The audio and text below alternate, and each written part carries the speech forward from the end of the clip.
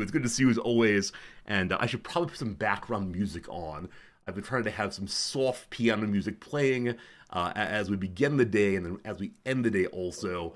So we're not just standing here in the silent void of it all. Starting to hit my game. Don't worry, Night Fork. We will recover today. We'll do a better job today.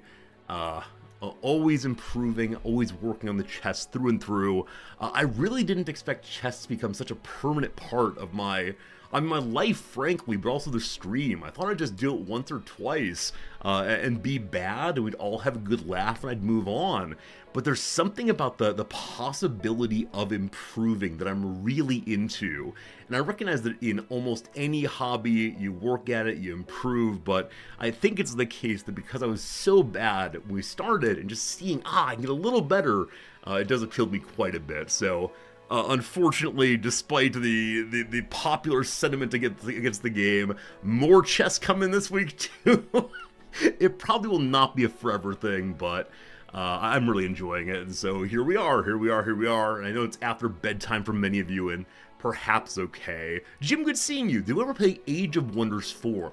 We did. I think I've played it twice now, once when it first came out, and then once at one of the DLCs. It's a great game. The combination of big map walking around and also, the fighting with the placement on the little hexes, I think. I enjoy it quite a bit. I haven't gotten that far in it. It's a game that doesn't vibe with me quite as well as some others, but yeah, it's a lot of fun, and I'd recommend Age of Wonders 4 for just about anybody who likes that kind of game. You can make your own race of mole people if you want to. It is very good. Silver, you really enjoyed Age of Wonders 4. Your favorite of the 4X games to watch of mine. Any idea why that is, Slivers? Any idea what it is about that one that makes it distinguishable from the other 4Xs?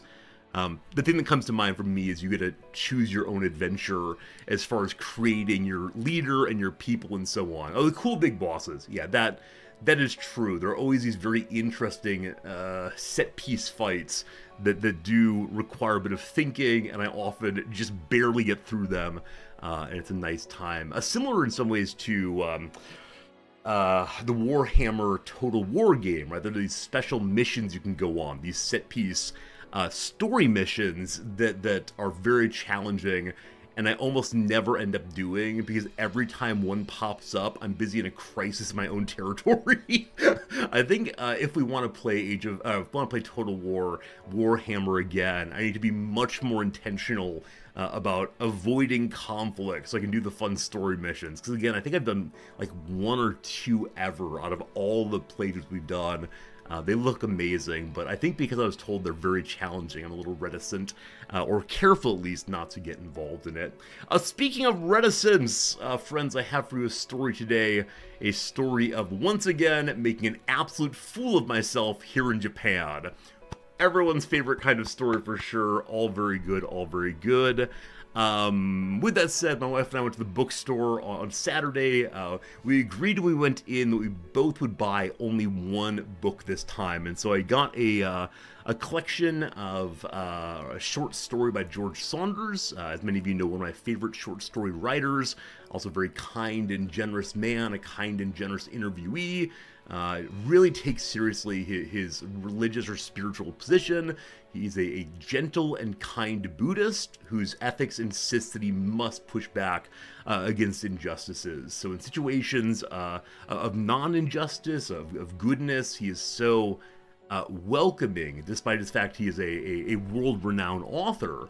So I love listening to the interviews. Anyway, I bought one of those. Nam's bought a collection of essays also, and we managed to resist the call of the bookstore. That feeling of if you walk around, you can find 100 books, all of which are wonderful and good and worth your time. And as the line always says, when you buy the book, you believe you're buying the time to read the book. But made it out with just one book, so all very good. Anyway, time for the story of making a fool of myself. As many of you know, one of my hobbies off stream is collecting the magic cards and selling my extras or selling ones I don't really want. And so each day I end up going to the local convenience store to mail out a couple of these at least.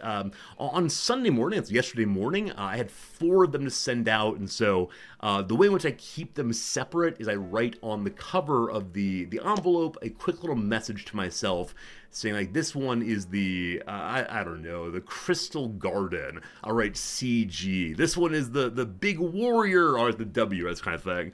And so when I then get to the machine that one uses for printing these things, I go ahead and I put the information in. They print a little what's called a little sticker for me. I put the sticker on, put it in a magic box, and off it goes. I've been doing this consistently for months now, no problems.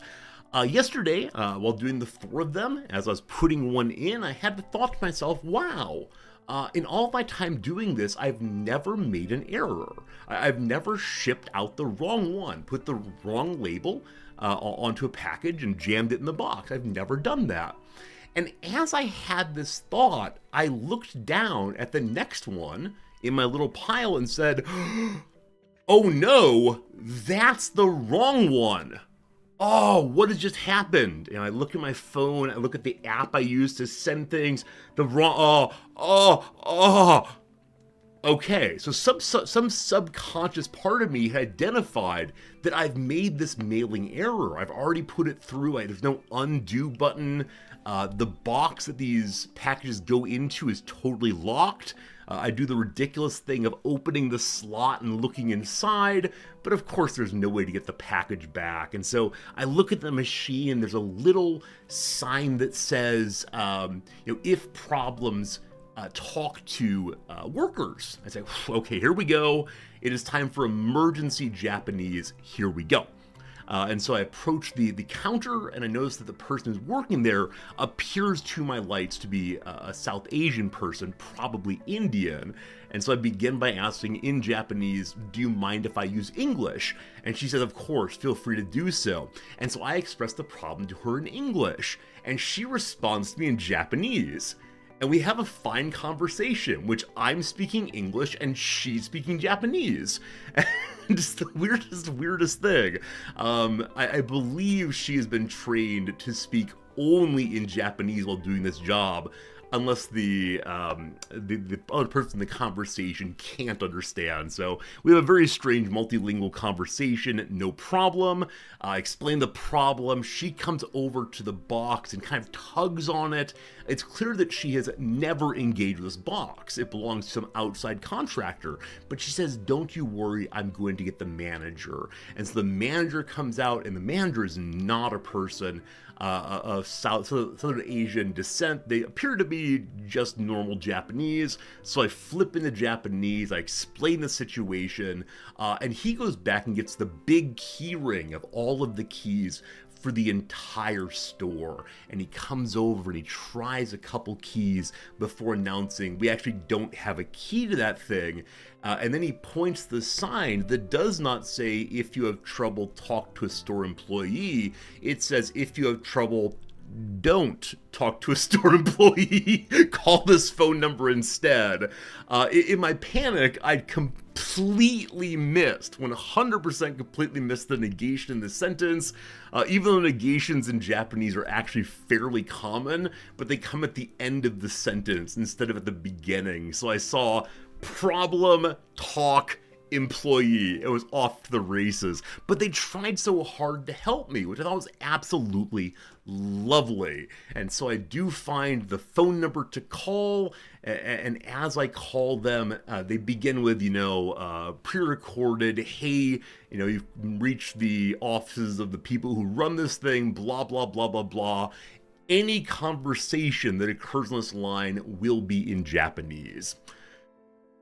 And I think to myself, will I be able to get through a conversation in formal telephone Japanese with no body language at all, trying to explain the kind of problem that's happening? The answer is no.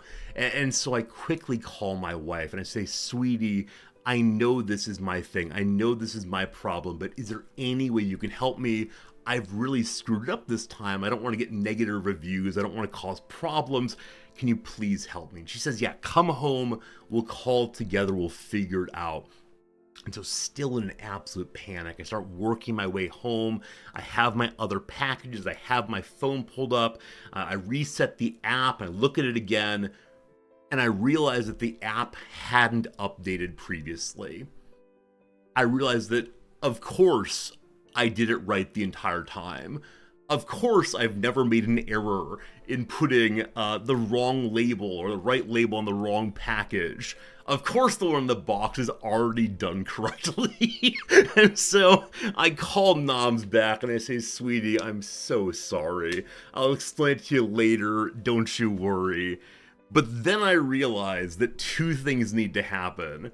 One, I need to send the other 2 or 3 packages. I have a couple packages left to send, and I need to go back into that store in which I pestered, bothered, annoyed the employees, and I've got to make an act of contrition. And so, yeah, I go back in. I give them a really strong apologetic sense. As I begin apologizing, though, the worker assumes that my apology is because I'm going to ask her for more things. I'm going to ask her to do more work for me. And so she starts coming around the counter, and I give her the, no, it's okay. Everything is fixed. It's okay. Actually, in Japanese in this case, I give her the big apology. And then she smiles, and we laugh, and it's all fine. But man, like I said, making a jackass out of myself in Japan has been one of the more, I don't know, humbling situations here. And the thing I've got to say about it, as Silvers rightly says, I did this one to myself, right? In other cases, it's some misunderstanding between people. It's me not knowing the rules. It's me just bumbling along like a dumb American. In this case, I don't know what happened. It was this general doubt being applied to this moment. It's like in a conversation, if one says to oneself, oh, I'm always so awkward in conversation, and then you start thinking you're awkward right here, and you apologize to the person about your awkwardness, and they say, it hasn't been awkward at all. Right, but there's this internal sense that something is going wrong that then manifests itself externally in ways that are absolutely incorrect. So there you go. My story of yesterday, having a bit of a panic, having a bit of a worry, and ultimately working out okay. So there you go. That's the big one from the weekend. And I'm fine. I'm good. I'll continue doing my work here, but at the same time, I need to be very, very cautious as we go. Friends, the other thing from the weekend, it is time for the Wrexham report. And in fact, I'll actually wear this tie today, I think. First things first, Wrexham played on Saturday against one of the teams who came down from the top league not too long ago. A team that's going to be at least a playoff contender, end up in the top end of the league this year, etc. And it is the case that we lost 3-2. And for part of the match, we looked absolutely outmatched. But man, it was so cool to see our team, my team, playing pretty decently at this level for a while. And so this very, very weird feeling of knowing there's no way our team can compete for the championship. We'll be lucky to get 55 points and survive until next season. But it was just so cool to see Wrexham playing at that level. Though, with that said, it is so fast. This is the thing that one always notices about sports as you move up the different levels in, I think, basically any sport. At the next level, it's always faster. At the next level, there are always people who are able to act without consideration. And so the number of one-touch passes, rather the number of times when the ball moved from through the midfield, 3 people, bang, bang, bang, bang, each one touching the ball genuinely once, just passing through so beautifully. At the lower levels, that would never happen, right? Occasionally, the player would have to stop the ball entirely and dribble away to get under control, but at this level, the players are so good. It happens with such speed, and our defense isn't quite there yet, so there probably will be at least one more defensive hire in the next few weeks here. But yeah, it was a fun game. Though I knew about halftime we'd be losing, it was still cool to see a team play. So you're probably gonna hear a lot of that this season. A lot of we lost, but I had a good time, and I think that's the right attitude to take. I've never quite understood people who respond to their team losing by, screaming at the television or throwing things or hitting the table, because one doesn't have immediate control of that. I'm not sure. Anyway, Bellic, it's good to see you. Hello, Shadow, rather. It's good to see all of you today, and thank you for sharing the last bit of your weekend with me. I don't know if I should say it that way. That feels bad. Thank you for sharing a further portion of your weekend with me. It's always a joy to be here with you. Today, we're doing more of the tiny bookstore game. As I said, I found this game absolutely charming. It's as relaxing as Stardew Valley, perhaps even more so because there's no cave to fight in. And there's no strict timer in the way there is in Stardew. But it's about books with books, and the writer, developer, whatever, has put actual books into the game. So you can read about your favorites, you can read about, I don't know, a book of birds, etc. And so I'll be delighted to see more of these books and talk to you about the ones I've read, and you can mention the ones that you've read, and it's a game that leads to conversation about reading, and I enjoy that quite a bit. Mark says that English teams respond to losses by firing the manager. Yeah, it's a weird thing. One question that everyone has about Wrexham is how much rope, how much space does the current manager get? Because he's been our manager for 4 years, and in 3 of those 4 years, he's earned a promotion. Boom, boom, boom. And so he's previously managed at the level we're playing at right now, and he's never been successful at this level. He has one particular way of playing that he really likes doing. He understands the tactics and strategy and training it all the way through. But it's not clear that it will actually work with players of the speed and skill the opposition defending has. It's just not clear. And so, will they give him an entire season of losses, or will there be a point about half season where they say, look, man, you just can't do it at this level still, off you go. And I don't know, because he's been the shepherd through so many of Wrexham's happiest and saddest moments the past 4 years, I think a lot of people want to keep him around as long as he wants to stay around, but it's a winning, it's a results-based business, and so perhaps Rob and Ryan will say goodbye to him earlier. I don't know. Gary, good seeing you. You need to renew your library card. Wait, your library card has an expiration date? I don't think mine ever has. I guess my college one did. When you graduate from the school, you lose access. My community library, I think, has always had a card that you're supposed to destroy when you leave the neighborhood, but yeah, you mentioned the Libby app. Libby's great. Libby's absolutely fantastic. It's, as many of you perhaps know, a way in which library members can rent, borrow, I guess is the right word, audiobooks. And sometimes there are only one copy available, which feels so strange to me, right? Normal, ordinary paper books are ones that only have one physical form and you pass it around, and 2 people can't have it at the same time unless they cuddle up close. But audiobooks, the joy of it is that it's replicable without too much trouble at all. But I understand for purposes of keeping the publishers afloat, keeping the artists afloat, the writers afloat, they don't want to have the infinite replicability. But yeah, it feels strange to take it one at a time. Anyway, Libby's great. It's a great way to encourage a kind of reading that more people want to do today. And as I've mentioned before, a portion of my students would like it very much if instead of assigning them reading, I'd assign them listening. They would love it if I got some professional reader to softly, maybe not softly, no ASMR here, but enthusiastically do the reading to them. And I always tell them, look, there they're text-to-speech reading programs, right? They're used by people who are unable to see often. You can use these for free, and they always say, no, they're not good enough. I won't listen to things if they're not well read. And, that's where we are right now. That's where we are right now. The students. I've got 2 weeks still, and then comes the students. Dogberry's wondering, is there a list in game or a README file of all the books in tiny bookstores' databases? I don't know. I haven't seen anything yet.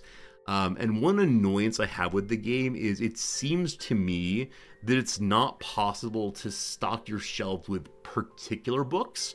Instead, you pick books of a genre, and then you hope to get the ones that might be useful on the day.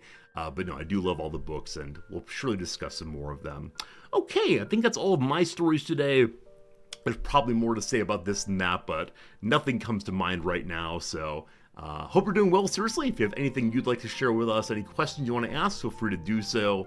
In just a moment here, we'll go ahead and move over to our opening word of the day, do a little trivia and so on, and then you'll get to play some games too, and then we'll together get to gaming proper. You know the routine. If you've been around before, you're aware of how this thing goes, and so let's make it go the way it always goes. Like I said, if you have any questions, the stream is tagged with Ask Me Anything, a tag that in the earliest days was so dangerous. You'd tag with Ask Me Anything, and people would come through and ask you the most intimate possible questions. You say, ew, gross, that's not fair.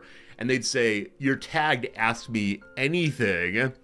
And so I considered changing it to Ask Me Some Things, but I tend to trust that people will be discreet or thoughtful or something of that sort. That's how it goes. It's true. Solar is actually doing a really cool thing for me right now. They found that their great-grandfather, I believe, had a large collection of neckties. Maybe not large. There's some neckties, and Solar's let me look through them to see if there are any I would like to have. And yeah, we'll check and see what happens. I'm always glad to have more neckties, though. Some work on stream better than others. Definitely ones with a large portion of green do not work terribly well, but here we are anyway. Pharaoh, it's good seeing you. I need another YouTube channel of Riz ASMR reading the various... Oh, I see ASMR, Aristotle, Socrates, Marx, Rand. That's very clever, Pharaoh. But no, I have enough other things to do right now, including the other YouTube channel, which is going like gangbusters, except for the fact that the past 3 videos have been these like special celebration videos in which I engage with the big local magic store called Haruya. Incidentally, someone over on TikTok tried to convince me that the correct pronunciation is hallelujah. I remind you that Japanese does not have an L sound, and that's how it goes. But yeah, these videos have been so unbelievably unpopular. They're special celebration videos. Let me do something neat for you all who watch those videos, and the numbers are so low. It's gone from like 15 to 20,000 views on the ordinary videos. And then, in the other direction, with these, it's like 2,000 views, which fine, whatever. It's always a strange thing, though, when one says, hey, let's do this special celebration, and people respond with, no, do the normal thing. I should have opened a revised pack. I'll tell you right now, I have a revised pack down there somewhere for a later celebration, but I'll tell you with some great sadness, the top of the pack is looser than the bottom of the pack. And what that means with almost certainty is the top of the pack has been loosened so that the cards may push to the top.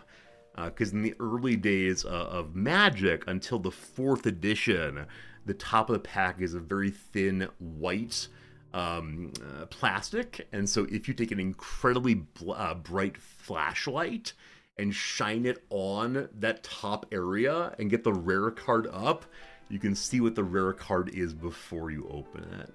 And so it's almost certainly the case this pack, which cost way too much money, has already been established as not having the good cards inside of it. The only way to be absolutely sure you don't get this kind of thing is to get a pack out of a box you've seen be open, and I did not do that because The person who I bought it from said this is unopened. And yes, it is unopened, and that's how it goes. We'll discuss that on the YouTube video in a while, but the people who respond to my YouTube openings with, "You're throwing away money," will actually be right in this case, I'm afraid. Well, that's how it goes. Anyway, enough on that topic. Let's move here. Why is that miscapturing? Wait, I didn't oh, I did restart today. Yeah, I restarted, and so things are a little weird. One moment. One moment, please. Why are you being weird? There it is. Okay, very good, very good. Let's begin with the word of the day today. Today's word of the day is glitch. Glitch. I bet you know the word glitch. I think anyone who spent time around a computer will be very, very happy to know the word glitch. Yay for restarting the PC. I restarted the computer only because my video editing program was hanging up regularly, and I realized that it needed to have free RAM. I don't know how to do that with the restart of the computer. There you go. With a helpful pronunciation guide. How do you say it? You just say glitch, thank you. That's a great, Dogberry. Absolutely. Oh, that's actually quite funny. I hadn't noticed that just now. Here we go. What it means. Glitch is an informal word referring to an unexpected and usually minor problem. It's used especially for a minor problem with a machine or device such as a computer. There you go. I'm sure that some of you already know this, and I believe it's in fact true, and so no is the correct word. That the origin of the word for computer bugs is that there was a literal bug inside of one of the big early computers. Now, possibly it's the case this is not true, and the word bug was used initially for problems with the computer, and then eventually a bug was found in one of the big computers. I don't want to tell you false things, so let's see if it actually is in the order I think, or instead the opposite order.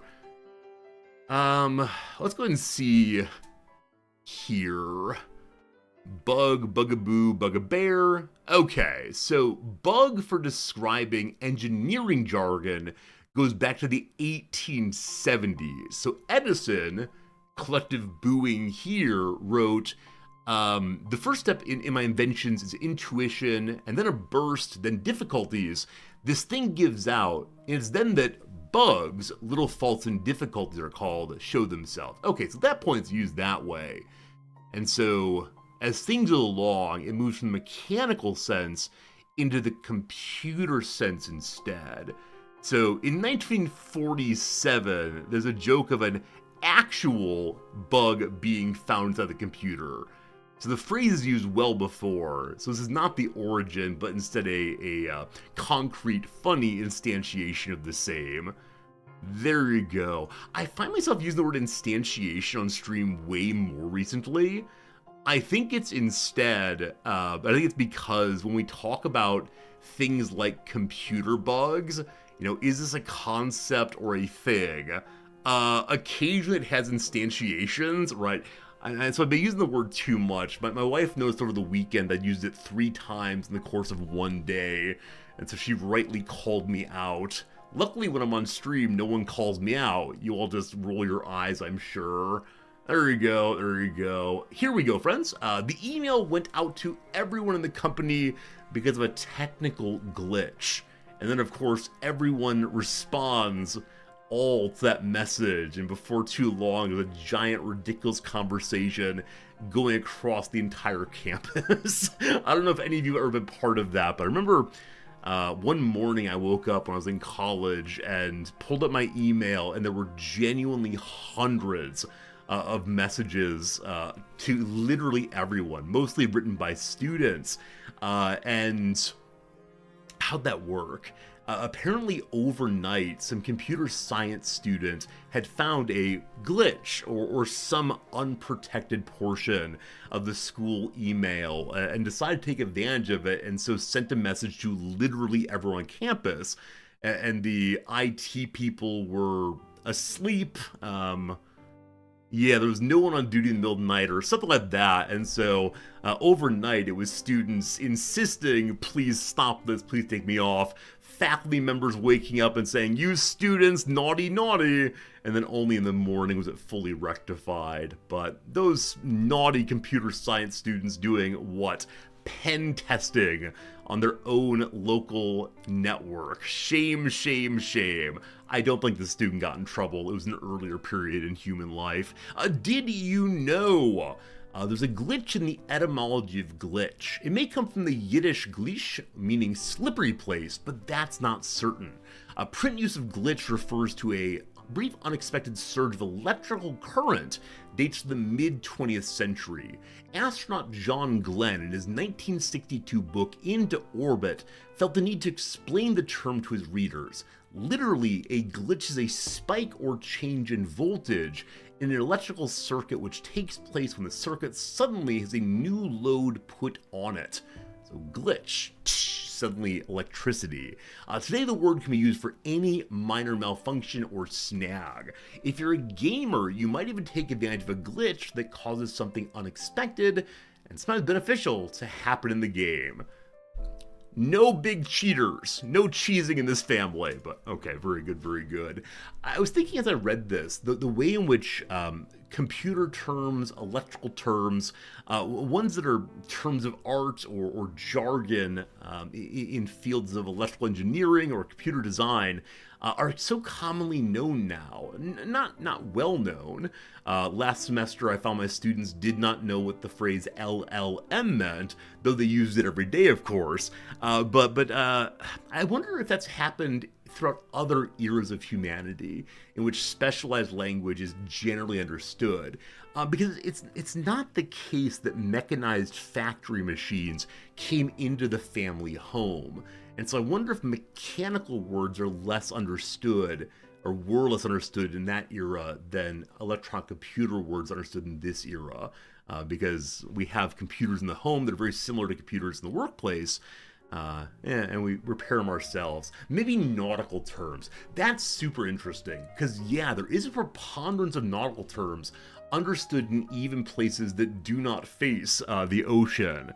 That's an interesting question. I do wonder if some of that is, the way in which sailors and merchant marine and so on would be distributed around the world, and so use their phrases on land as much as on sea. I have no idea.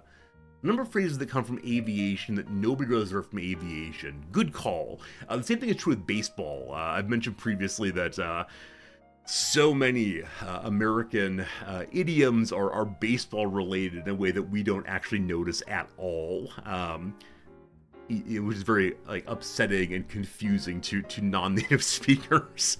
I think my wife tells a story about one of her friend's fathers moving to the US and having to learn the game of baseball so that he could understand what Americans were talking about, which I think is a delightful little story there.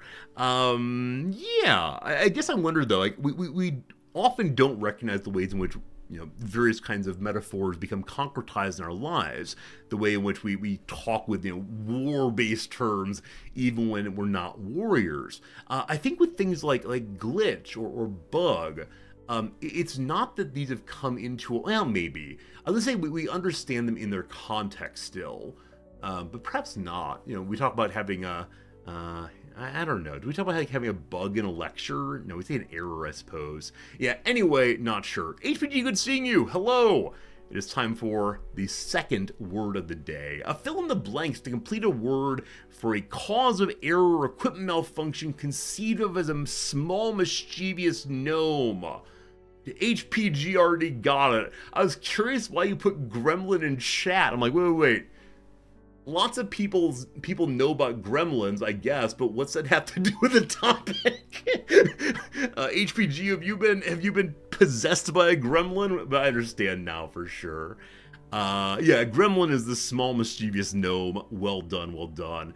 But I tend to think of gnomes as being like what David the gnome, the one like the real little red hat, and gremlins as being small greenish creatures perhaps. From the American perspective, is baseball easier to understand than soccer or football?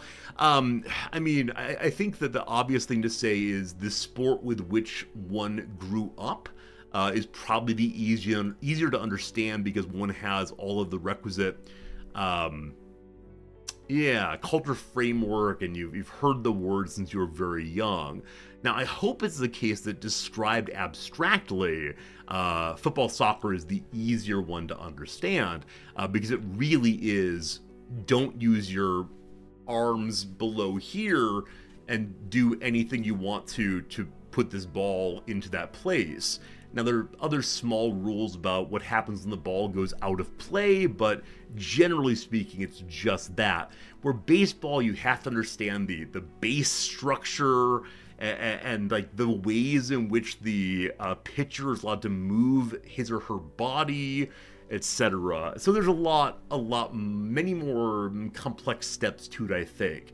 With that said, though, it's, I think, harder to see the skill in football than in baseball. Because in baseball, wow, that person threw that thing so unbelievably hard, or in a way that's unexpected. My goodness, and it happens over and over and over again at every time the person's throwing. On the other side, oh my goodness, that person swung this club and touched that fast-moving ball? Wow! What I think with soccer, people are able to understand the difficulty of scoring, the difficulty of kicking a ball very hard or very cleverly into. But I think that the in-between, so many of my friends say they don't like soccer because nothing happens and eventually someone scores. But if you're able to watch it for long enough and learn the terms and learn all the rest, you recognize the strategy that's at play, right? You recognize that person is not just running around randomly, but instead is trying to pull a defender. That person's not running randomly, they're set up here for a pass in the future. So yeah, the nuance is harder to see at some level. So I think to answer the question of which is easier to understand, I think in basic terms, it's football, soccer. And in the fullness of it all, it is actually baseball. There you go. Hope it helps a little bit at least. It's hard to understand the offside rules. Yeah, I think that the offside rule in football, soccer is similar to the bulk rules in baseball. The way in which the pitcher is allowed to move before throwing when there's a person on base. It's very, very specific, and umpires are drilled on understanding, because it's very little movements that are considered absolutely unacceptable. Once you come set, which say you get onto the rubber being the place where you throw the ball, your foot has to touch the rubber. Once you do that, and then you stop moving for even a moment, from that point forward, you may not move at all unless you're doing two things. Number one is removing yourself from the rubber, and this can be done to throw the ball to another base also. So you can either do that, or you must deliver the ball to the batter, throw it forward. If you even flinch in a small way, that's a balk. You cannot flinch. You cannot begin to throw and then stop, right? This kind of thing. It's very, very specific. And that's similar to the offside rule, in which you're considered offside if there is no one closer to you closer to the goal than the goalie. If at least one here we go. You have to have at least one defender between you and the goalie when you receive a pass, unless it happens from your home side. It's all very complicated. You'll know it when you see it. Yeah, exactly. Just having the right terms in mind, because when I say defender, it doesn't have to be a person who plays defense. It can be any player. Yeah. And apparently the what's it called? The offside rule came into being because the strategy for a time was just to leave a striker down hanging out with the goalie and then kick long passes to the striker and have repeated one-on-one battles. And man, when it's one-on-one between the goalkeeper and the striker wins like 80% of the time. And so, okay, we can't have that anymore. Let's modify it. There needs to be a little bit more strategy of getting the striker in safely, but it's all fun, all fun. All right, very good. That's that. Friends, time for some trivia. Let's see how we do here. We had a really quite good one on Saturday, Friday, 12. So again, matching our highest ever on that one. I didn't do this Saturday, so at this point there is a gap. No more perfection for me, and that's fine. Here we go, team. In ancient Rome, Cestus, Hoplomachus, Bestiaris, and Scissor were all different kinds of what? Okay, I've seen the word cestus in at least one video game. I'm wondering if it's a formation, but they didn't mention the tortoise one, and the tortoise is the key formation we know. I feel like the word cestus might be a spear, so I'm really locked into it being a military thing, but I can't imagine there being a scissor spear. A bestiarius, bestial, possibly. Hoplomachus, I know the Greeks called their light infantry hoplites, but I don't know if it shares an etymology. It's either spears or formations. Now that said, you could have a spear formation. We're doing formation, and we'll see if we're wrong. He vows to endure to be burned, bound, beaten, and killed by the sword. Welp, I'm wrong here. So goes an oath taken by what Roman profession?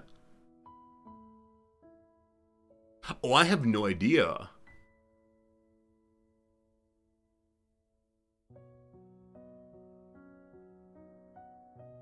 I'm going with soldier. Okay, oh, it's gladiators. Gladiators. For some reason, Ridley Scott saw fit in 2024 to put out a Russell Crowe-less sequel to what 2000 Oscar winner. Yeah, Gladiator. Huh. I didn't think of gladiators as being a profession. I just don't know about these things. Cestus is a fist weapon. That's right. Thank you, thank you, thank you. I knew it was a weapon of some sort. There it is. There it is. Yeah, I'm sure I've seen it in some game, but what I don't know. Scissor gladiators. Huh. The cestus's are in every Souls game. Got it. Alright, Radic has got the first guess, I believe. Well done. The Hoplomachus, it's all based on what they're equipped with. I see. Cool, good to know. Exactly, Klaus. Yeah, lots of gladiators were slaves, but just profession's a weird word. You know, you think of either a job or a person who devotes their life to something intentionally, like the profession of being a member of the clergy, right? Is being part of the clergy a job? I mean, I think today we think of it in those terms, but traditionally it hasn't been. Anyway, fine enough. 1 point, not so good. Number 2. For a couple of years, starting in 2020, Noted was a monthly young people's supplement to what newspaper? New York Times? Noted. Washington Post? Noted. Sacramento Bee? Noted. I have no idea. The Chicago Tribune? Noted. Yeah, genuinely no idea. I take the Times, so I probably would have noticed this. USA Today, noted. I have no idea. I'm doing USA Today, and the reason why is among American newspapers, it's the one with the highest distribution every single day. It's not necessarily the most read. There are many hotels that will leave a USA Today on the floor outside of people's rooms. It's like a perk for staying there. USA Today is often considered the least controversial newspaper today. It's, straight down the middle, so to speak. but often is just boring, boring, boring because of it. So we'll see. Wrong, unfortunately. Around since 1889, what money-focused paper once billed itself as the daily diary of the American dream? Is it the Wall Street Journal? Is the Wall Street Journal then? Yeah, there you go. I had no idea. Good job indeed, unnamed comment. Yeah, well done on that. Klaus, you're also owned by USA Today. Sorry, you're not owned. You work for USA Today. Yeah, USA Today is one of the companies that has bought up a lot of smaller papers to use them as feeders into their main newspaper. They have, in my view, they've made smaller papers more bland, more banal, less interesting in some ways. But at least they're not one of the awful, awful hedge funds buying up newspapers. Let's not discuss that today, friends, but it is the case that, hedge funds are the worst. There you go. There's my hot take for the day. Hedge funds, bad. Question 3. In 2022, Lincoln became the first automaker to offer stereos certified by what company? I'm going with Bose, only because I know that this is a company that is well known for offering high-quality speakers. And I know that only because back in the day, Paul Harvey would shill for these on his radio show. Would talk about old people being able to hear better with Bose Wave Radio. Is this right? Oh gosh, I'm wrong. To make those Ewok gurgles extra crisp, George Lucas launched what sound company just in time for Return of the Jedi?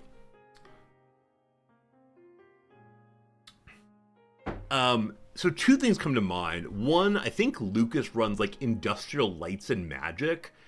I think that's CGI. Or special effects generally. At the beginning of some movies in the theater, there's this like which shows you how powerful the speakers can be, and I hate it, frankly. It does nothing of value for me.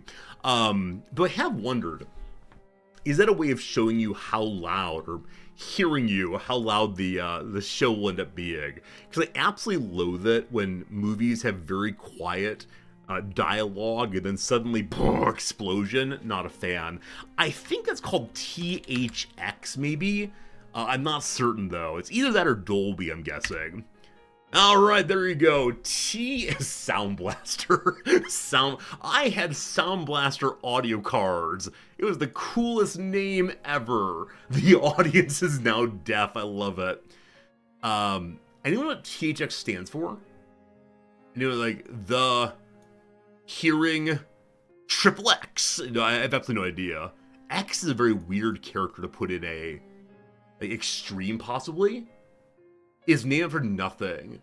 Is named for a movie Lucas made. Okay. Okay. Oh boy, here we go.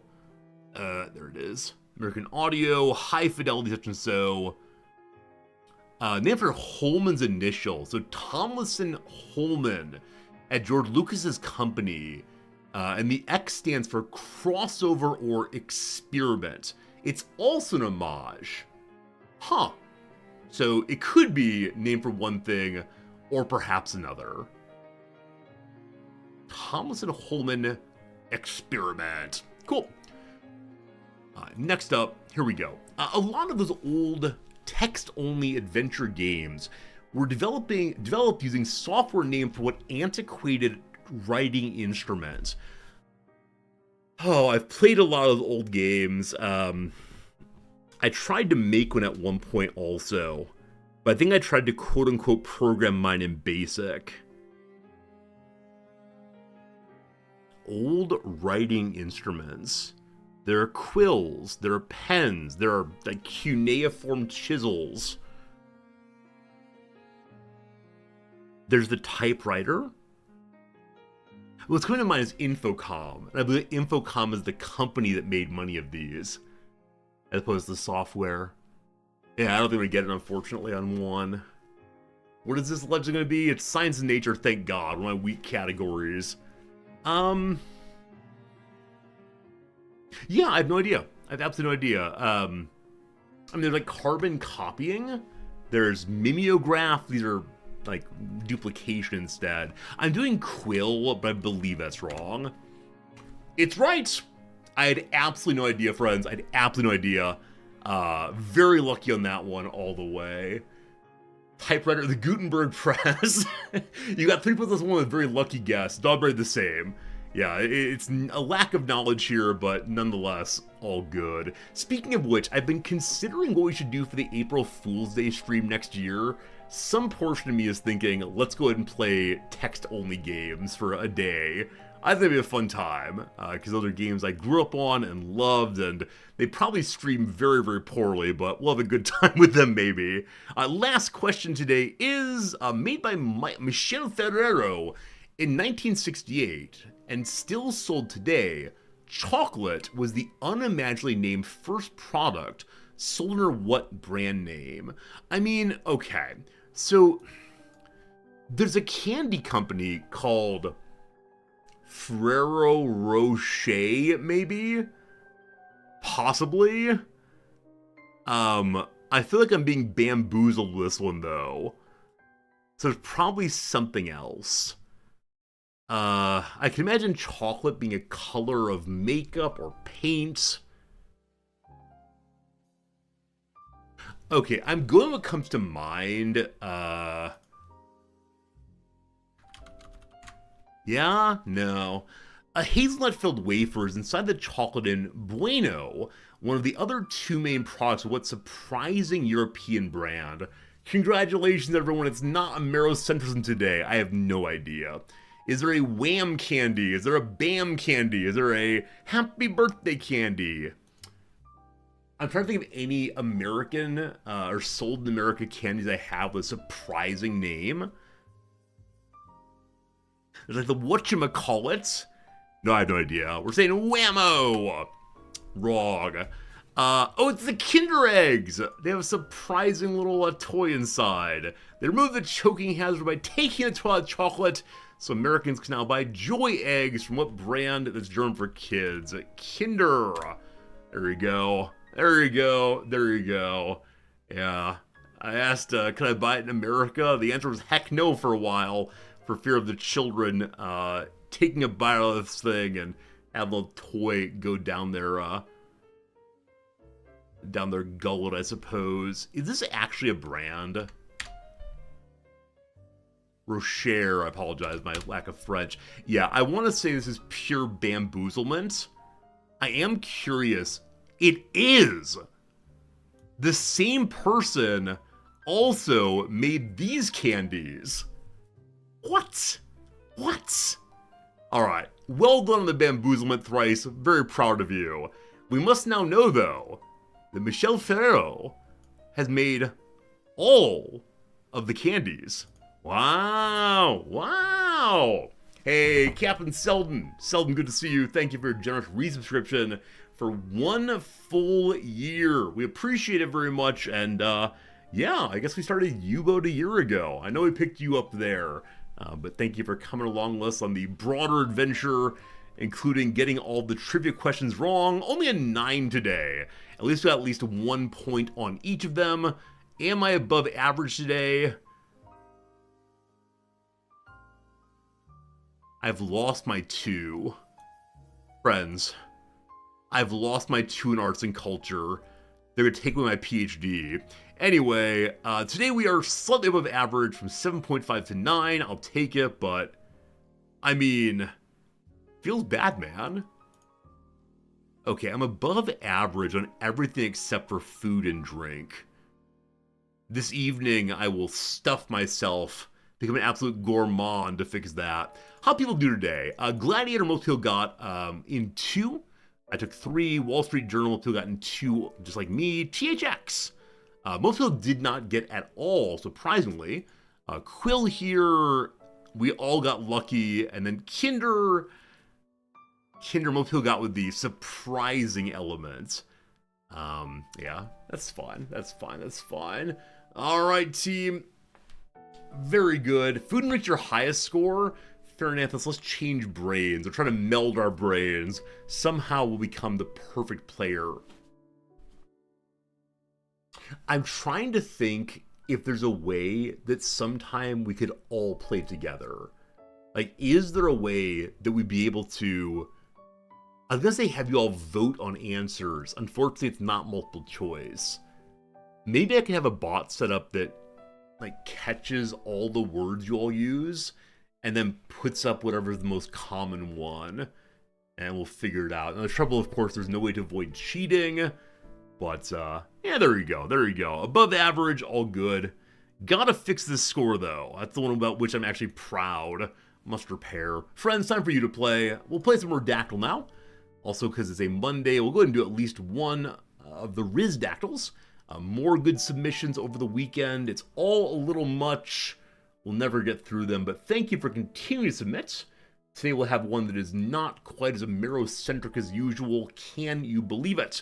For now, though, put any word you want to into the chats, and we'll get it in the game, and together we'll discover what a blank, blank, blank, a blank, or a blank is a blank, blank, blank, etc. Good luck, team. Good luck. Hey, Mr. Sticks, thanks for that resub. I appreciate it. Hope you're doing well today on this lovely weekend, hopefully still. Thank you for the resub at tier 1. Very cool of you. Is chocolate number 1? There's no chocolate, unfortunately. Is it a game? No. Is it the world? 11 of those. Usually one of you yell modern immediately, so I'll go and put that one in. Homage. 4 modern, very good. Is it a system, perhaps? One of those. Is it a book? One of those. Is it a plant? None of those. Is it primarily? Grulan, get 1. How about a Crusader? None. I can't decide if this is a good thing. As I've begun collecting Magic cards, I have particular ones I'd like to acquire. Okay.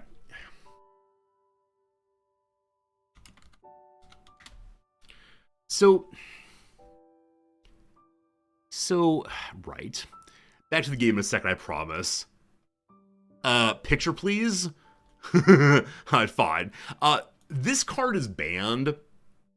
It might perpetuate racism, harmful stereotypes, or sensitive world events. Okay. It's called Crusade. All white creatures gain +1/+1.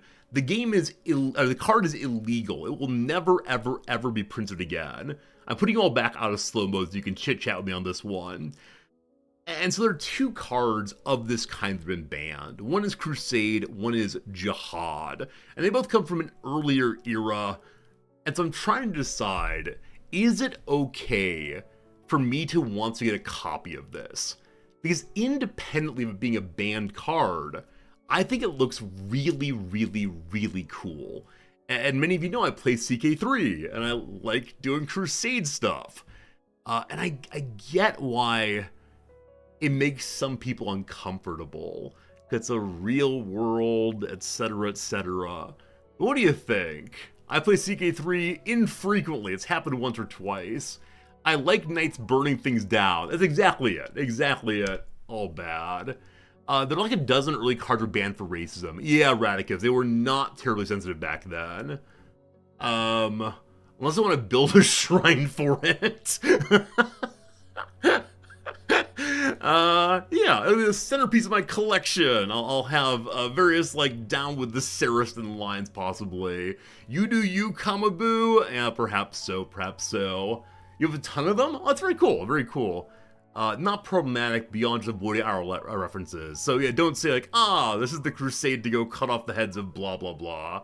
Maybe it's the white comment also, that all white creatures gain 1/1. Yeah, I mean, within the game, this is definitely referring to other, white mana cards. But I see how one could read it as like a white power statement. Yeah, it's a strange thing. It's a strange thing. Looking at it from outside of the game, it reads one way. Inside the game, maybe less so. But, Magic made the decision to not have it around. I just think it's a cool looking card. And that's what it's going to be. I'll have it at my home and I'll hide it away to make sure that no one else uses it in the wrong way. There we go. I'm making the world a better place. One collected card at a time. There you go. It was going to say all knights are all soldier, all humans. Yeah, but the card is meant to benefit all of the white mana creatures. So angels and soldiers and humans and the whole collection of them. Like, if it said all blue creatures, I doubt that would be as problematical, right? We think, it benefits all the Smurfs. I think it's a matter of, like, I wonder if this card was seen as problematic by anyone back in, 1996 when it was released. I don't remember hearing anything about it, but then I was also but a child then. Yeah, so I wonder. It's always the question of, like, to what degree do we understand things in their context or understand them today? But as one of you rightly said, Dogberry said, like, this can be taken and used in racist memes, of course, but I promise that I won't. I probably put it in the group down there. Yeah, that's possibly absolutely right. Accidentally racist words is a good way of talking about it, but I think it looks pretty cool. You used it and owned it? Crystal meant nothing by it? Yeah, possibly. I'll hide it in my attic box. My grandchildren will find it someday. We love it. We love it. Yeah, it's something delightful. It's something delightful the way we understand these things. But no, I have no grandchildren. So maybe someday some archaeologists will dig through and find one of these. Anyway, Mesa didn't think of implications. It's attempted to move Magic away from real-world topics and keep it fantasy. Yeah, fair enough. I don't know enough about the game to say, well, this thing is also real-world. But I mean, even in fantasy worlds, there are crusades, yeah? Even in fantasy worlds, there are moments of, religious war. I don't know. It was made pre or post 9/11. Oh, well pre. Yeah, well pre. It was made in the 90s, I believe. Whenever the 3rd edition came out. Incidentally, I do have a 3rd edition pack down there. It's possible I'll get one, and I'll say, the world conspired to give me one. Oh, goodness. Oh, this actually started in alpha. Oh, it's listed as being 3rd edition here, but perhaps there are earlier editions also. Let's see. This matters. Oh, no, show me what edition they're from. Are you the oldest one? Yeah, so it is 1st edition also. Yeah, there you go. Old stuff. Alright, very good. That's enough on the topic. Let me force you all back into this. The symbols in the card's real, not fantasy. I mean, right. The question comes to mind then of even more than these cards. And look, I don't want to say I'm agreeing with Asmongold. In no measure am I ready to be, like, thoughtless about this one. But still. Like, if we say that real-world presentations of the Crusades are unfair, does that mean I probably shouldn't be playing Crusader Kings 3? Or at least I should avoid that mechanic when I play it? Yeah, I don't know how we think about these things, because they're both a game. It is the case when I go on Crusade and CK3, some people are uncomfortable. I know we have at least 2 viewers who said they will not watch CK3 until things are more settled and kind in the Middle East, which I get. But it's even more real-world symbolism, right? It's absolutely real, like the Pope is doing, etc. It's about Christianity being depicted in Magic franchise. So you think if there were no crosses, it'd be different? Yeah, I don't know. Yeah, who knows? It is the case that when we play CK3, the auto mod goes wild. Because many people are like, yeah, go attack Jerusalem. Yeah, go smash the Muslim army. And auto mods convince you all of becoming absolutely terrible. Earlier, one of you used a word that's confused occasionally for being a racist term, and Automod said no, and so I quickly approved it, because we're all smart and kind here. But Automod does not know the difference, of course. That's how it goes. Alright, team. Back to the topic at hand. I'm not going to put you in slow mode, because some of you are having conversations. So those of you who are guessing, please don't do it too often. But friends, what do you see? What do you know? Show me some guesses. We get back to it. I apologize for my tangent.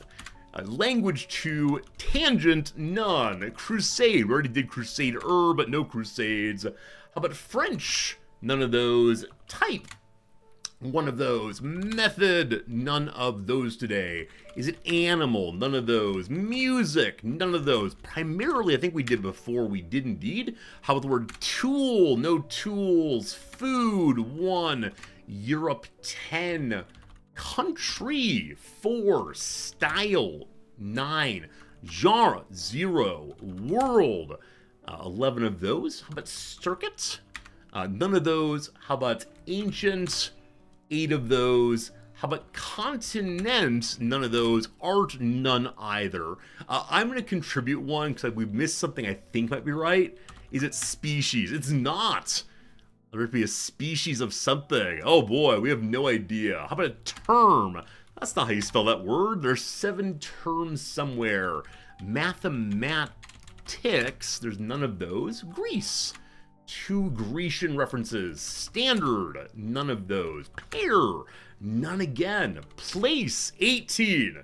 Place is what we were looking for today. Good job. How about architecture? 7 of those. Philosophy, none of those, unfortunately. Set, 1. Model, 2. Trireme, 0. Let me go ahead and allow that message there. I need to convince AutoMod that you all are being nice in your conversations.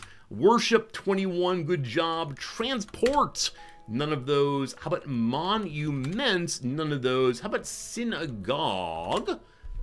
Wow. Rock Smasher got it first with synagogue. Rock Smash, I thank you for not guessing too regularly. You did a great job. I see that other people got right away just after you. George, you're number 2. And thank you all the way.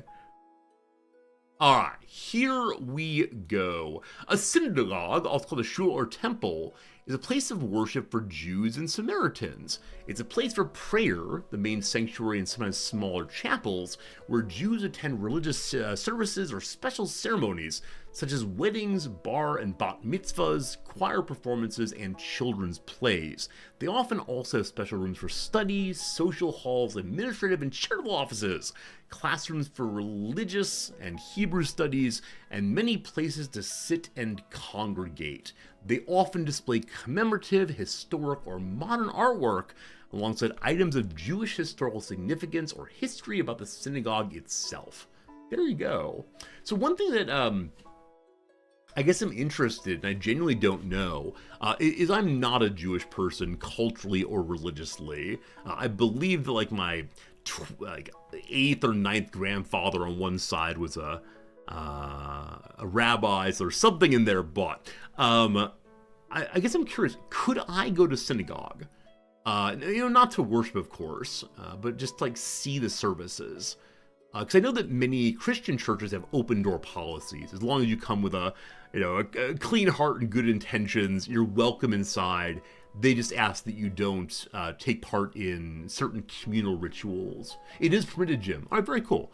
Yeah, I think I have visited a variety of religious buildings, both the tourist and haven't been invited. I think I feel very awkward introducing myself to other people's religious buildings without someone saying, we'd like you to come. So I've gone with friends to Islamic services. I've gone with friends to Buddhist chanting ceremonies and so on. But yeah, I know less about the Jewish groups. You have to wear yarmulke? Okay, very good. May have to ask ahead of time for security reasons. Yeah, I know that... oh gosh, that's a sad topic. I know that some places of worship for Jewish people have had to be hardened, have had to have private security firms or have people part of the community carry weapons for fear of being attacked, which has happened. And it's just one of the worst things in our cultures, of course. But another topic for another day. But thank you for letting me. It is possible to do that. I wonder, does Tokyo have a synagogue? The Jewish community of Japan. Okay, in Tokyo there are at least 3 of them. Oh, aren't the Lubavitches, a major traditionalist faction out of New York City? I think so. I think they're a group that has a major debate over who the next main rabbi is. Yeah, I think it's them. There's one faction in New York City that had so much money and power, and then the old man died who was running it without telling who his intended heir was. There's like two brothers fighting now. Is that true? Is that true? Let's see. Let's see if that's true. It's a dynasty, exactly right. I might think someone else here. Leadership, here we go. So old leadership, old leadership, old leadership.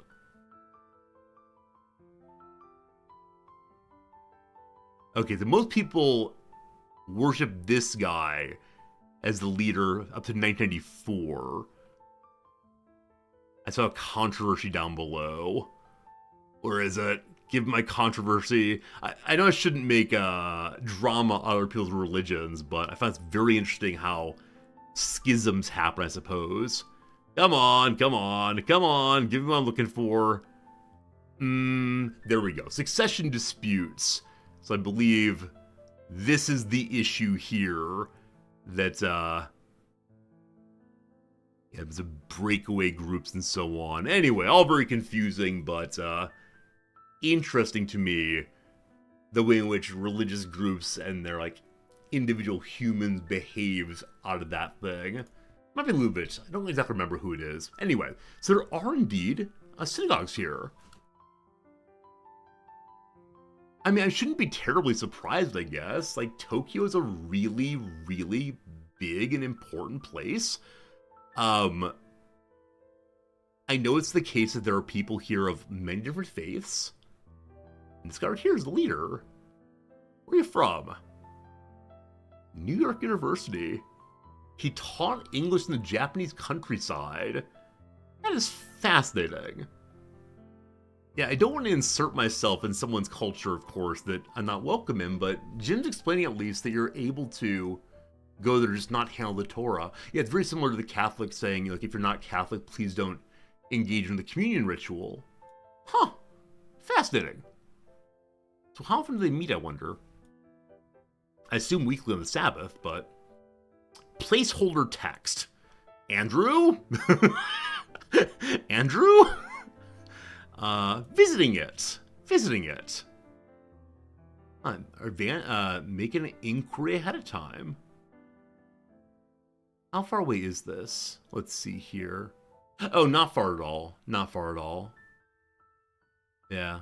Yeah, not far at all. Okay, very good. I might look into it. I probably won't, but maybe when I'm back in the US. Maybe looking for a web designer. I'm sure I can get one of you all work if you want me to. Prayer 3 times a day, Saturday the big one. Okay. 3 days a week, 3 times a day in Orthodox Judaism. I don't know if they're Orthodox. I guess I've been closest with 3 Jewish people, all of reformist traditions. And so I believe they were a little bit less fully devoted, or their practice was less daily and more weekly, I think. But they never invited me to take part, so I left it as it was.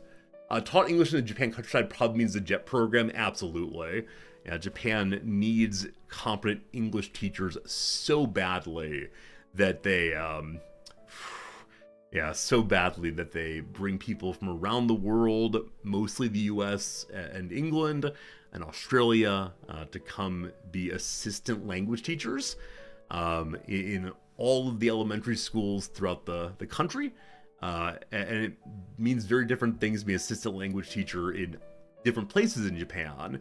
In some places, at best, it means you get to make your own lessons and help out teachers, showing them how best to teach your home language.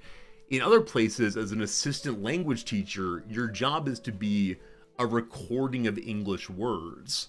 And so the teacher, who often does not speak English well at all, will teach the lesson. And then when if she or he wants the sound of the word dog, You stand in the corner and you go, dog, dog, and then your contribution's done. Japan is very bad at English teaching for a whole bunch of traditionalist reasons. Also, because there are fewer people wanting to come on jet, the Japanese have decided to be slightly less racist. They're now beginning to allow Indian people to succeed in jet. Anybody can apply, but traditionally they've brought in just white-looking people. But now they've included more and more African Americans, Afro-British people, and now Indian people. And it should not be funny to me, but the idea of a Japanese person speaking English with an Indian accent is a little funny. It's a little funny indeed. Many Japanese people here, especially youngsters, have Australian accents. It's always a little shocking when that happens. Because when you hear their English, you never quite know what flavor they have. Anyway, Redactyl done. That was fun. Thank you for teaching me things all the way through. It is now time for a quick round, probably one round today of the Rizdactyl. Friends, I have one sent in by Kaz, the always delightful Kaz, who currently has like 6 or 7 of them on the page here, all of which are quite good. So Kaz, thank you for your contributions. I'll pull it up right now. You may ask me any yes/no questions you want to, and we'll discover together what this Wikipedia page is. I see a Wikipedia page. What is it? Ask me any yes/no question you want to, and we'll get to it. Is it a medieval weapon? It is not. Is it a slogan? It is not. Is it a place? Not specifically. Is it a dog? Dog. It's not a dog, no. Is it a person? It's not a person. Is it unique? It is unique, yes. Yes, yes, yes. This morning I have a coffee mug and a water glass. Feeling so well hydrated. Is this place also a monument? The word monument can mean many things. I'm going to say no, but I wouldn't give up on this thread at all. Is it a building? No. Is it a country? No. Is it something that was built? Yes. It was indeed built. What else we got? What else we got? I feel bad giving like imprecise answers. The yes, no would probably help so much. Is it unique? It is unique. Is it in Europe? It is in Europe. Has it moved? Not to my knowledge. Is it a rock carving? No. Is it Stonehenge? No. Is it related to music? No. Is it a tourist attraction? I believe it is, yes. Yeah, maybe. Yeah. Is it a bridge? It's not a bridge, no. Nor is it abridged, for that matter. Gotta get talking about books pretty soon. Is it more than 1,000 years old? It is not more than 1,000 years old. Is it built after 1500? It is built after 1500. Is it a Large Hadron Collider? Are you allowed to be a tourist there? But no, it's not at all. Is it in mainland Europe? No. Is it surrounded by water? I don't believe so. Can you find it in CK? No. Is it a canal? No. Are there plays there? Not to my knowledge. So it's not the globe, I don't believe. I'm looking at pictures, make sure I'm not telling you falsehoods. It is not surrounded by water, no. So no moats about it. No plays, no canal. Here we go. Was it built after 1800? Yes. Is it in the United Kingdom? It is. It is. Does it serve food? There might be a concession stand somewhere, but the thing itself does not serve food, no. Is it a park? It is not a park, no. Is it a clock? No. Is it in an open space? Yes. Is it in Scotland? No. Is it the London Eye? No. Is it the O2 Millennium Dome? No. Is it Buckingham Palace? No. Is it a football stadium? No. Is it a residence? No. Is it a garden? No. Is it a great feat of engineering? Sure. Is it a memorial? No. Is it the Alnwick Garden? No. Is it in Wales? No. Is it a museum? No. Whew! Is it a bridge? No. Oh, here we go. Has it ever been exposed to a flame? Not to my knowledge, but maybe. Is it London Bridge? Is not London Bridge. That said, you don't want to go to London Bridge. You want to go to the Tower Bridge, and thank you. I've read about London cabbies taking people to London Bridge because they ask for it, which is the wrong bridge. Is it a henge? No. Is it a lock? No. Is it in the country of England? It is indeed in the country of England. Can you spend the night there? I mean, if you sneak in, maybe. The London Bridge in Arizona, it's true. The one you want, though, in London is the Tower Bridge. Is it the APA experience? No. Is it in London? No. Is it the Tower? No. Is it a statue? Yes. Yes, it is a statue. I think that's the only yes currently. Very good, team. I appreciate the spurt of answers. I give you a spurt of answers, and you give the same back. Is it Horatio Nelson? No, it is not the plinth in Trafalgar Square. Is it an angel? What an angelic question that is. Is it the Angel of the North? Well done to you, Eyes. Well done to you, Forter. Well done. It is the Angel of the North, a contemporary sculpture. See it. Behold. Look how big it is. Look at those little people. Beautiful, beautiful. This submission was part of Kaz's attempt to de-US center this game, or de-center the US. I'm very pleased when people will submit things from the places they're from or the places they care about who are outside of the US. So there you go, part of that contribution. All very good. All very good. The Alnwick Garden is a garden in the UK filled with plants that can kill you. Friends, an ad break is coming up right now. On the other side of that, we'll get to our game. A little late, so I apologize. But what is this thing? The Alnwick Garden. These things can kill you. Lose yourself in the mysterious bamboo labyrinth. Explore the perils of the poison garden. I don't think I've ever heard of this place. Well, that's lovely. Too bad that the fountain is off. That's absolutely lovely. For a second, you thought that I'm AI? Wait, why? Oh, because we had the back and forth on questions. So we've actually played the Wikipedia game with Gemini, the AI for Google, and it's pretty good at it, actually. It is pretty good. But no, I'm not AI. I'm just some guy, or at least I claim not to be AI. What? But welcome to the channel. Hope you're doing well, Septum.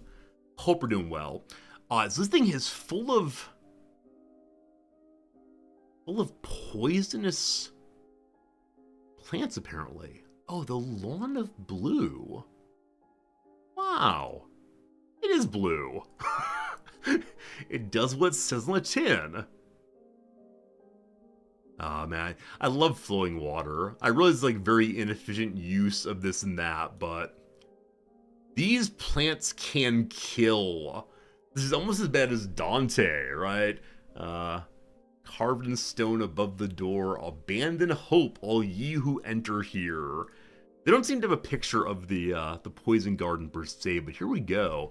It was added in February 2005. The garden was thought of by the Duchess herself, who wanted to have the garden to have something that was different from other gardens. Things like strychnine, hemlock, castor oil and ricin, foxglove, belladonna, brugmansia and laburnum, there we go. Also includes coca, cannabis, and opium poppies. The main reason people go here. Well, okay. Have any of you been here? Have any of you been to this place? I want to visit the poison garden and hopefully not die. Yeah, I don't know. I mentioned before that the author, nope. One of the American authors who lives in New England and writes essays about this and that, whose name I should remember right now, but I don't, realized legally he could grow opium poppies in his backyard and make them beautiful and big and ready to be harvested. And as long as he didn't actually turn it into opium, he would not be arrested. And so he writes this essay about how to cultivate opium. He writes this essay about going through every single step he could, except clearly he didn't do the refining.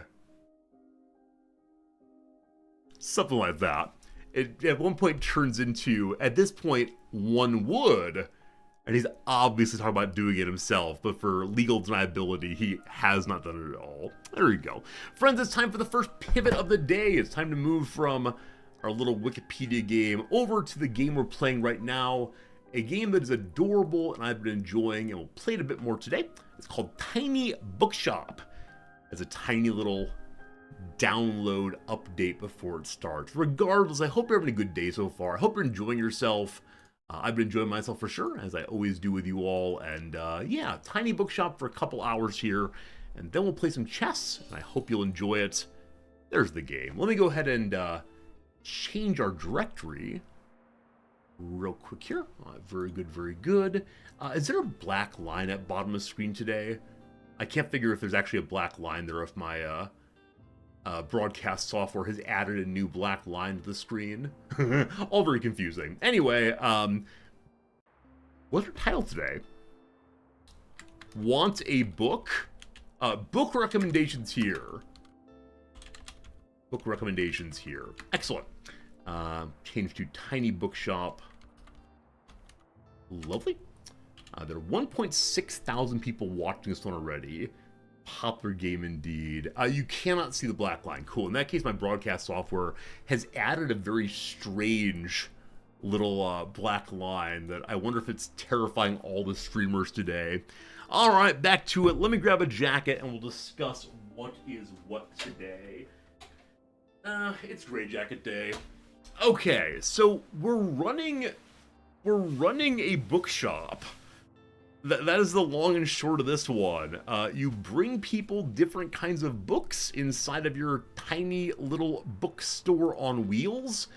You meet the people of the city and you find out what they're into and bring them books they might like and gain more money and gain more books. And occasionally people will stop you and say, hey, do you have a recommendation for a book that's based on these criteria?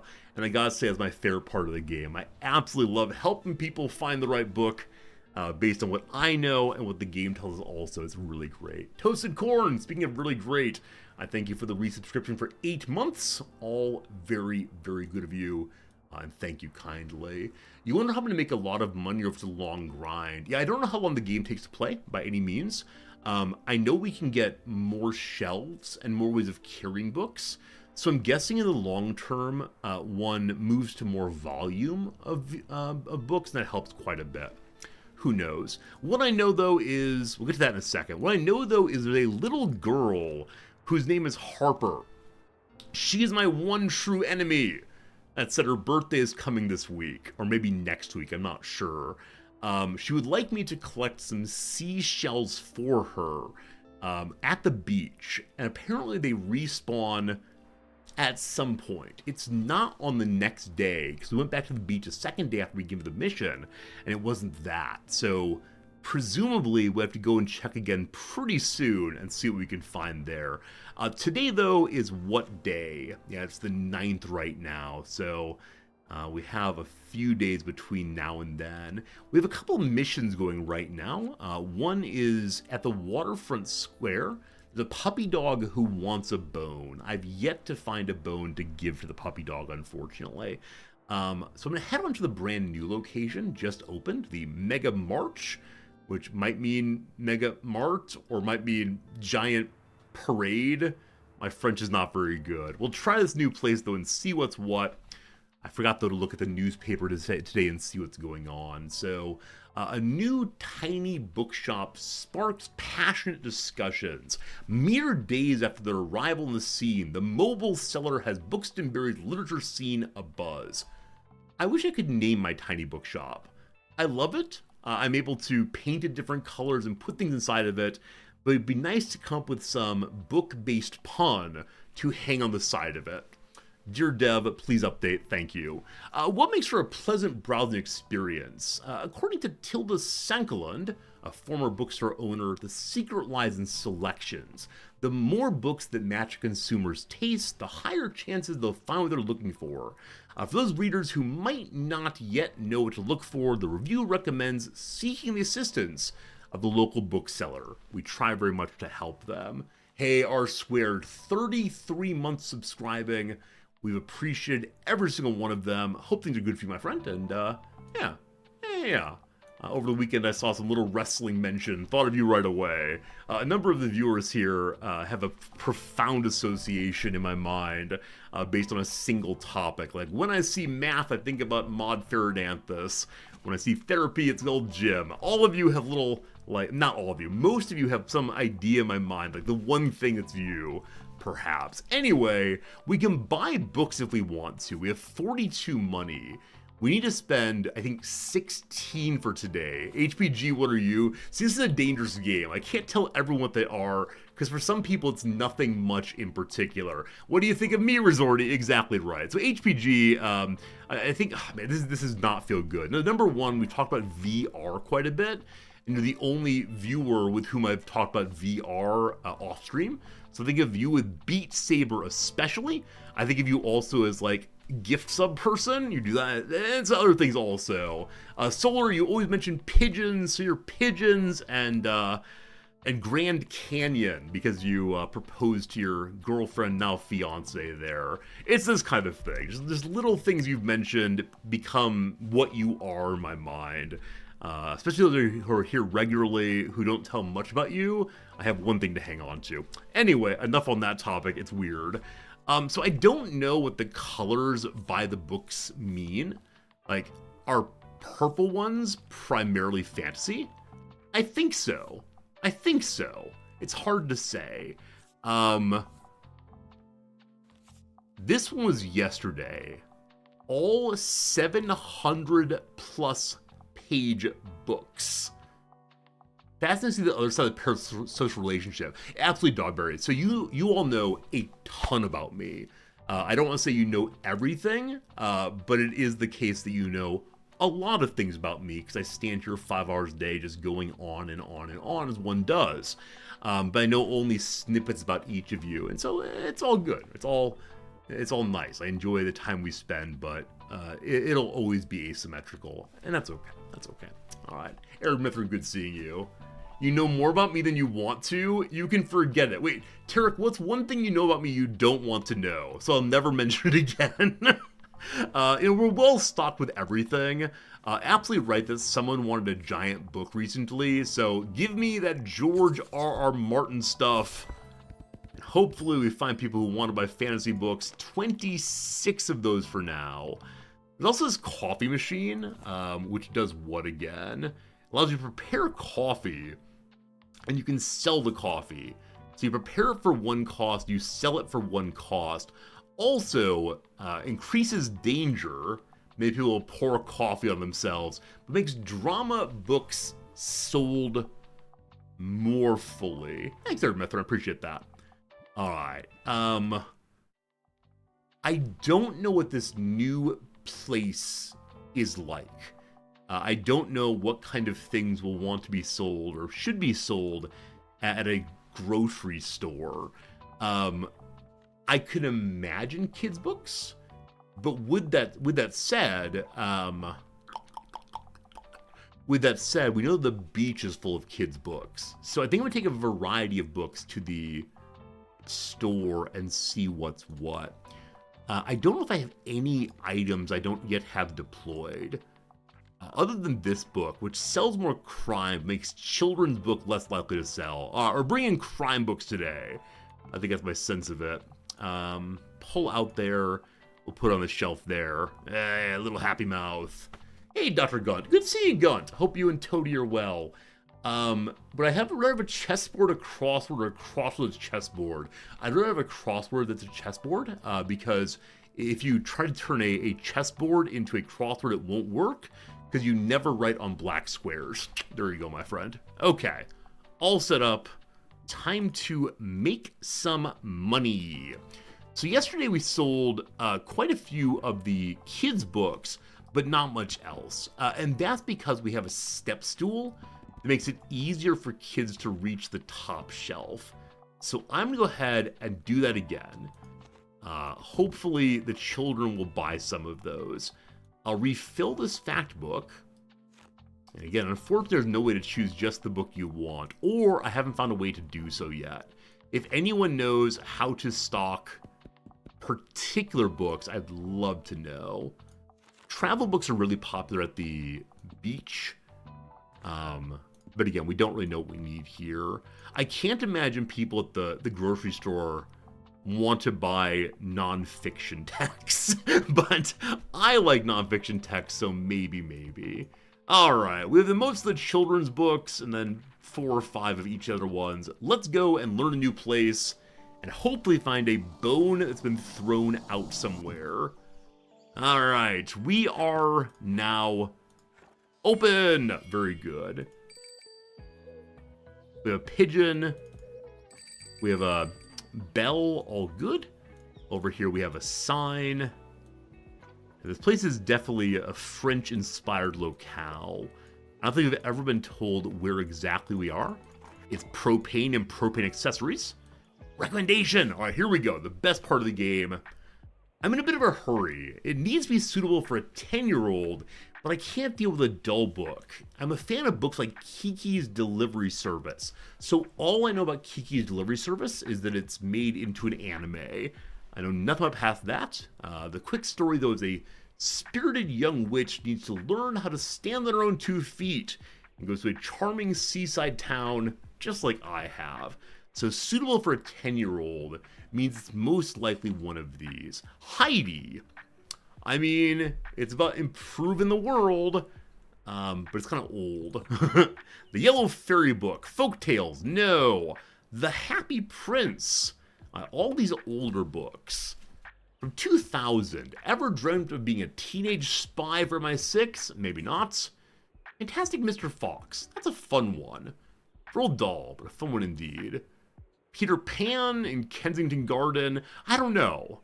Is that dull? What makes a book fun for children? I have no idea. Newtonian Physics for Babies. Is this a real book, team? So every book I've seen so far has been a real book. This must be a real book also. Newtonian Physics for Babies. Charlotte's Web, Goodnight Gorilla, or The Westing Game. So trying to figure out a fortune. I think we'll go ahead and go with... which was it again? Fantastic Mr. Fox. That is a real book. Oh, I love it, Happy. Absolutely love it. This one should do. What do you say? Yay! I haven't read that one since I was little. There you go. It's a book that's absolutely beloved, which means we'll get a major inspiration to all shoppers, and we have no other shoppers. Brutal. Have I been watching the new King of the Hill movie? I have. My wife had never seen any King of the Hill, and so I put it on for her, and she found it absolutely delightful through and through. So that's all very good. Hey, we found a birdhouse in your soul. A safe haven for small critters. Makes travel books sell better. Fantastic. So not the bone I need, but still something of value. Pigeons up top. So many pigeons here. Truly upsetting number of pigeons. Okay, new character. Klaus! This guy. This is like the cool band guy. Hey, mate. Nice to see you around again. You mind if I hang around a bit? I need to do some writing. Oh, we need to do writing also. We have a typewriter.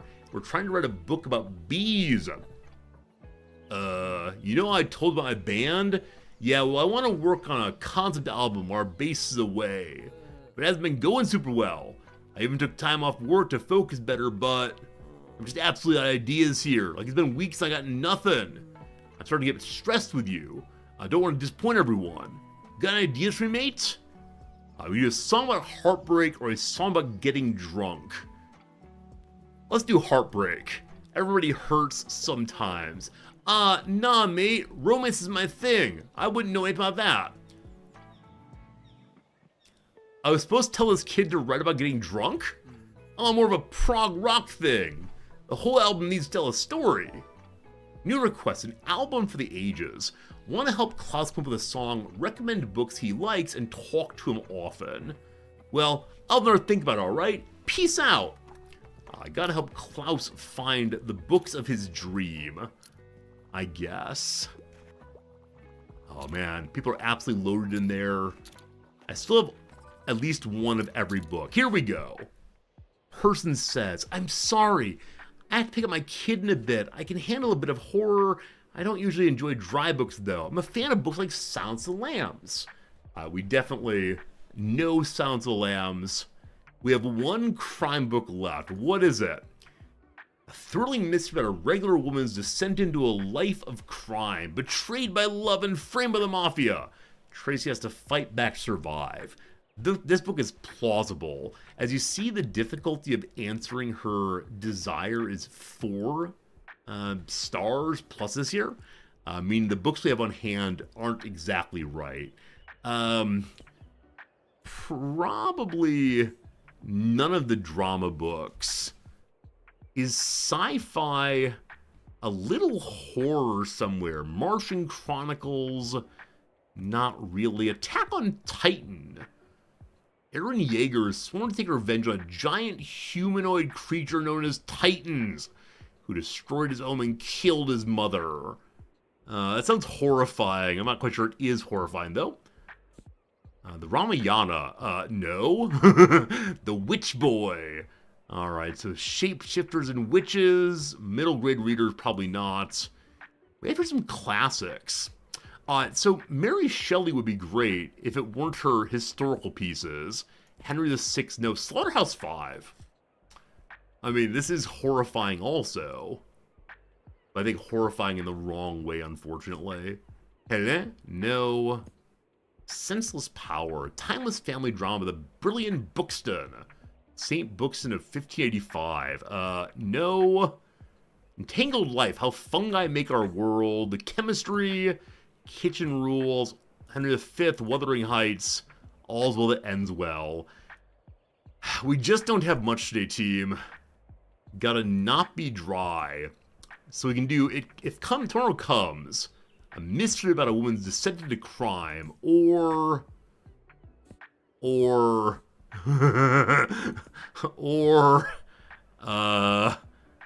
I don't know. Here's It Comes Tomorrow. I hope you enjoy it. Unconventional. I'm glad I found the next part. It's good enough. There you go. So we're out of crime books now. Anyone who wants a red book's be kind of bummed out this time. We are making money moves. Alright, more help needed. I'm sorry, I have to pick up my kid in a bit. Give me something from the stage, a tragedy, a classic. This one is so good. Certainly we have some Shakespeare left. Henry V, a drama. Was there another one, possibly? Henry VI. The horrors that ensued during the War of the Roses. Well, that's pretty darn tragic indeed. My friend, I give you Henry VI Part 3. Good luck knowing where it starts. They love it! They're putting on new production soon. Have a good time, boss. I've never seen a production that my entire life. I'm sure it's lovely, but still. There's so many people here today. We're selling out gradually. I'm still convinced I missed an item here, though we did find the birdhouse. So maybe that's all it's here. We have turbines in the background. Oh, this shakes. Alright, the day is over. We made 57 money today. That is absolutely fantastic. Alright, alright. Yesterday, the Mega Marsh, we sold primarily crime books. They were totally sold out of those. Looks like a wide variety of possible genre, though no fantasy. We made 11 money after expenses. Well, that's enough. Okay. I know it's the case that Harper likes fantasy and facts. So when I next see her, I want to give her as many fantasy and facts as possible. I wish I knew what she wanted for her birthday. Also, I don't know how many shells I can find on the beach in one day. Alright. We have something new, namely the birdhouse. Oh, also, I didn't water the plants or type yesterday. What a shame. What a shame. Where's the birdhouse? It's an animals thing. The place to put it... I'll put it outside. and hope little animals actually come to visit us. That'd be a delight. Getting a little crowded here, but I like it. I need to get more cheap books. I just want to give people the books they want. Cost is no issue to me. Alright, show me the newspaper again, please. We can now buy, or we can save for the flea market. Right, so the flea market's on Saturday, a few days from now. At the flea market, one's able to buy a bunch of special books, or special items, rather. So lots of sci-fi, or fantasy, rather. Decent number of crime books, and a bunch of drama. I'm going to pass today entirely on buying. I think we're going to go straight to the beach. Hope to find all we need to make Harper happy. We sell kids' books at the beach, absolutely. Harper wants fact books and fantasy, I believe. Gotta make sure it's correct. Just want to make the kid happy. Fact books and fantasy indeed. All I do for this child. Whole shelf of fantasy, whole shelf of fact books, and then a shelf of something else for everyone else. Am I able to see what I've sold these locations previously? Kids' books and fantasy books sell primarily there. Okay, we need to sell 15 fantasy books for a mission. Okay. Wrong button. Too many menus. So, fantasy and kids' books. No travel, no classics, no drama. Wow. Alright. Alright. Even the crime seems excessive, so... And a few more fantasy books. We'll see how it goes. This is not a good setup, but it's mine. What I care about is finding seashells. Our seashell item is equipped. There's some out. Hopefully they're enough to get us to the 12 is our goal. Anything to shovel? I'm glad I can't knock down the sea. This is a sand castle here. I feel like an absolute monster if I'd done so. We can knock this ball along. Give it back to the person who owns it. I don't know if it does anything for us, but it's still a nice thing to do. Help, I need a book. Hello, my friend. Who are you? I like that they have their little belt on. Hi, hello. Fantasy is my favorite. I like a good old epic hero's journey. The longer the book, the better. Do we have the Odyssey on hand? White Knight. Wizard Detective Harry Dresden. Have any of you read the Dresden Files? I've been recommended to read it previously, but I know nothing about it, unfortunately. I, Robot. That's not right. The Magic City. Young Philip builds a city out of toys. There's a life-size version of it. Popular people. No. You don't recommend it. Darby, what do you not recommend about the Dresden Files? You've read many of them. Okay, okay. Interstellar Powers, Dracula, no. Avatar: The Last Airbender. Yeah, I've mentioned before, one of the next Magic series coming out is Avatar. I have no interest. I don't know if that's a hero's journey. It's old epic, they say.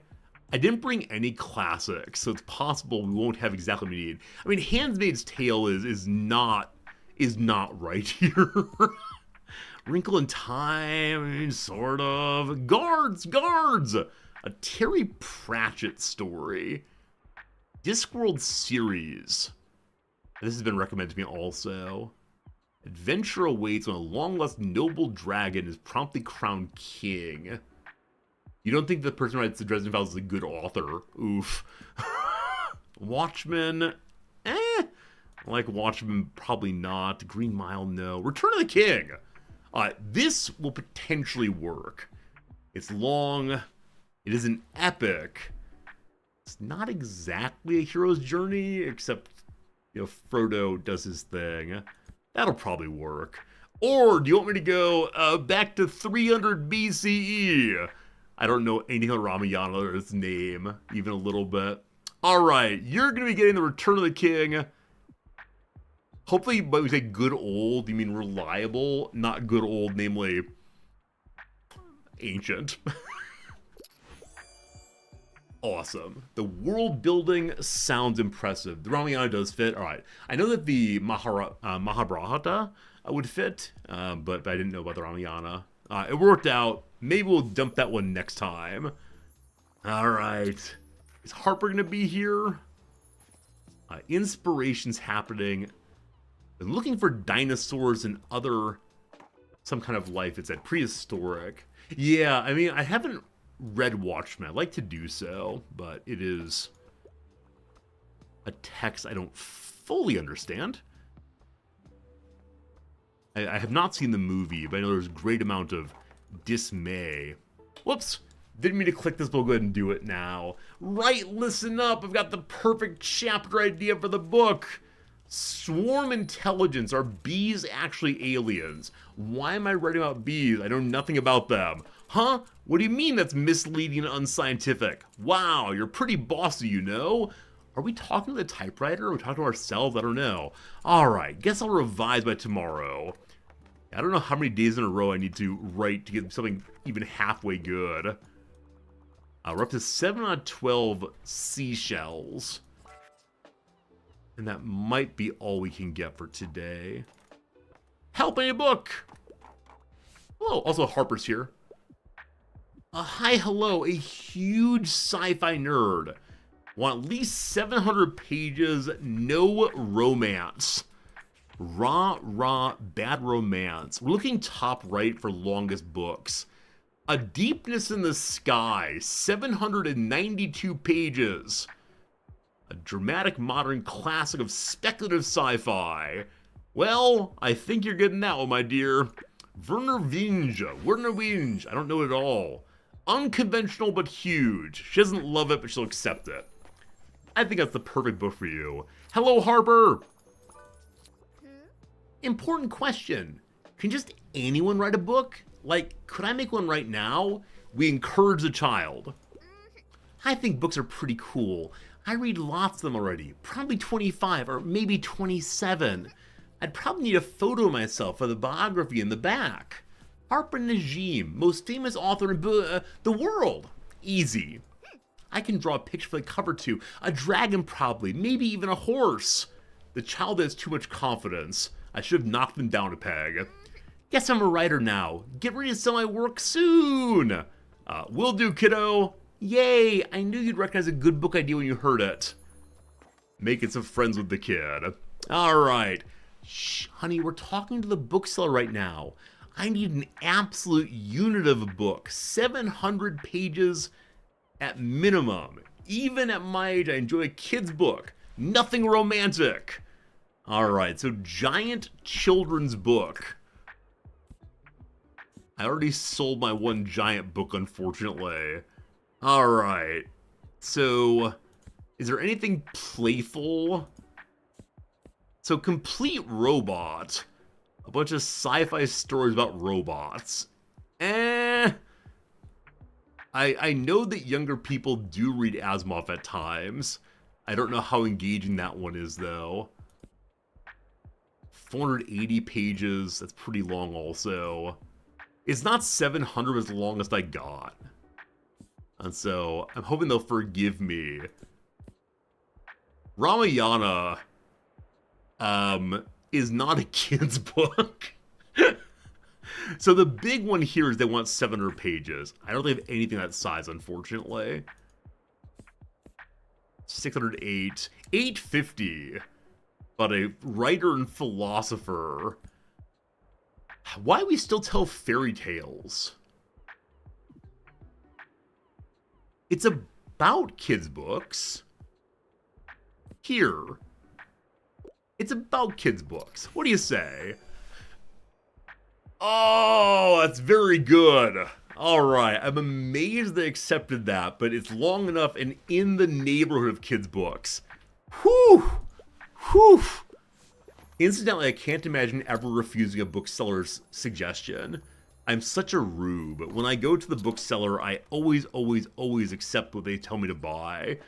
Even if I think it might be weird. I do kind of enjoy booksellers, though, who ask the question of, hey, what are you into? Though I do tend to prefer to be left alone. And if we ever leave Japan, that's one thing I'll miss. Workers greet you when you come in. Thank you for being here, thank you for shopping. But they do not come and bother you and demand to know, what kind of thing you're into. Do you need help with that? May I show you things? Big money, big money.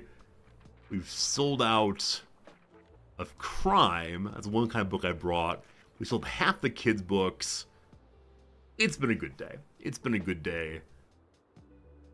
We still need to sell 3 more fantasy books and find 5 more seashells. I didn't bring any crime. Okay. I know I didn't bring something. I thought I brought some crime for the adults. Maybe not, though. Alright, I doubled on fantasy instead. Yeah, we sold 11 fantasy books. 18 in total. Okay. Tomorrow's Harper's birthday, I believe. It is. Hopefully when I go back to the beach, we'll do an okay job. Okay, didn't get anything new. Free books! Used books for sale. Please take them off of hands. They're brown, so I believe that's everything. Little bit of everything. Yeah. Only 1 crime book, but hey, they're free. We'll take it. I don't know if certain books are of better quality if you spend more money. We had some mysteries, some fantasy, and a broad collection, including collector's editions. Is that a real thing? Let's find out. Okay, so nothing here is marked as gold, gold, gold. I don't know how collector editions work, if it's actually a real thing, but let's find out together. Alright. There's so many other places I haven't visited yet that I feel I should visit. But I need to see Harper on her birthday. So, back here again to the beach, 2 days in a row. Do I load up in the exact same way as yesterday? I'm going to remove some of the fact books. We'll refill the kids selection. Actually, I wonder if I remove them all and then add them all. Fact seems useless. They're there because Harper likes them. So I'll go half of them because Harper likes them for her birthday. And then people were asking for crime books. And I think people were asking for travel books also. So I guess we can bring a little bit of everything. Just in case. Just in case. I need more shelves. Why can't I put things on my bookshelf here? I wonder if I get rid of the guest book and I put some books here. Or is this just showing me the things one could potentially have? I don't know. Okay, what am I missing still? Drama books. Okay. Can I get more bigger shelves? I believe so. Tomorrow is the flea market. I believe I can buy some there. I should have saved money though. I spent a little bit today. I probably didn't need to spend. Hopefully we sell a bunch. Hopefully. We'll see. Alright, seashell. Good. I wonder if a random number pop up overnight, or a stable number, or the longer you're away, the more you get. Hopefully at least get the sci-fi part done today. Okay, I don't see any more seashells, unfortunately. 3 more fantasy. 3 more fantasy. Hello? Hello? I wonder if there's any bonus saying hello to people. I also hope that Harper's not cranky. They didn't bring her a birthday gift. Help, need a book. What you need? Ready for you. Lovely weather. I get into a romance novel, like the classics, and one's like All's Well That Ends Well. Alright. So romance, that's not romance. Hey, we have the Odyssey now. I mentioned this one earlier, but no, we don't need it currently. Night and day. Can love and marriage coexist? Is marriage necessary for happiness? Okay. So this, like, questions the meaning of romance in some ways. Good old Wolf. Anything else we got? That's travel. Children's books, no. Alright, so I think the Virginia Woolf's the best I got, unfortunately. Unless it's a romance in space. There is not any old children's texts. A little smooching in the kid shows. It just said romance, not love. Can't imagine crime plus romance. Yeah. Alright. This is about romance. Okay. Not perfect, but good enough. But a different kind of romance developed outside of the marital units. Back in the 1800s. How scandalous is that one, huh? Help in the book! Hello! Tell me more. Shh, we're talking to the bookseller. It must be suitable for an 8-year-old. I hate when books just end. Give me a series. I enjoyed 5 on a Treasure Island. So I saw Treasure Island. It's like, okay, I know Treasure Island. What's 5 on Treasure Island? An adventure with 5 friends, a shipwreck and a hidden treasure. The first in the classic famous 5 to children's mysteries. For children in a series, and maybe a bit of a mystery if possible. A Wrinkle in Time is not a series, unfortunately, though it is a mystery. 8th book of a classic children's series. Moonlinden Midwinter. This is Finnish. Have any of you seen this? Have any of you ever read this text? Finnish people? I don't know of it at all, actually. Wait, Wrinkle in Time is a series? Oh, I only knew the one then. Huh, interesting. In Cards, just 1. Kiki's Delivery Service, apparently just 1. Heidi is definitely just 1. Little Prince, definitely just 1. The Magic City. Napoleon of Notting Hill. Throne of England is chosen by random selection. Fantastic. Here's the Avatar. So these are anime, manga, such and so. Anyone know if Avatar is good for children? I know things that people are into in their teen years, but that's an 8-year-old. Is it too scary for 8-year-olds? It's good for kiddos? Okay. Good for kiddos. In that way, I'm going to give them either Avatar, which I've now lost. There we go. They're more for teens and up. Oh boy. Or we'll give them the delightful Finnish text. Here's the Finnish text. It has pictures. Hey, they love it. Pictures for children, all very good. Mission accomplished. Harper! Harper, you better be here, Harper. Hey, there she is. Happy birthday! How do I say happy birthday? Summer 12. I hope she just didn't want our mission done by today. Summer 11. I'm off by a day. Happy early birthday. We're have to come back here again tomorrow. Oh, good. What day is it? Honestly, show me the calendar. Oh, I got bamboozled.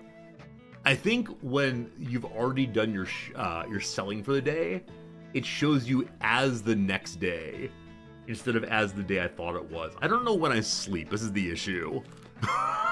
When does sleeping happen? I need to go somewhere. I'm watering the plants now. That's a good thing to do. Hello, my pretties. I think you can't give a recommendation while watering. Hello, Harper. Hey, you. You're gonna come to the next flea market again, right? Absolutely. You have to. There's different stuff there every time. Oh no, if my shelves aren't there, we got problems. What if you miss the one really great treasure because you don't go? That'd be very sad. The end. Time for typing. Now, dear reader, you know everything there is to know about bees, and we'll never have to read about them ever again. Pretty interesting, right? I didn't even know I had my bee facts memorized, but here they are. My big debut. Hey, a book. There's always room for improvement. Wait, am I selling my own book? Go on, take it, your very first manuscript. The Bees. This stack of paper can be turned into a real book. It's bound to be the #1 fact book. Oh no, what's this? And with one final clack of the keys, the typewriter fell silent. My typewriter is now broken. For every manuscript in the shop, increased chance of selling classics. Spooky effects are stronger, which increases crime sales. We lose electrical effects. I don't know what those are. Got an achievement for becoming an author. Hooray. Hooray, hooray, hooray. Also, we sold the books we needed to at this place for sci-fi fantasy. Help me book. What's up? Oh, look. Someone's digging the castle now. That's so cool, seeing how the world changes. All right. Sci-fi, classic literature, Journey to the Center of the Earth. Okay, sci-fi, adventure kind of stuff. The Stand. Oh, man. There was a mini-series of The Stand in the 90s, I believe. It was so poorly acted, but I watched it over and over again. Yeah, The Stand's a very, very long book. I believe I owned a copy at one point, but never actually read it because it is 1,100 pages. It's a heck of a story, though. Heck of a story. Stephen King was still in his let's use a lot of cocaine phase, and so it's that kind of wildness. We love it. Pneumonia. Sidekick to a newly termed villain. Probably not. Looking for anything that's written a long time ago. 1885. Heidi is not sci-fi. Alright. I think, unfortunately, it's time of day we're sort of lacking in what you might like. Yeah. I think we're going to say I can't help you today, but maybe tomorrow. Is the movie as bad as Langoliers? I haven't seen the Langoliers film actually. I, Robot, 1950. Is that classic literature? I don't know what point classics come around. Sci-fi is best. All right, those of you born in the 50s, you are now classics. It's classic of sci-fi. That works. I was thinking classics as in the set here of classic books, but you all are absolutely right. Hello, Harper. See you again tomorrow. Tomorrow we finish the seashells at the sea. Someone's working on the castle. That's absolutely fantastic. Would you please dig up a bone? Just want to make the dog happy. Please, anyone, a bone. Okay, we go home once more. Actually, my sense is we sleep inside of this thing. Okay. Today is Friday, is Harper's birthday. Tomorrow, the flea market. Fantastic. I'll spend 5 money on a pile of books. Lovely. Thank you very much. The other one's too pricey for today. We have 100 money. We can only buy the seasonal items until the end of the season. This season ends in 2 weeks' time. 2+ weeks. So our goal is to save money for that in the early part of next week, and then flea market at the end over and over again. Alright, I have some new things. What are my new things? My broken typewriter is still in there. How about my manuscript? My B book. It can be turned into a real paper, a real book. I wonder how. Can I send it to someone? Or do I hope that a publisher sees it? Possibly so. Possibly. I'll see how it goes. I believe we're good on books. Any story today? So right now our stories in the newspaper are just what I sold each day. And hopefully there's some news stories soon. Sand art graces the beach. Children channel vivid imaginations into cute sand castles. That did happen, and we were there to see it. One more time. We know the kid books are popular. I'm going to load up on fact books one more time for Harper. I didn't see enough of what kind of books they wanted we didn't have. Looks like no travel books were sold at all, unfortunately. Bring some classics, and a little bit of everything again.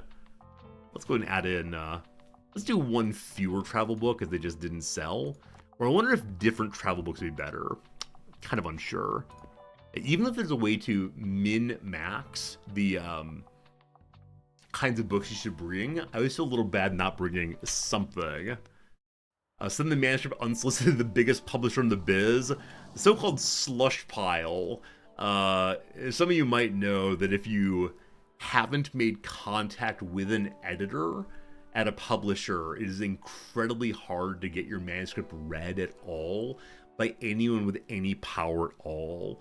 So this is why it's often encouraged to get an agent if you believe you have a very good book you don't want to self-publish, because they have ins already with the publishers. If you just send a manuscript to a large publisher, it goes to something called the slush pile, and usually a junior intern has the task of reading these manuscripts, and ordinarily they will read it until they think it's no good.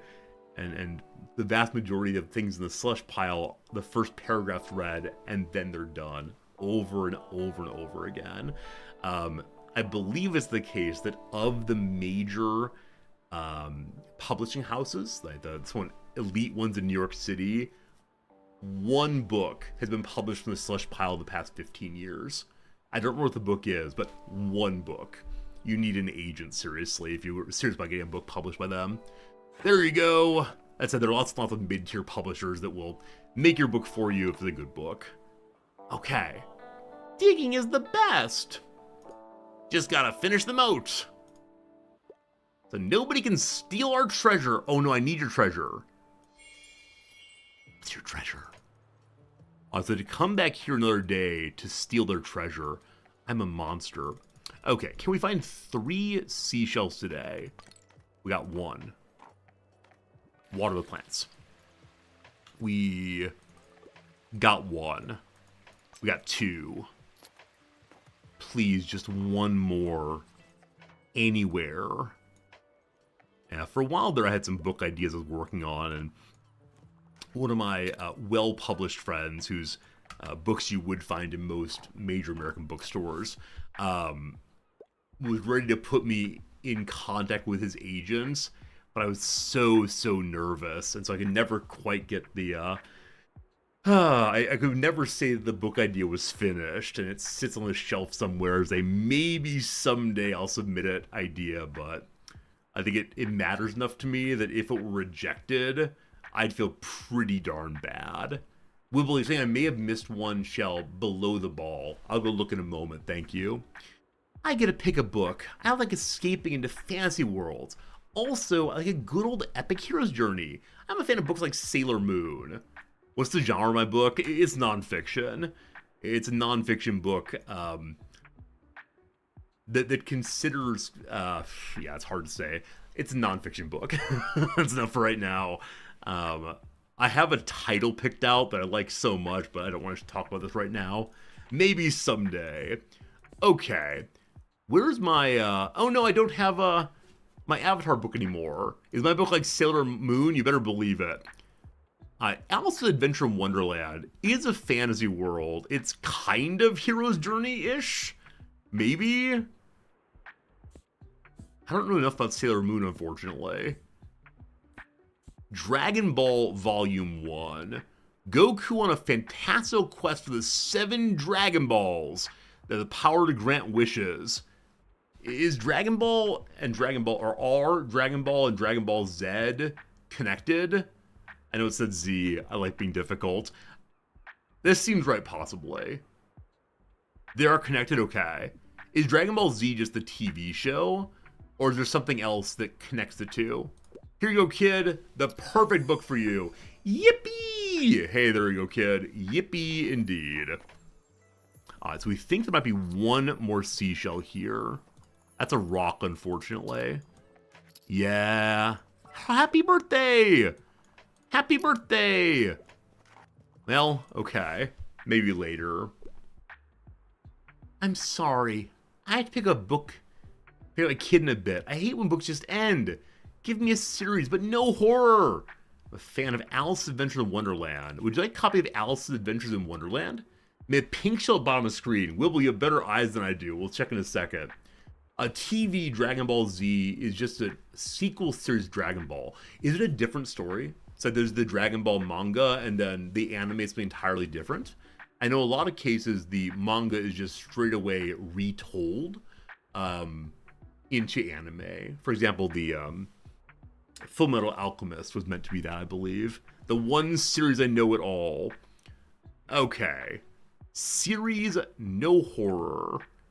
Anything series here? Oh, Cersei's super interesting. For a while there in the mid 2010s or so, there's a giant feminist retelling of all of the classical Greek stories, and it's super interesting.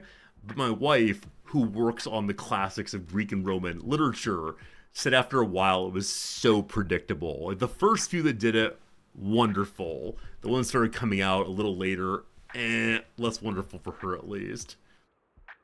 Okay. The Hidden Staircase Nancy drew. Well, it's definitely not... Oh, she didn't say fantasy. Here! You like children's book? This is a children's book. Yay! I'm glad I found the next part. Hey, you're welcome, kiddo. Happy to help. A pink one in the foreground to the left of the castle. Geniuses!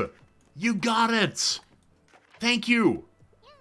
Look, have you seen our sandcastles? I have, Harper. Sell 15 more fantasy books. Oh, I did so. You sold 15 books to the fantasy selection, gathered quite a few adventurers on the beach. Jason, Ophelia, and Sasha have making the coolest castles in the world. I told them how to do it, because I know how. I'm going to be an architect when I grow up, you know. She wants to be an architect and a writer. Good luck, kiddo. This reminds me of me a little bit. I remember when I graduated from high school, the band had a final concert and a bit of a send-off for the senior students. And so each of the seniors had to write, what comes next in life. And most of us wrote, I want to go to college someday and do da-da-da. One of my classmates, I was accepted into Harvard. I'm going to be a doctor, all the oohs and ahs. And so people would write, this is my goal to study blah, blah, blah. And I remember listing, my intention is to major in, and then I listed 7 or 8 different fields I want to major in. And seriously, I just wanted to do everything. I wanted to know everything. It was only later that I narrowed it down. But yeah, I was like, I want to be an English major, and a religion major, and a philosophy major, and a politics major, and an archaeology major, and an anthropology. It just went on and on for a while, and it was good for a laugh, but it does still ring in my heart. I wish I could do everything. Yeah, I think if I had nigh infinite time, I would just study over and over again. I love learning more than anything else, and no great surprise there, but just the fact that there is possible knowledge out there that will never be mine bothers me. That I want to be Indiana Jones. No, I'm not a man of action. I'm a man of contemplation, unfortunately. It's difficult for my theoria to become praxis, though I try my best in politics at least. But yeah, I just want to read and talk to people who know things and study things, etc. It's more the money than the time. Yeah. Obviously education's pretty expensive in the U.S. Luckily I don't live in the U.S. Something like that, possibly. Just be born rich when philosophy is the entirety of human knowledge. Yeah, there are these lines, who is the last person in history to know everything? And I think that the claim is often that Erasmus is the last person who knew everything, as he was able to sit down and write an encyclopedia. Now, did he really know everything? Of course not. But the idea of a person being polymathic and having things to say on every subject really appeals to me. Having a depth of knowledge on everyone. But I could be reading a book right now, but instead I'm hanging out with you all. Must like hanging out with you folks. It's all going too slow. We don't have enough shovels for everyone. Are you genuinely crying over lack of shovels? Hey, you're an adult, right? You can get us some. You probably need money, right? Here you go. Harper's Castle donation box. Collecting for a good cause. Lots of sand shovels. We get 1 coin whenever a book is bought. We need 100 coins to buy her a shovel. This is a fine charity, thank you. There, you can collect some, you can get us some shovels. Yeah, the 100 coins for her, fine. Perfect plan, good luck. Harper, it's your birthday. Harper, I want to talk to you. Happy birthday, kid. Huh. Huh. It is the 12th. Huh. How do I acknowledge her birthday? I'm clicking. I know it's true. Yeah, maybe that's not a mechanic right now in the game. Those of you who know the game, is there a happy birthday mechanic? Am I just missing it, possibly?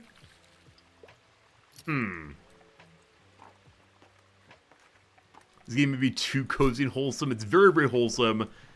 It is possible to lose, I believe. Or at least I've seen a way to spend way too much money. But it may not be possible to lose. I don't know. Whichever way, I'm enjoying it very much. Hello!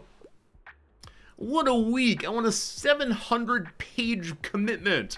Maybe detective, maybe huge crime story fan. Do I have a giant book for you about crime or detectives? Well, the biggest one is Gone Girl at 475 pages. I need to find a way to reprint these books in larger font, so they're more pages long. Alright, what we got for you? Any classics that are criminal-based? I mean, To Kill a Mockingbird is a classic, and it's definitely related to crime and punishment and all the rest. I'm sorry, I think I've sold out of the long books. It looks like crime is the one thing that's absolutely necessary here. So, let me give you Perot. So it's a mystery detective, but it's not huge. Good enough? Unconventional, but cleaning up after incompetent cops sound about right. Good enough for now. Speaking of good enough, friends, we've had an hour of gameplay. We're going to pause the game right there. We're going to take 3 minutes of ad, and then we'll get back to it. I want to say thank you for being here. Thank you for hanging out. I hope you're enjoying yourself. And, yeah, I believe I actually did not do the crossword puzzle on Saturday. So we have the most exciting crossword puzzle of the week up first. And we'll see how this goes. Hopefully fast. Speaking of how it goes, how are y'all doing today? Anyone do anything fun over the weekend? If you feel like typing and repairing the parasocial relationship by giving me more things about you, I'd love to learn one thing you did this weekend that was notable, at least in terms of if someone said like, hey man, what'd you do this weekend? Hey gal, I don't know. You had book club today. What book club you do? What book are you doing in book club, Pond? You saw the new Naked Gun, quite fun. Yeah, Noms and I want to see that also. We haven't seen it in theaters yet here. Not sure. Was that Budget Poirot? It was Hercule Poirot. I'm going to do the mini crossword. I'm ignoring you and not reading. Good luck.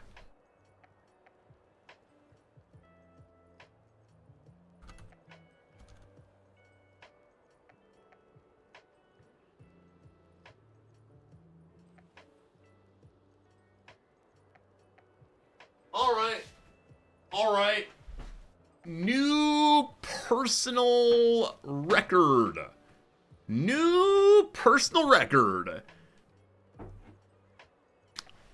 There you go.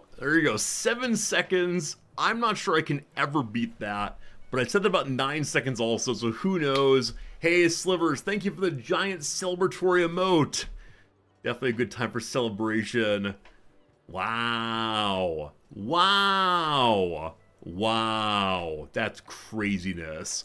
Tarek asked if I've broken my crossword streak. No, we've not yet replied to the people who said you can come and do our yoga meditation, but you may not do your crossword in the evening. Noms actually said this is something that is non-negotiable. Either they let us do our crossword at the yoga retreat, or we will not go to it. That's very sweet of her, for sure. Hi, Shoal, thanks for the resub. Congrats on the record. I appreciate it. As I was putting in, there were a few I was not sure about, but they worked out. So purring pets, cats, no problem. Sound of a twig breaking in half. I put snap in. It could be something else. Were before New Roman or New York. I mean, times, absolutely right. Or after New York. This one I was not sure about. Pray for one across. Could be mice. Could be rats. And so I put mice in with a hope in my heart. And lastly, anything blank we need to discuss. Anything else? So the two that were challenging were snap and mice. And yeah, I almost put rats in. I actually didn't glance at the downs. That's the way to make sure you're right. If I had A-N-I, I don't know any A-N-I-R words, so I would have gotten it. But yeah, 7 seconds. There you go, team. Mission accomplished. All very happy. Sorry to the viewers who were watching the ads. We'll never see that greatness again. Oh, very cool, very cool, very cool. Appreciate that a bunch. Mark should get a call at 4 in the morning from your sister to kill a spider. Marks, did you go to your sister's house at 4 in the morning to kill a spider? Now, it's probably getting close to 4 in the morning for you right now, so maybe you're a night owl regardless. But I've definitely gone to friends' house in the middle of the night because they're ill. Because their cat is not well. But they did go in killing a spider. You actually went, Marks? Are you incredibly close with your sister, or were you looking for an excuse to go visit? You're a better brother than I am. You're better everything than I am. Chat, what do we think about this? Here, I'm going to give you a poll on this one, because I just... Marks is a better person than I am, maybe better than you also. Would you go kill a spider at 4 a.m.? Yes, swapped. No, pacifism. Which also means no sleep. Please vote now. I'm super interested if you would do this. Occasionally I do ask my students, if your best friend called you at 2 a.m., would you pick up the phone? What if they say they really need you? This kind of thing. And I accelerate it more and more and more. And there's some people who on the very first question, would you take your best friend's call at 2 a.m. will say, no, I have better things to do, namely to sleep. Like, man, I don't want to be your friend, obviously, but that's crazy. Oh, your sister's only 100 meters away. Oh. I thought you had to, jump in the car and drive to another city. This changes things a little bit. This does change things a little bit. It's not a tremendous trek. But yeah, I think many of us leave our phone on buzz mode overnight, which is kind of too bad, right? Many old Hollywood movie has a phone ringing aggressively at 2 a.m. and bring, and hopping out of bed. Oh, what is it? There you go. 71% of you all say you would not go kill a spider at 4 a.m. 60 say yes, you would. Yeah, I don't kill spiders, right? As best I can, I try to move them somewhere less in the way if possible. Hello, DJ. Welcome back. You blame the telemarketers. I mean, this is true. One of the greatest joys for me of moving from an American phone to a Japanese phone is I do not get any. I've gotten one. I've gotten one spam text message, and I've gotten literally no telemarketing phone calls. None. Because they're illegal here. And enforced in some way, I think, is pretty lovely. So hopefully the U.S. learns eventually. Because, man, I remember, my American phone. I would say, constant political messaging. I would get constant phone calls asking if I want to, I don't know, buy some land in Arizona or otherwise. So, yeah, crazy. Here in Japan, it's been so much nicer. So... Yeah, sad stuff. Anyway, I'm gonna go run AFK, get some coffee real quick. I'll put the music up all the way. It's quiet music, unfortunately, but if I can max it out, maybe it'll be good. Maybe good enough for now. Friends AFK for a moment. Thank you much for being here. I do appreciate a whole bunch, and we'll see you on the other side of me being gone. Where's the button for this? There it is. BRB. US will never learn and make it more illegal to not answer telemarketing phone calls. I mean, like I've said before, I know people have to do this kind of work. There are people who are needing jobs, and gosh, it's a job. I definitely get that. But it is so hard to be on the other side of it and just constantly annoyed. Like, if we only got one telemarketing call every, I don't know, 4 or 5 months, sure, tell me what you got. In the same way I used to enjoy having a magazine salesman come to my front door, but too often, ruins everything. Back in a second, and thank you.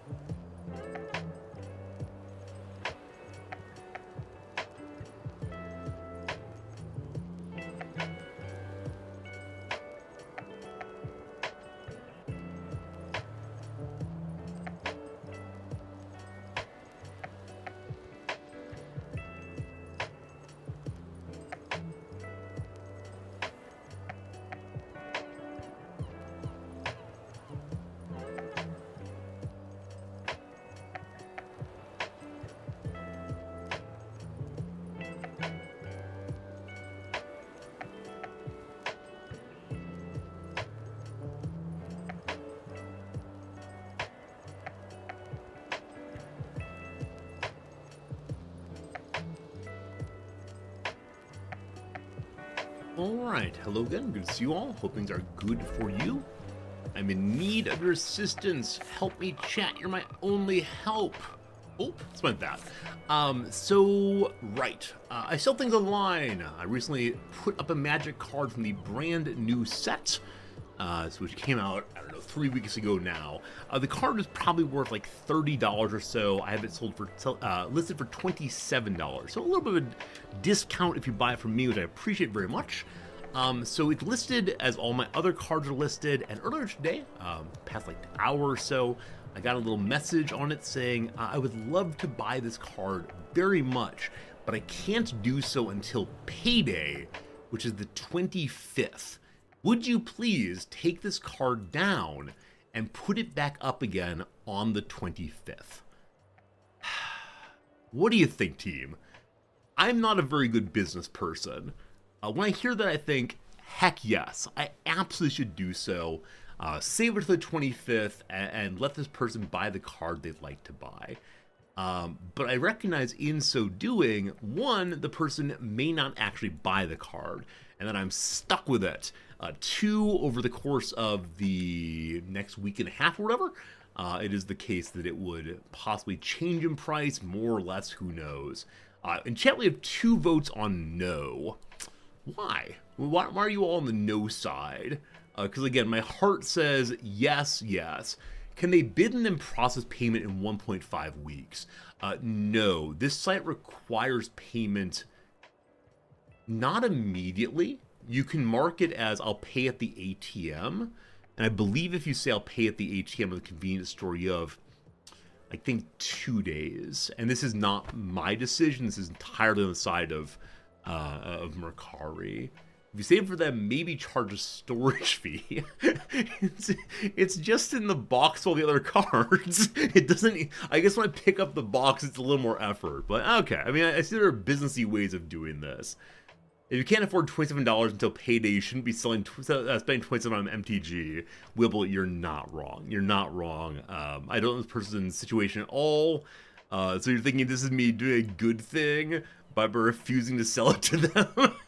Your heart says yes, but you're not a professional business person. Fod, brother. Same for me. Yes, Fod, I very much want to be a nice person, but we'll see.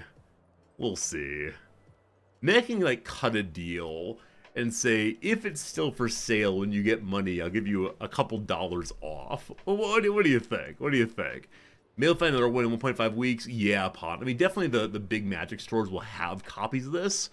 I guess their hope is either, there are 2 things. One, the big Magic shops, you have to go to them or you pay for shipping.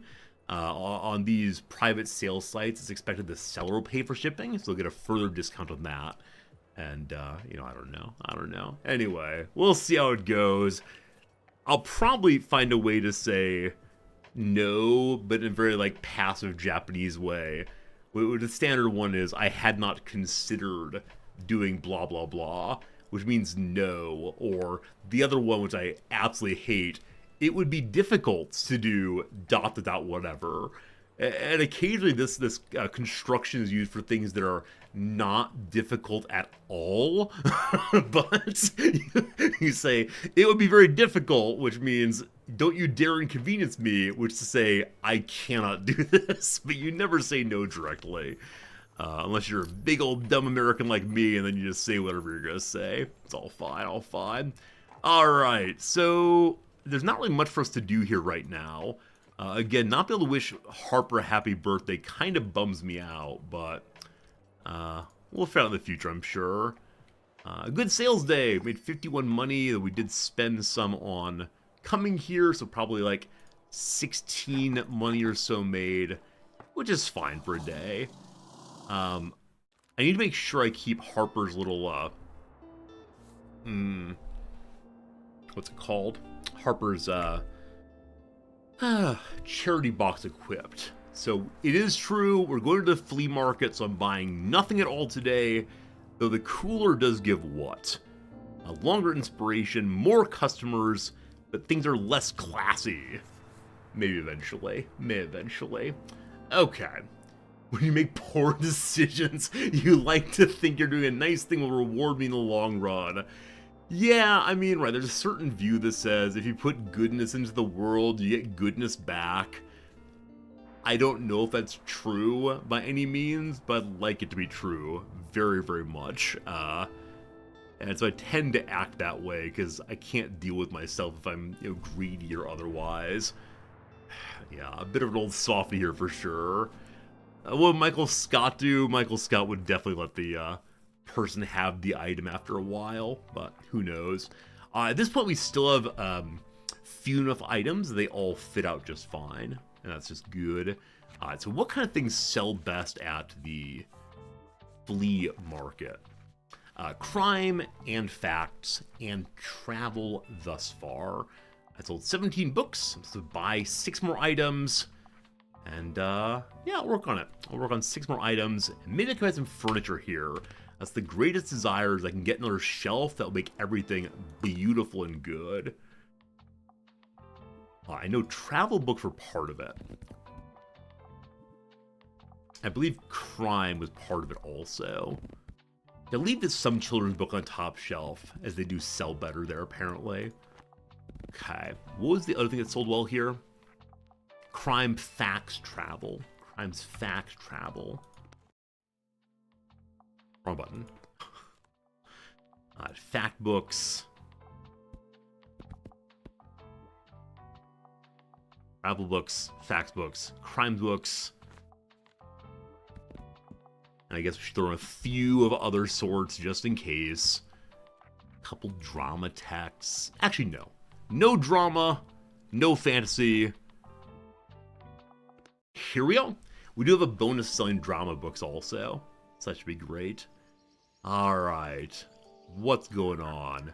What are you looking for, old Tilda? A storage box will carry 8 more books, but costs 2 more. An armchair. While equipped, inspiration lasts longer, but things are more expensive. Or a desk lamp. Brightens up everyone's day. Haha. Better sense of selling fact and classic. Alright, we're taking the storage box. 8 more books. Thank you. Thank you much. You're welcome. Alright. Over here is artistry person. Bonjour. Alright, so Nightshade is the new thing here. A new color of paint. So a view of Bookston Bay makes travel sell better. Or a painting of a tower. All too expensive except for the new paint. I do want all the paint. I worry that I didn't buy it in the first week, so I can never get it. Who knows?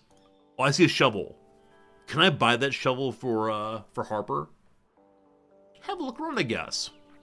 Why does having the box cost more? Because it's heavier to carry, I worry.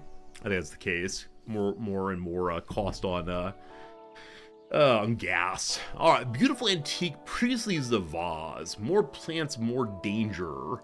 Wait, why is there danger on a copper jug? May have fallen on someone's head. The baby doll sells fantasy, but if you incorrectly recommend a kid's book, you can sell fantasy more easily. I don't know. It's weird. A weird baby doll, but it sells kids' books more easily. And the microscope. I've decided to become a pirate instead. Wait, what does microscope have to do with pirates? That's confusing. Bring 2 plants in the shop, get more plants effect, more fact sale chance. My goodness. Very confusing. Oh, paint seller is a scroll bar? I completely missed that.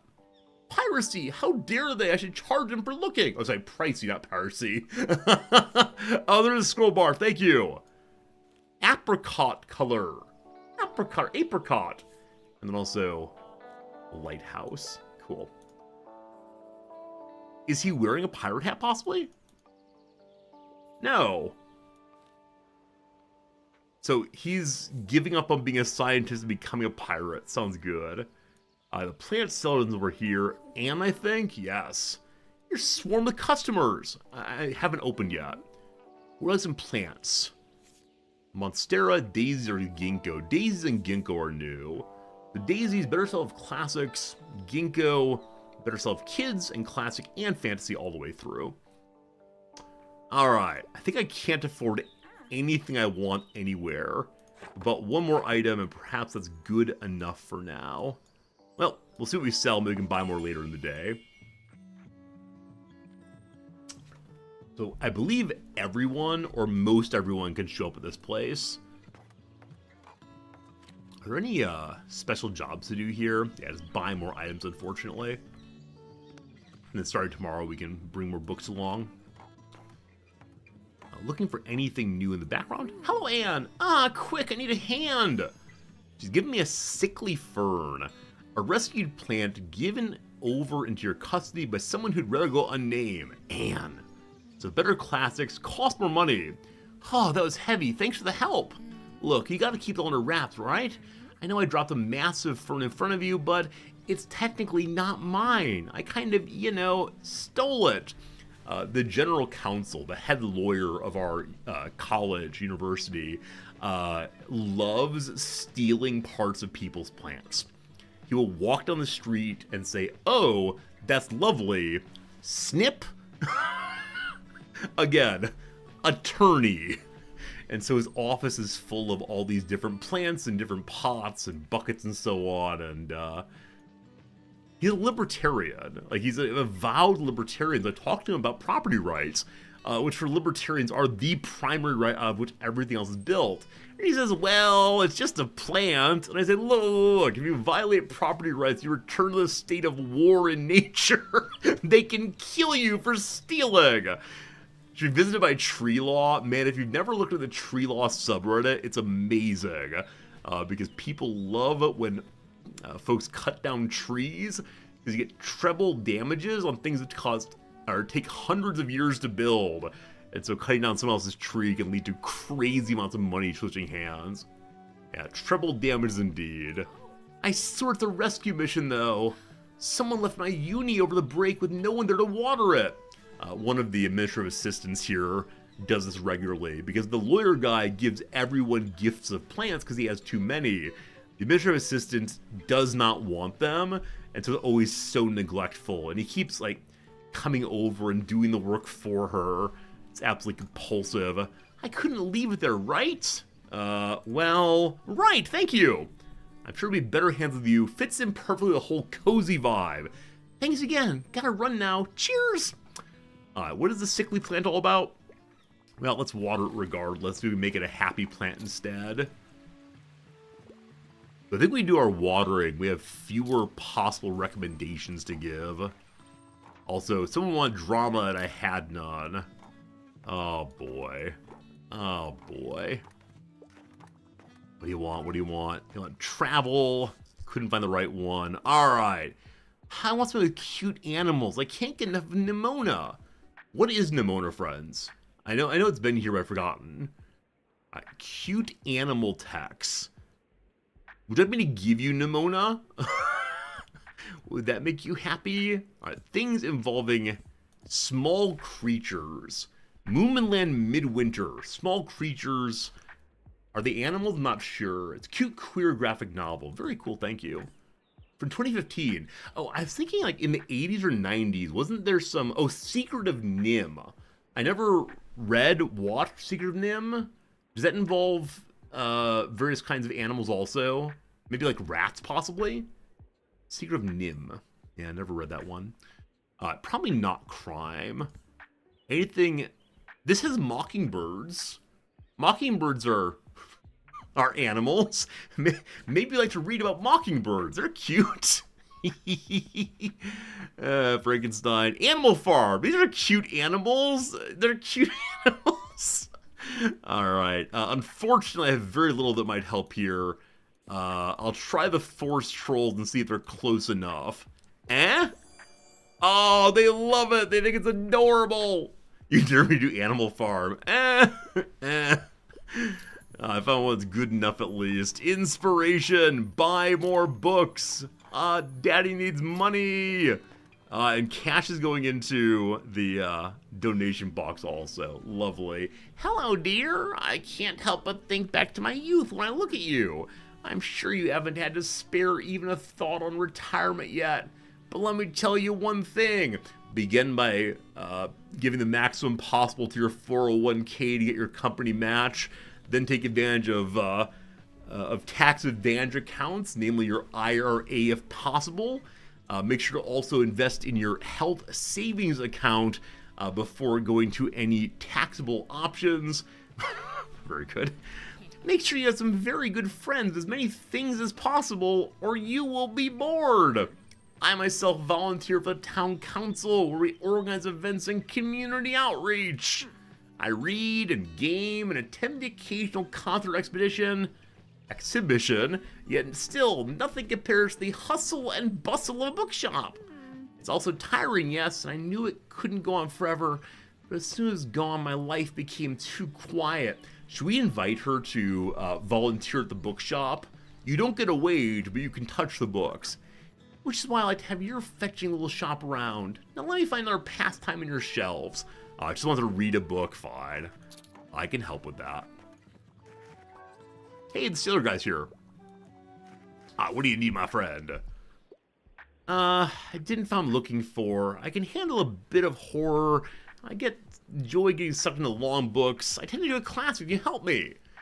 So nothing here is absolutely necessary. Horror, long book, classics. Frankenstein, possibly? It's not super long. And the horror, of course, is, the horror of mankind's ambitions.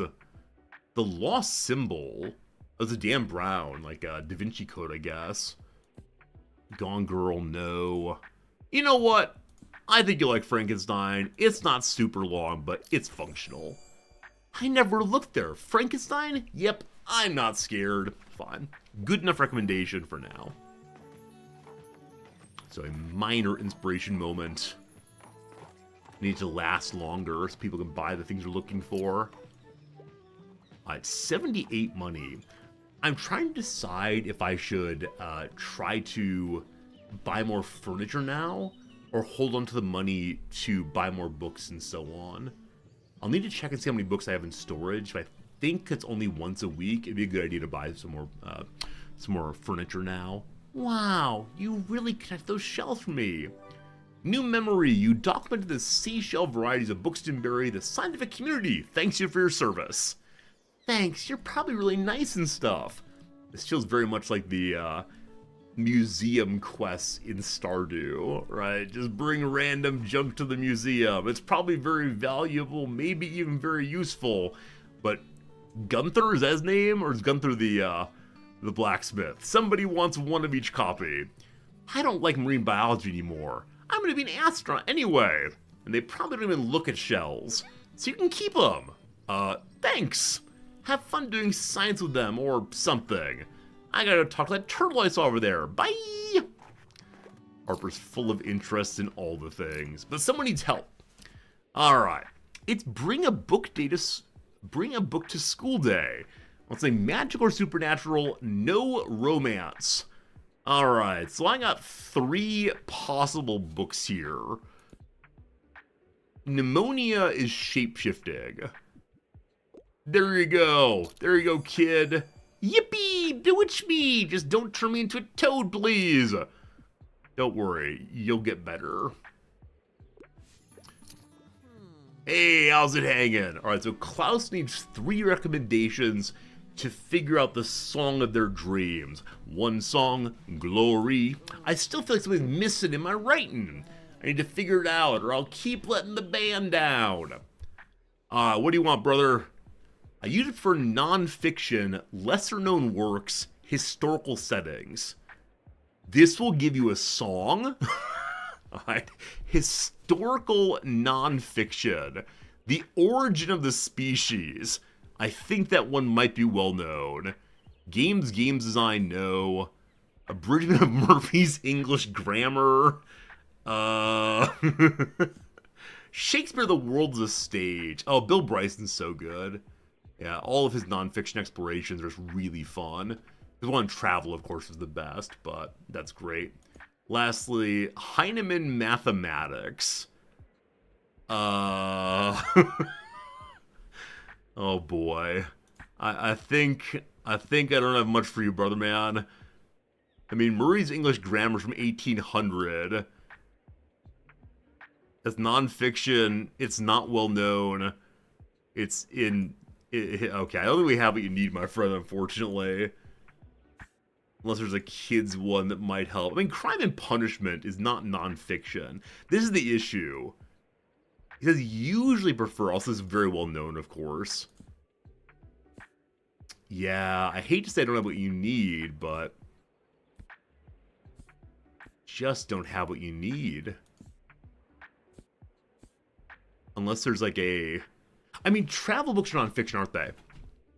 Is there any travel book about castles? Into the Sunset, The Magical West, The Secret Wisdom and Mysterious Culture of the West. It's satirical. Travelogue comic, East Africa, Round Luxembourg with Brooke. You know what? I'm going to give you The Secret History of the West. Let's see. Hey, a surprising treat. Into the Sunset Magical West sounds very interesting. Is that good enough? Hells yeah! Into the Sunset, the Magical West seems dope. Obviously, this dialogue is just jammed something in there. Hell yes, variable sounds dope, but strange. Thanks, mate. This is a massive help. By the way, look what I found. I scored some really cool records at stall back there.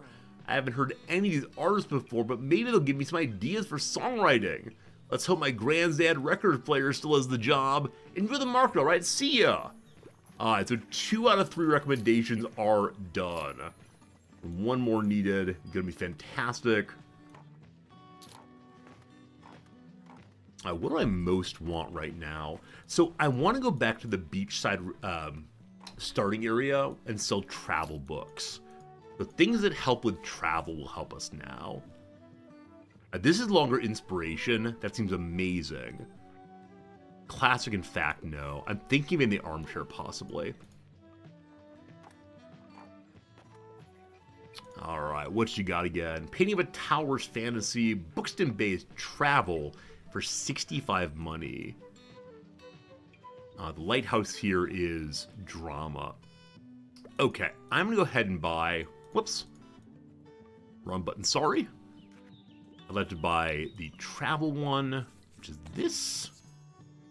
Modern take on the beautiful town. And I'll buy the apricot because it's cheap, or apricot, not sure. Nightshade's Deadly to my pocketbook. We're down to 30 bucks. The day is ending. Check with Plant Vendor one more time, but yeah, that's the money for today. Do you have another painting any multiples? I think I have 2. Maybe not, though.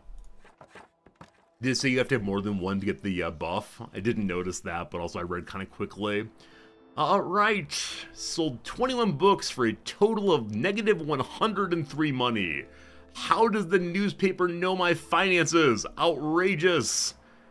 Welcome to a new week. We're a little low on fact books. Nothing is free, though. We're going to some travel if we can. Going to head inside. I want to see the paintings I have. There it is. Our first painting ever. More travel. Alright, does anything give a negative to travel? Probably not. Probably not. No, all good, all good. Not the best, but good enough. And then I also got this new trunk. It needs to be on the main shelf here. Okay. I'll take my manuscript then, which I typed, and put on the shelf outside. Anyone want to buy this thing? Anybody? Alright, lovely. So, 2% travel increase from the buoy and the birdhouse. Is it not yet counting this painting here? Oh, it is 2% for every other painting. It does nothing on its own. Well, a good start anyway. Okay, waterfront squares we want to go for today. Let me check and see exactly what they want in this location. 20 books of any kind. Throw the dog a treat. I'd love to. I have no treats, though. So fact books and travel books. Our first time being there in a very, very long time. And something is flashing as new. I wish there were an easy way to tell where the new thing is, but not noticing it. Okay. Tomorrow there. Oh, the new paint, of course. Thank you. Indeed, indeed. I give you so many travel books. I give you half a shelf of fact books. Half a shelf of fact books. All right, and a little everything else. Children don't go to the beachfront, do they? Oh, we have a new box. Oh, Gap Travel. Thank you for catching that. This would be the kid shelf wants to be on top, though. There's a bonus selling there. Fantasy goes into the box. If only I could add a name here, that'd be great. And then some classics in the box. Oops, classics in the box also. Lovely. We don't believe in drama again. Alright, alright. Alright. Drama instead. Well, there you go. I give you a little bit of everything. Primarily, too many kids' books. Too many kids' books. So many classics to sell. I can't wait to get more shelves and all the rest. It's gonna be amazing. 48 possible books now, all full. Here we go. I want to sell to sailors primarily. What do you sailors? I know some of you were in the Navy. What do sailors like to own? Hi, puppy. Ruff, ruff. Stray is still asking for food. Do you want to pet the dog? Who's a good boy? Hopefully you find some food soon. Have fun chasing the gulls, of course. The trash can over here I can't get close to, unfortunately. So last time I tried to look through the binoculars, they were broken. It's working again! Thank goodness for municipal maintenance. The spooky lighthouse. We're told there's someone living there. What else do we see?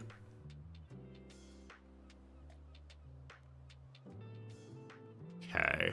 Nothing much right now. And the clicking, it does nothing. But cool. Cool to see some things. Hey, the lighthouse. Oh, I can go to the lighthouse now. Oh! Visit Buxtonbury's iconic tower up the cliff for the first time. I can bring my books to the lighthouse. Hello, sailor. Have a look, matey. So a bigger buoy gives a further chance to travel sail. We already have one of those. Fishing net from a retired fisher woman. More travel, more maritime. Vintage globe. When equipped, for every location you visit in the past 7 days, get more travel chance. So this is all travel stuff. Oh, wait a minute, youngin'. I heard you gave Tilda a hand with cleaning out her shop, did you? I'm sure she appreciated it, but you know, maybe you can check in on her from time to time. If I know Tilda, she'll have a hard time letting go. Always been that way ever since I know her. We've seen her previously. I'll try to see her again. Go away, bird. We can knock these things over, but nothing came of that before. And look into the gutters as always. But nothing at all. Shopping. The box of 29. Give me a hand, matey. I don't think you're a sailor. Why are you talking about that? While you have more than one shelf equipped, you can cycle through them. Wow, okay. I'm craving a new thriller. Biographies are far too boring. I can't get enough of In Cold Blood. Anything good on board today? So thriller, but no biographies. The Gone Girl. This is quite the thriller indeed. It's not historical in the way In Cold Blood is, nor is it nonfiction. In Cold Blood is supposed to be nonfiction. But I think we may just go with... Yeah, we may just go with Gone Girl, which is a terrifying little piece of, domestic deception. There you go. Enjoy, kiddo. Unconventional, but a thriller, gonna be glued to the page. You're welcome. You're welcome. Glad to help out. What do the flags mean? Red flag means don't swim. Blue flag means we're selling blue jeans. White flag means, as you know, sorry, I shouldn't do this. Here we go anyway. As you know, we are in France. Hey, good to see you out here again. I dropped in today hoping to find a new book. I'm nearing the end of a 10-part series I really like. It's, never mind, it's embarrassing. Anyways, I could use some advice on what to read next. Alright, what's the latest headline? Needs science fiction, maybe a good classic and lesser known. Alright, science fiction's on the floor right now. A Wrinkle in Time, that's a classic sci-fi piece. Lesser known, somewhat less so. War of the Worlds? Frankenstein, Flowers for Algernon, Starstruck. Alright, this one I don't know, so we'll see how it goes. It's a tough galaxy out there, but someone's gotta live in it, might as well be you. The brilliant feminist sci-fi play turned graphic novel you may not have heard of yet. I mean, that's definitely true. Also, I know that Fern uses he, they pronouns, so I can imagine the enjoyment of a feminist reading. That said, it's not a classic. So lesser known classics is a very strange combination. The classics are well known for a reason. Here, what's this one? At the Earth's Core, the Hollow Earth sci-fi novel for anyone who read 1864's Journey to the Center of the Earth and thought, not enough dinosaurs. That is sci-fi? I mean, I guess so. It's old sci-fi, classic, lesser known. Let's try that instead. Sorry, no feminist text this time. Amazing! Mind blown! Wow, worked out. Huh. How'd you I was looking for something like At the Earth's Core?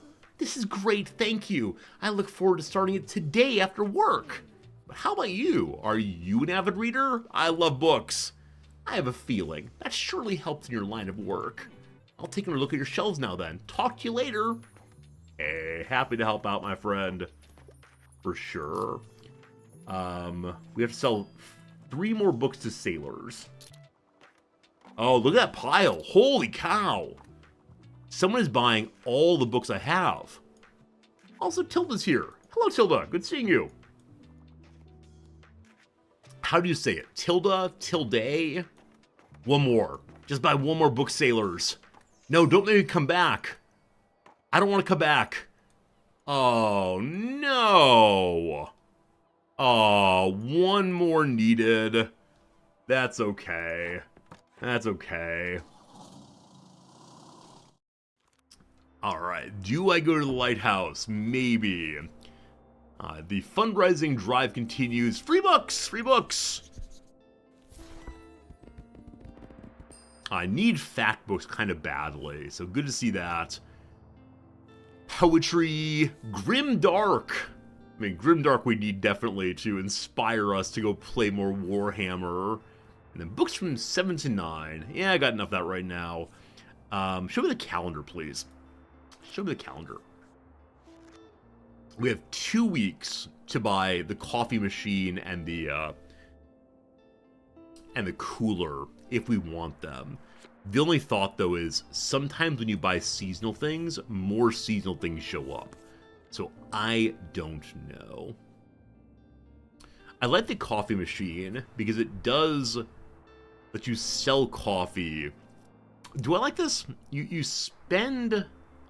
Oh, you spend 1 to make a batch of coffee, and then sell cups for 1 each. So it is a money maker.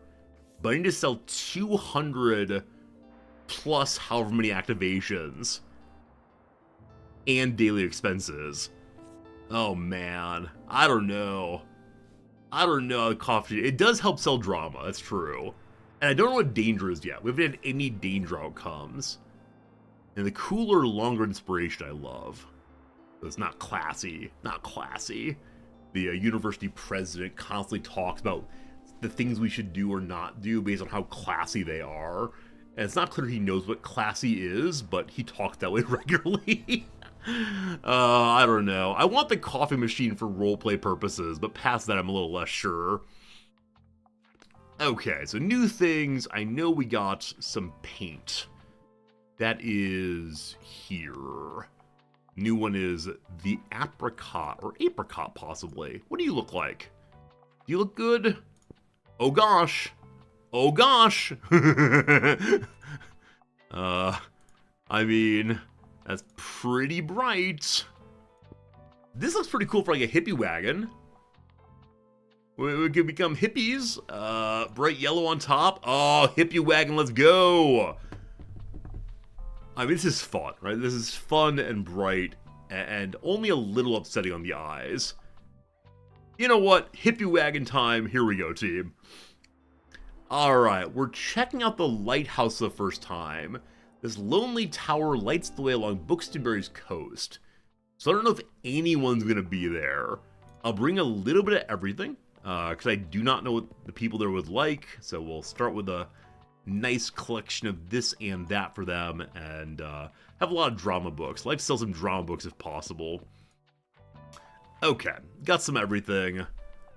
Maybe too much travel, actually. So, a few more crime texts down there. There you go. It's a haunted lighthouse, but someone lives there, allegedly. So will we get only one customer? You visited the lighthouse. What have you learned about the mysterious lighthouse? Literally nothing. Any bones? Oh, what's this? A crate of flowers. I just stole someone's flowers. More drama sales. More kids sales also. Hello, my friends. Hello, my friends. The coastal wildlife of Buxton Bay. Most of the board's taken up with illustrations of coastal fauna native to the cliffs surrounding the lighthouse. There's the rock pipit, a small and unassuming bird with streaked grayish-brown feathers. This non-migratory bird likes to nest in cliff crevices and picks off small invertebrates from rocks or shallow water to feed.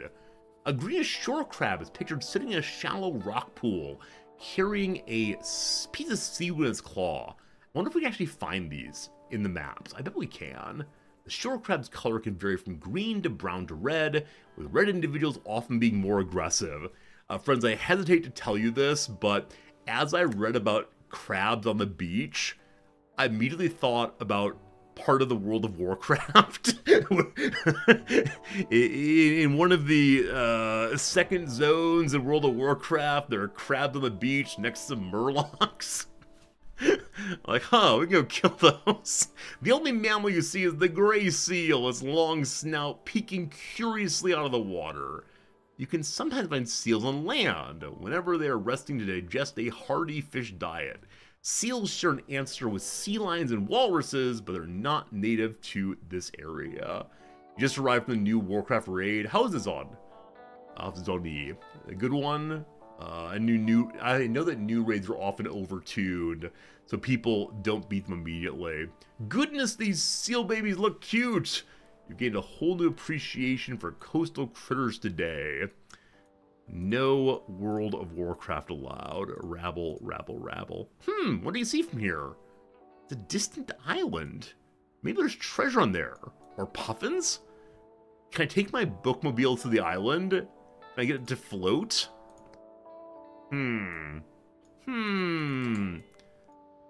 Here's some lovely bits of stick. A sheep. You can make it go fluffy for bits. Pile of rocks. Some detritus. Detritus, I believe. No bones for us today, but let's see who comes and visits us. Welcome, everyone. Can I knock on the door?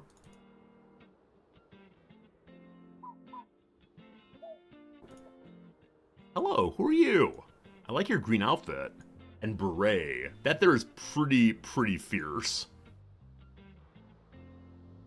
Wish I could knock on the door and invite the person who lives there to join us. Thomas. Whoa, hello, interesting bookshop. I haven't seen you at the lighthouse before. This is normally a pretty hidden spot. So, you know, people here like being left alone, but I suppose some books around couldn't hurt. Let me see, do you have any good drama books? I'm always looking to add more stage plays to my collection. Sell 15 drama here. Am I the drama? Cool, I'll pick one out now. Thanks. We brought 10 of them, and thank goodness for that. But drama is needed here. I love the idea that I'm the drama for visiting it all. Still trying to knock. Some spiderwebs there. And the question is, what do we learn about the lighthouse? The answer, unfortunately, is literally nothing. Help! I need a book! Who needed the book? It popped up for 1 second, then was gone, baby gone. Hey, Fern's here! Welcome back, Fern. It timed out. Okay, it must have been up for a while, I missed it. Harper's here also. So many people. I want to read something dystopic. I have a soft spot for science fiction. Can you help me or whatever? Alright, sci-fi dystopia. Handmaid's Tale is not quite right for this. Inkheart, Things Come to Life, no. Starstruck, no. Algernon, no. War of the Worlds is definitely dystopian. Yeah. Here you go, my friend. A classic piece. Also, my front door's ringing. I don't know what it could be. I'll back in 1 second. What do you think it is? Who knows? Who knows?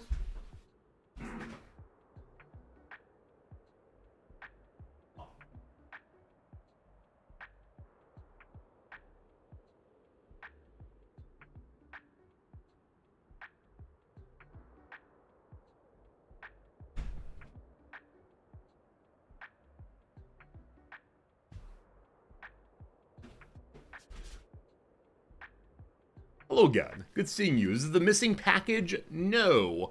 I don't believe the missing package has been shipped yet. Is a TV license debt collector? No. We pay our TV licenses by bank transfer once every 6 months. We're not trying to avoid the TV licensing fee because it's too much of a headache. Volcano insurance? No. I'm actually surprised that no one guessed Magic the Gathering, which it's not. It's not Magic the Gathering cards. It's a piece of art my wife ordered from the US, which is being sold as a fundraiser for the art center in the last city we lived in.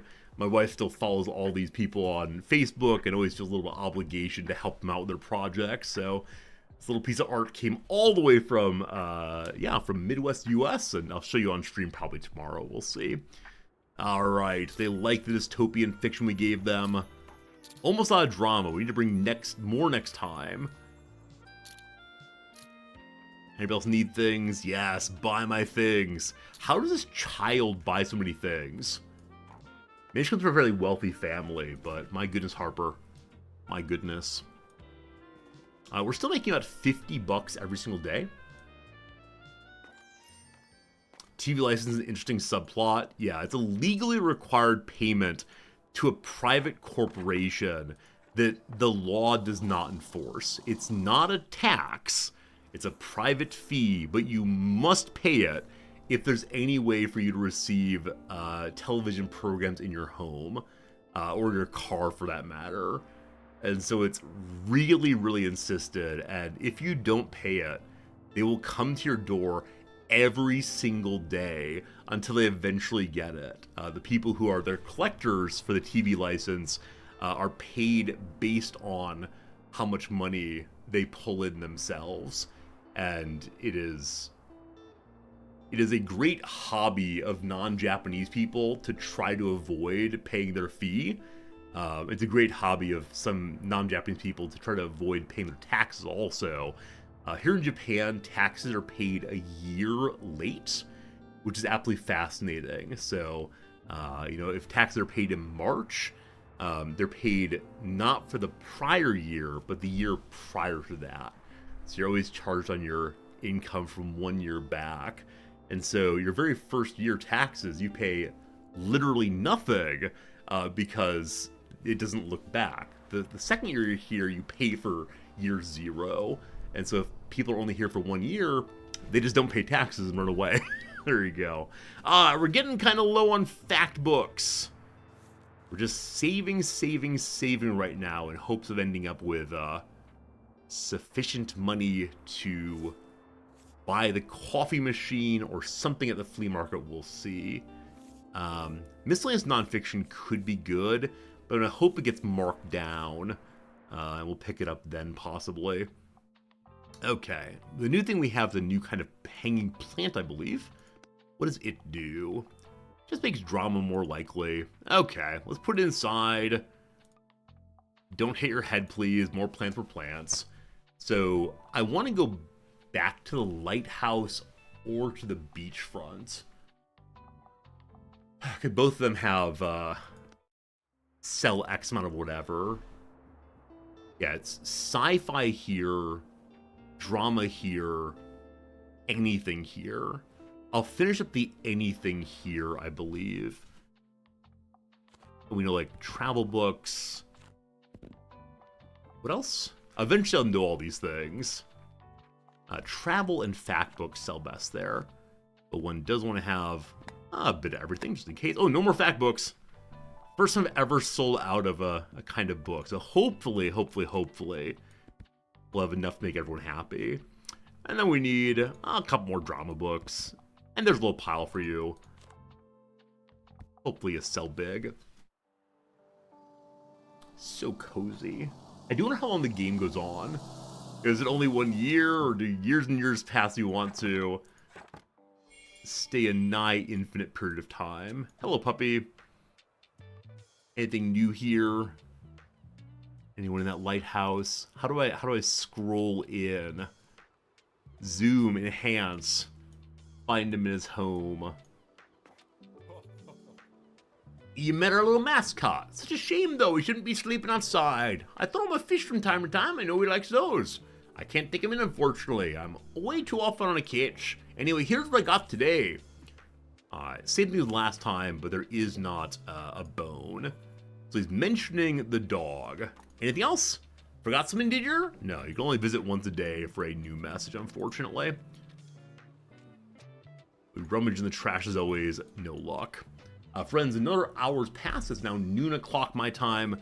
Time for a quick 3-minute break, and after that we'll speak to the sailor and sell the last book we can. For now, though, I say thank you for being here. I hope you're enjoying yourself as we play a fun little game about a bookshop. It's cute in a way that makes me happy. We already finished the Friday puzzle from last week. There's no new Monday, so we will be going back to last Monday. We're working through pretty well, and hopefully that continues apace here. Good luck to us all. What's the down? Askew. The word cockamamie comes to mind. Cocked up, I believe, a phrase used in British English, meaning something's a little bit wrong. It's cocked up. I don't know the origin of that at all. A T-type that comes from the Greek for earth apple. I guess it is chamomile, but I don't know how to spell that. What's the down here? Blank stage, a Freudian concept. The anal stage or the oral stage. Anal most likely. Variety of barrel. Is an emerald? Emerald, a barrel. Maybe it's oral then. Chamomile. Chamomile, I have no idea. Fighting force, a military. So it's spelled, oops, militia? Fighting force. Military, I want. Militia's plural is probably wrong. What's the cross here? Transplants undertaking briefly. Transplant not like an organ, but a person moving from place to place. It's a reload, which I hate. Eugene Field's The Blank. Poem about a cat and a dog. No idea. Okay, we're doing the downs currently. A milestone event for an up-and-coming artist. Solo debut album something? Banner above a list of app updates maybe. What's new possibly? Fighting Force, no idea. DNC part for short, right? It could be Democratic or National or Committee. Who knows? The Deal is a possible name here. If it's an N, no idea. If it's a C, I'm gonna say it's The Deal. That might be wrong though. So we'll do Dem and C. A body part used in the formation of certain sounds. The lips, the tongue, the teeth. None of these start with an E. There's no... like the esophagus. Unfortunately, a little bit too long there. A dinky. That means small, tiny, that kind of thing. We'll see. A stud alternative. Stud is part of a wall. A stud is me.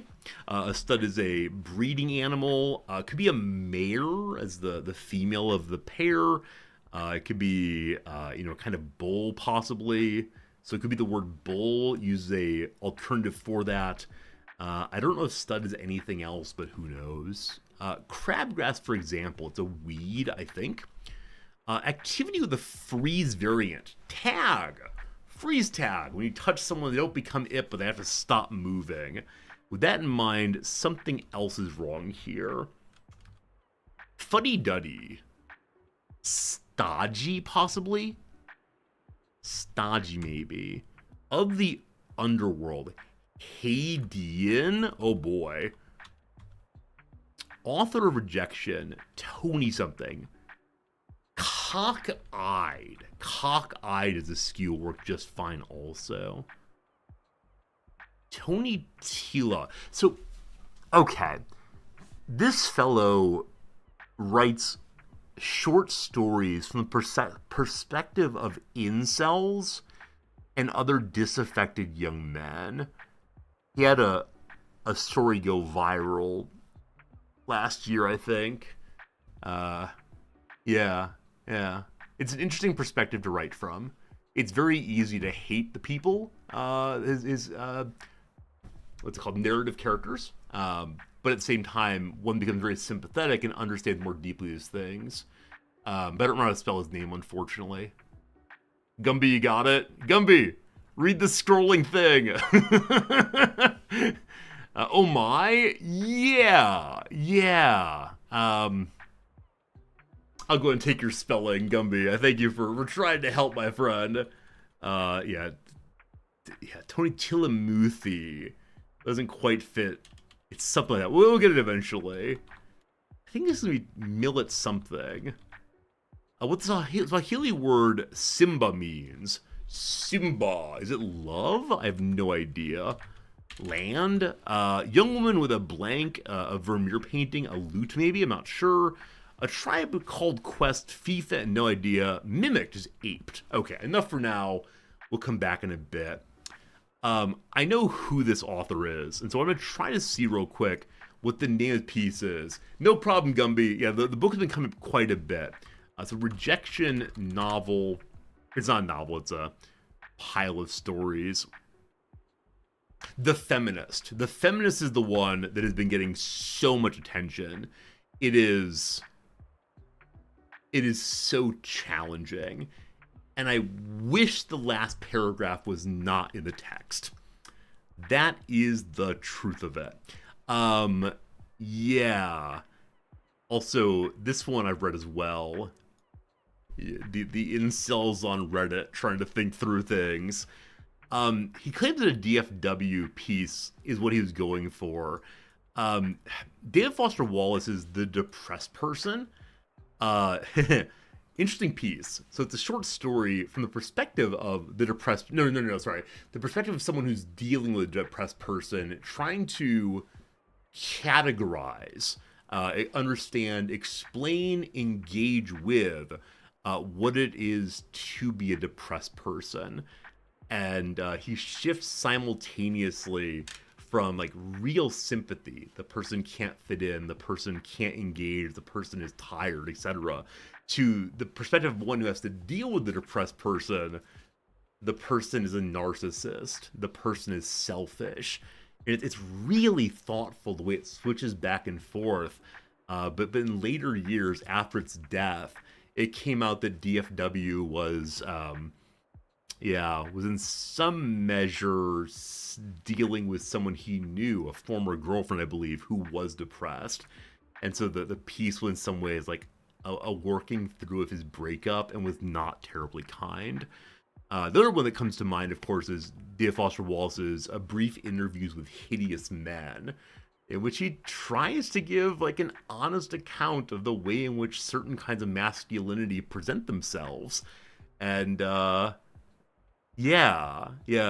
Tony Tulamute, there's two T's, is trying to take this like contemporary ugliness, the incel, the person who is, loving women so much that they hate women at some level, and see how it goes. Yeah, the feminist is a fascinating piece though, because I'll just give you like a quick little reference before I tell you it is an N+1, an amazing journal, free online then. The Feminist is about a guy who tries to do everything right in some sense. Tries to be an ally in some sense. Yeah, strongly recommended, but it is a piece that will be upsetting along the way. There you go. That's enough about that, but yeah, it's getting a ton of attention. I don't think it's a book for the ages. I don't think it's one that will be read over and over again in 100 years. But I think it's a book that responds to our cultural moment in a way that other texts don't. And I think that's useful. I think it's useful to have books that are for the ages and books that are for right now. Anyway, this person would like to have a gripping plot and a cookbook. Is it possible to give you two books, my friend? A gripping cookbook. I'm sorry, but no. What's that, like, how to cook for man book? Yeah, I'm sorry, I got nothing. I can probably get a thriller of some sort. A Room of One's Own. Never mind. I don't want to talk through more books right now, but I could spend all day discussing books. Okay, right, I lied. Anthropocene Reviewed, John Green, the children's writer in some way, or young adult writer, deals with a very sad period of his life by trying to explain the world around him. And he rates different things 1 out of 5 based on his sense of them. I rate the Anthropocene Reviewed as 5 out of 5. It is beautiful. I've mentioned before, there's a piece in it called The Willow Tree. Willow trees, I think. It's some kind of trees. I believe willow trees. Maple trees? Oak trees? Elm trees? Some kind of tree short story or nonfiction piece that is about depression and alienation. And I have found it more helpful than any other text to help me deal with my own mental health stuff. So, what's it called again? I know I've recommended it previously. There's a podcast version of it, or a read version. What's it called? Sycamore Trees! Sycamore Trees. Yeah, it is something else. It is something else. Like I said, he's a young adult writer, but there's something really quite beautiful in how he thinks about trees and children and friends and all the rest. And like I said, it's helped me in some dark moments. It might help you also. Who knows? Anyway, what on earth do you want, my friend? How can I help you here? I know I've seen one cookbook at one point, but yeah, there's just not going to be that for you. I mean, cook as you are. Recipes for real-life hungry cooks in messy kitchens. That's not exactly a thriller, but maybe it's better than nothing. It's like an exciting cookbook. Here you go, my friend, an exciting cookbook. Maybe? I can't wait to try the recipes. Good enough, good enough. We've sold our books to the sailors. Fantastic. May I go tell you I've done that? Hey, youngin', well done on those sales there. Seems like I underestimated your... If you truly want to stay afloat around here, you're gonna need this. A life buoy.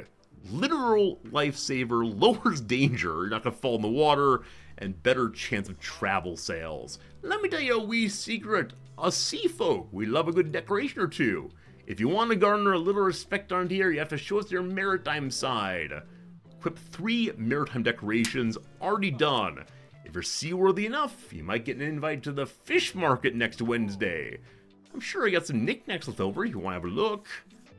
So again, more and more maritime things. But I'm in good shape. Oh, look at your vessel. She's a real beaut now. Seaward even. The sailors are happy with their decorations and decide not to sink your ship this time. And what's your name? We can call our ship Nothing, or the Destiny, or the SS Scampy. I mean, it's kind of pink. That's nice. I'll say no name and hope I can name it myself. Hey, can't do that. A vessel have names bad luck. How about Bookstonia? It's a real lucky name, I swear. Very good. Oh, you can't name your ship yourself.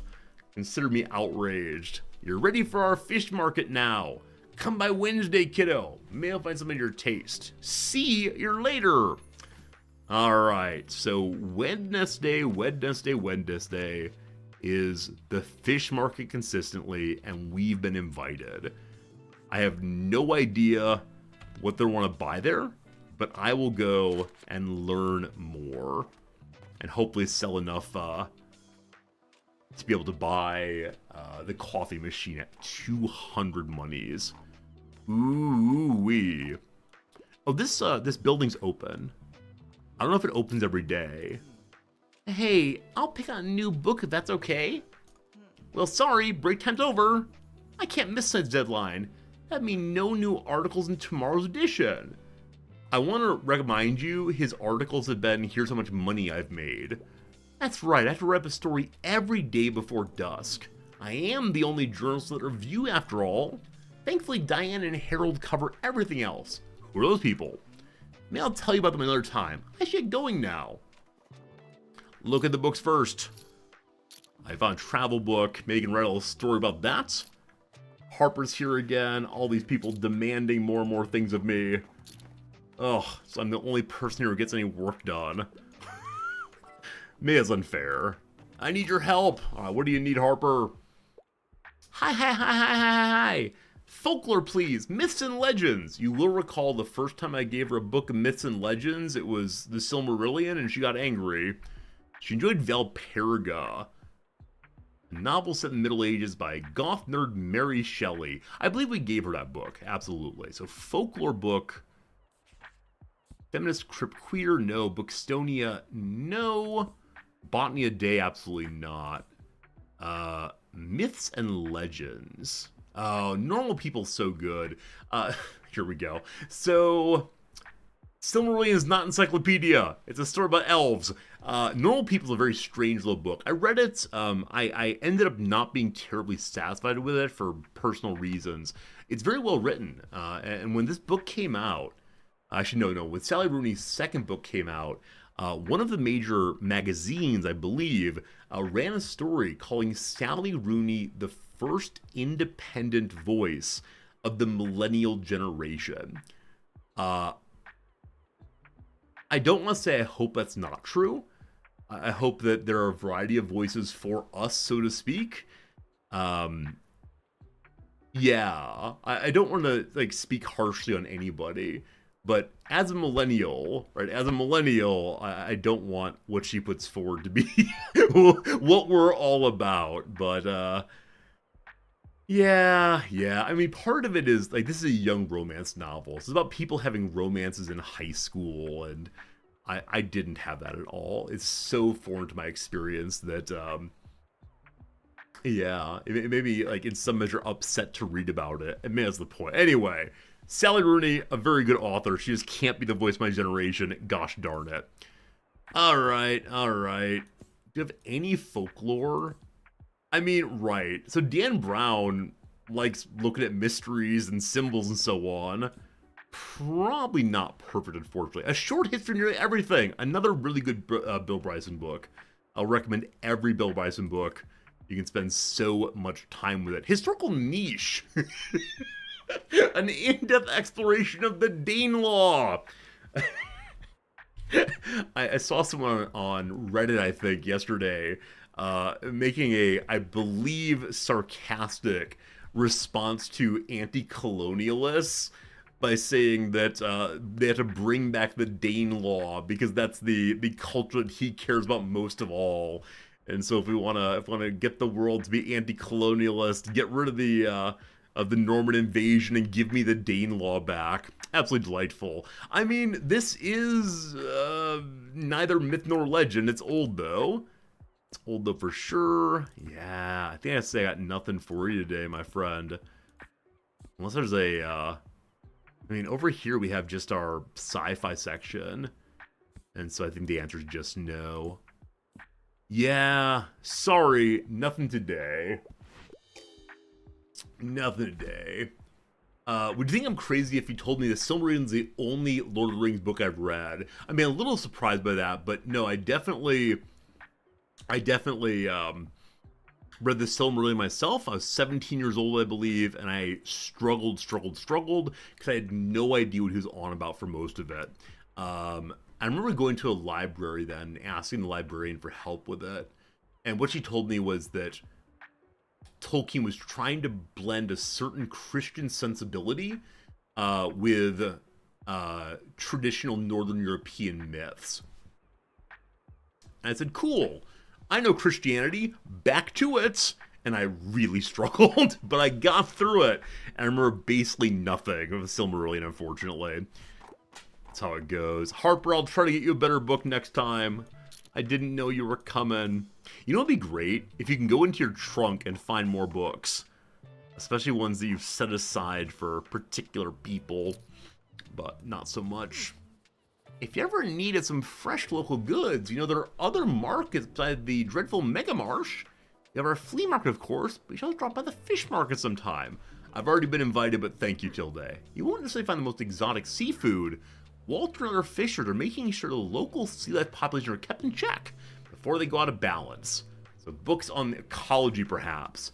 It's essential for the ecosystem of the bay, I hear. Don't think the megacore cares about people, do you? Anyway, it's a good market. You might get used to the smell a bit, my dear.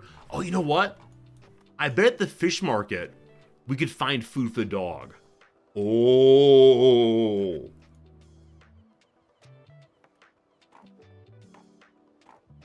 Oh, that would make me so happy. Oh, I really hope we can help the dog. Also, I don't know how long we're going to play this game. I reckon this is probably a game that one could play over and over and over for months and years. Tomorrow's a rainy day. This is my first time ever seeing a rainy day. I don't know if that means we'll just get fewer customers. If I should try to find a place inside? Huh. Tourists wonder what lies off the cozy shoreline on the island. So tomorrow's actually the day after the fish market. When you end your day, you immediately go to the morning of the next one. I'm very low on fact books again. Vintage books will give me a variety of texts for 30 money.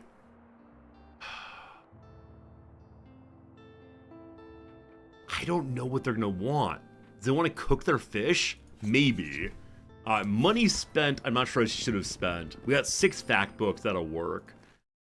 New thing I got is something like further maritime item, I believe. Maritime. Not seeing. It's hanging, I believe. No. What did I get? I don't remember. Also, how's our fern doing? It's still a sickly fern. I've tried to give it a decent amount of water. There's Maritime. I just didn't see it. Maritime! Hey, thank you. The new thing is the Life Preserver. It's already on the vessel somewhere. That looks dumb. That looks fine. Alright, more good stuff. I'm also for several time. Hey, Megalonix, it's awesome seeing you. Hope you're having a good weekend, my friend. Oh, you can move through the city. I had no idea. Wait, where's the fish market? Oh, you're right. I'm sorry, the fish market is indeed tomorrow. Waterfront fish market. It is today. Is it just at the waterfront square, maybe? Would the square be closed to me otherwise?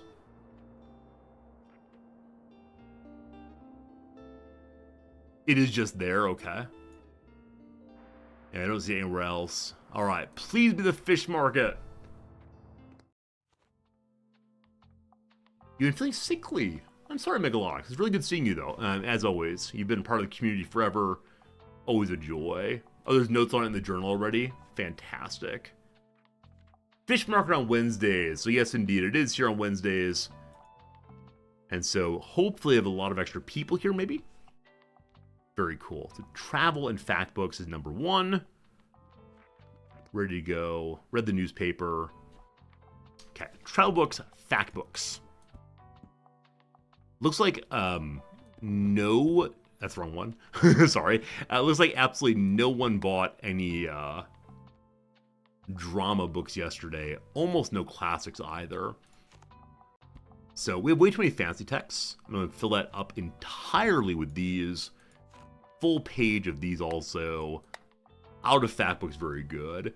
Got a lot of travel books, so I'm going to add some of them to here. And then, I don't know. One more drama in case. I'm going to get rid of some of the kids' books, I think, by adding a few more classics. No children allowed. Okay, here we go. Our first day visiting the fish market. Let me buy something for the animal, please. Welcome, everyone. My, look at the Bookstonia sailing in today. Would you like to see me special offers? Fishing net, raw fish. Maybe I can give the raw fish. If you equip it, travel and fact books sell well, but nothing else does. And you get danger for some reason. May I give this to the animal? And an awning, 180 money for an awning that provides shade. If it's a sunny day, more inspiration, more recommendations. It also helps with rainy days, but far too much for me. Make sure not to leave the fish lying around. Some gulls around here can be vicious. If you ask me, you can cook it rather than later, sooner than later. If you don't eat fish, share it with a stray. Friends, we're doing it. We're doing it. Woof woof.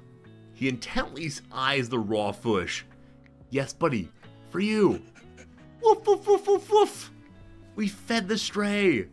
He looks so excited. Seems like he enjoys fish. We fed the stray. We now pet the dog. I was hoping he'd come with us, but not yet. My other seller got nothing for me. Huh. We'll see what comes of fish time. Woohoo, the origin of species. Crazy. So Klaus needs one more inspiration and he'll write a song for us. You don't have to have a book that help me with my inspiration, do you? What do you need, man? Non-fiction, lesser-known works, historical setting.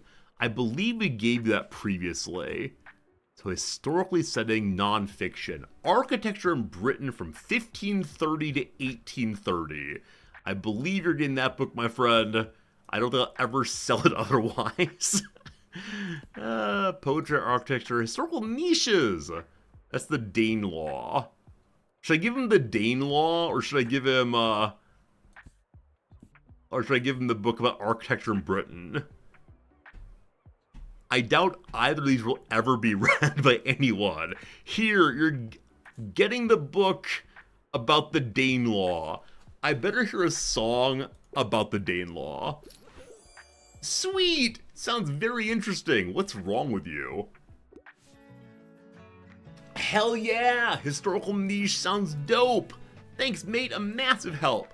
And look at that ridiculous cover art. Where you been hiding this gem? I can already feel the ideas coming on. Ugh, hidden knowledge seeks you. Read until your eyes flow. Walk through hollows of history. Hollow halls of history. Something like that. Brilliant, mate. Thanks so much for helping me with the writer's block. An album for the ages. Didn't know historical books could be so metal. See you later. Yeah, I need to write all the ideas down immediately. Back soon. All right, we're helping the people. Glad to do it. He's a CK2 player. Hey, anybody with the Danelaw is good enough for me. I believe we established Danelaw in England at one point in our playthrough. It's a good one. All right, nothing else to do here. We just sit and watch for a little bit, I believe.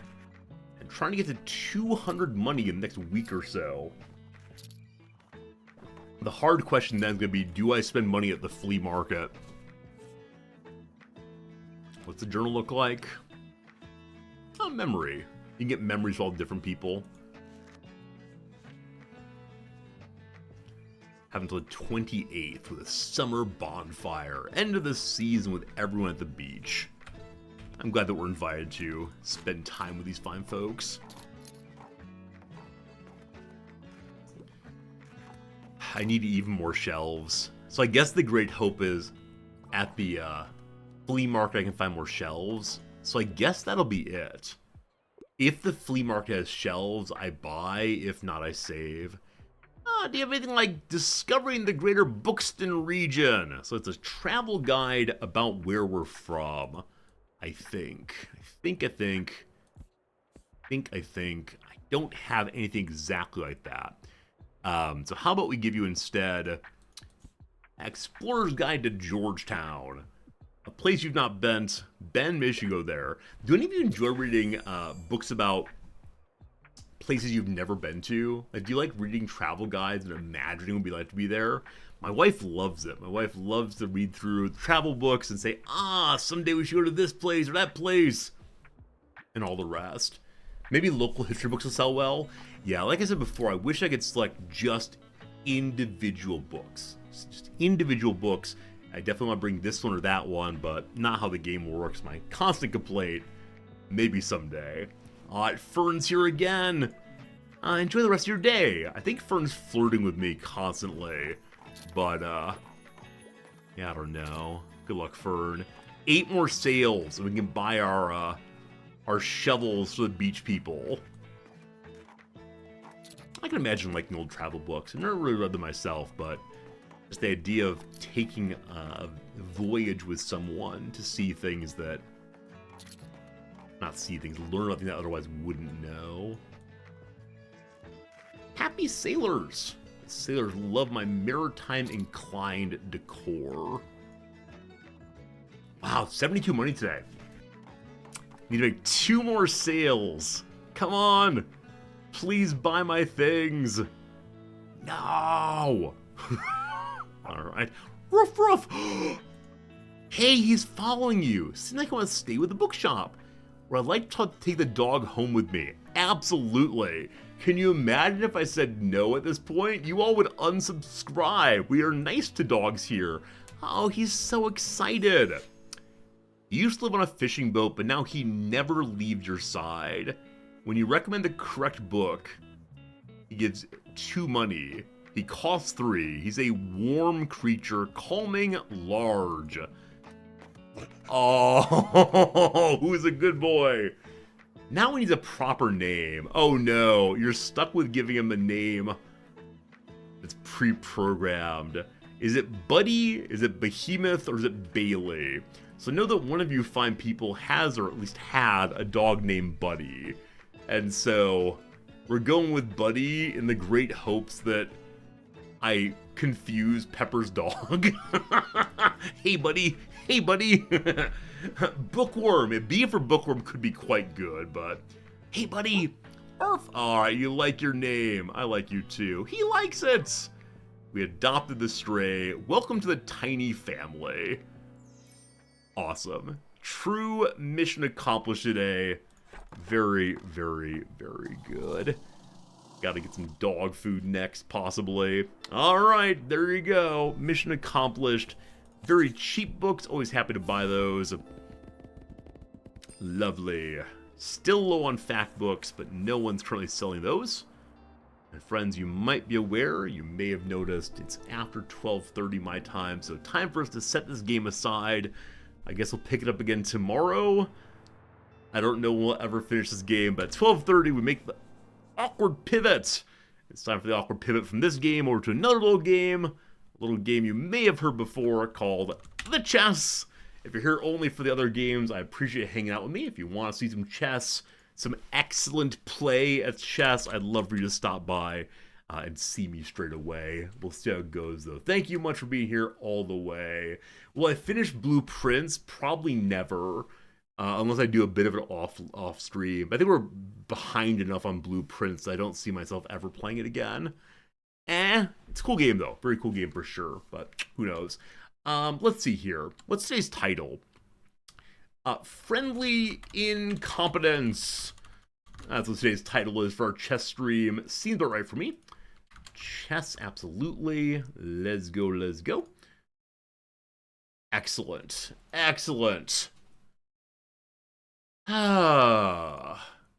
You're hoping to see a madman wearing hundreds of ties. I haven't done that in a very long time, honestly. I haven't done the ties on head things in a long, long time.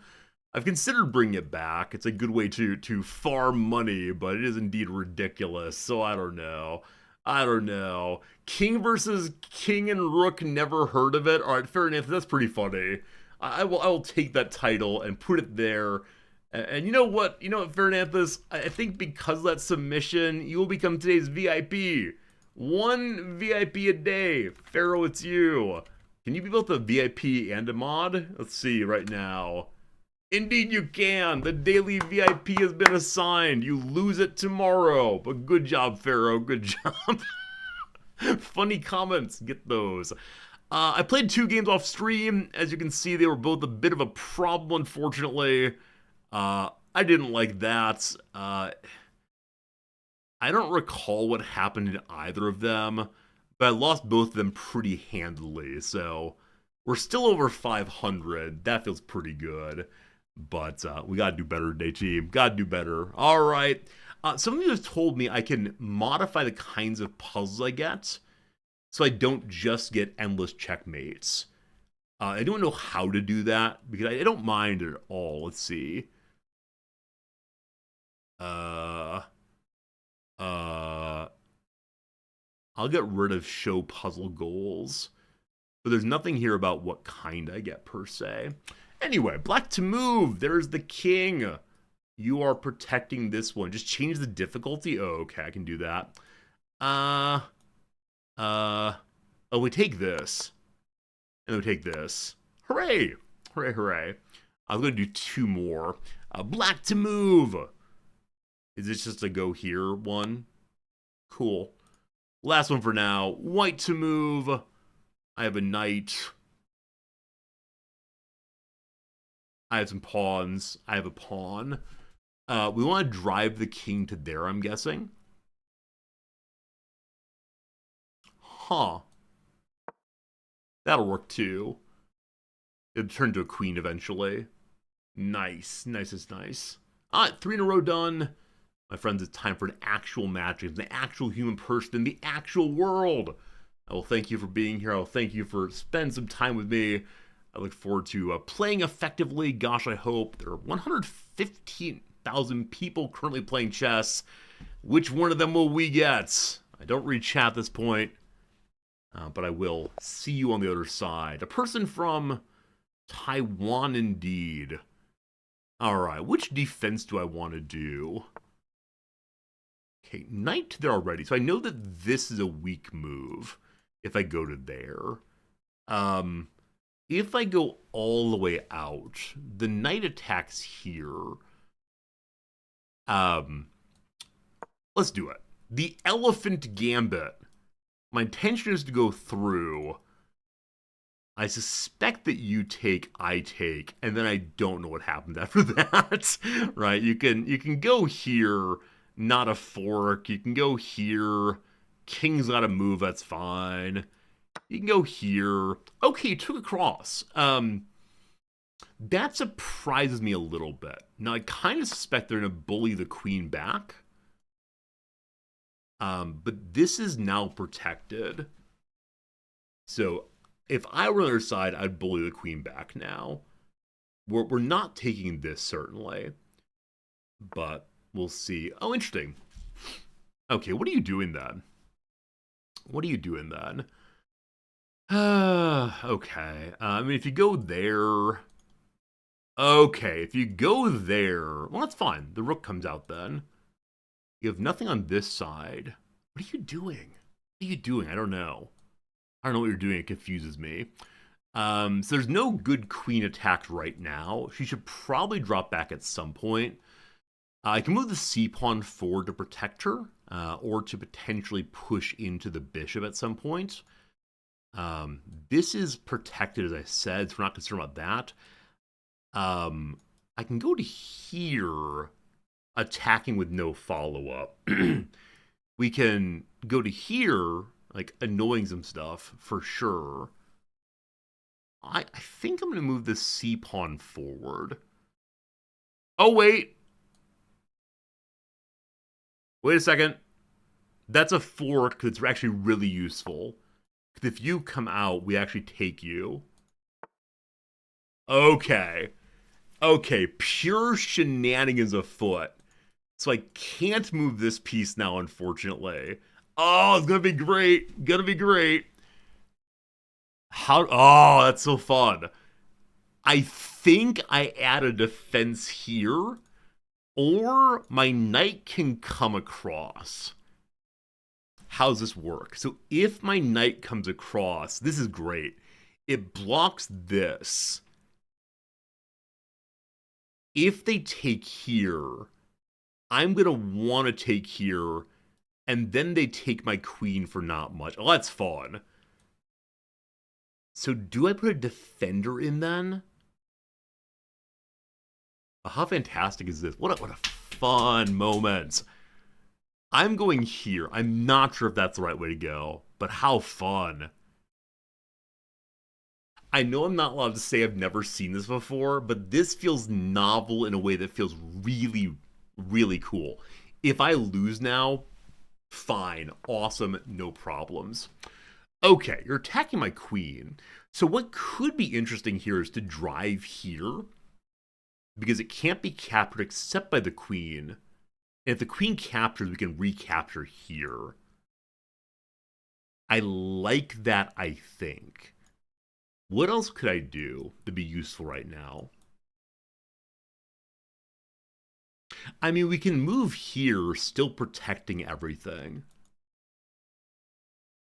Okay, this is definitely a good move for us, 100%. It goes to a queen trade, and I don't really mind that, frankly.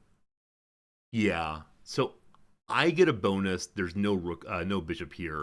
So this is a good trade for me if they want it. They did take it. Fantastic. I'm up 3 now. Okay, obviously they're much better developed than I am, but that's an awesome trade. I am so all about it. I need to castle probably before too long here. I worry about this happening at some point. My bishop is kind of awkwardly stuck because of the pawn there, but we'll see what happens. I would like to do what? I want to build a castle somewhere and quickly. But which side? All right, what can I do with this knight right now? Sorry, I keep on the wrong name. I apologize. It's not a knight, it's a bishop. So going here applies pressure on that. And I think that's a good idea. I don't know where that goes ultimately. This piece is not being attacked.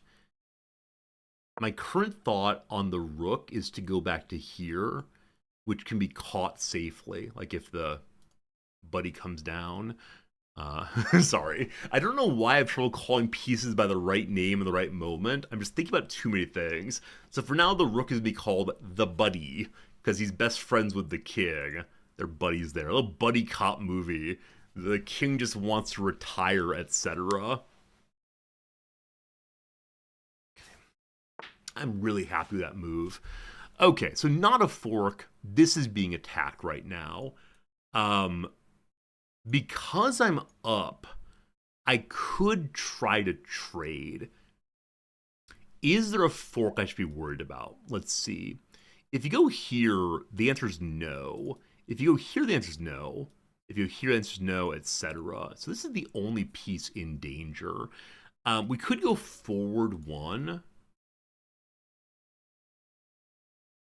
If I walk forward here, I'm going to want to castle queen side, I guess, which is fine. Or I can save the piece.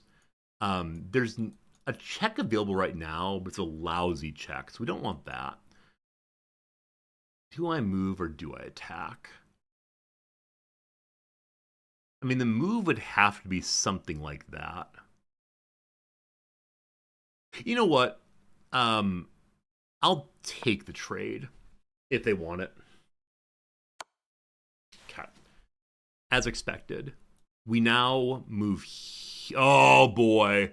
Oh man. Someone thought he was so clever.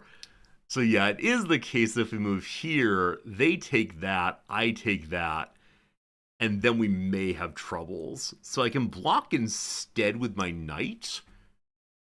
And that way, if they come down, I can take with the bishop.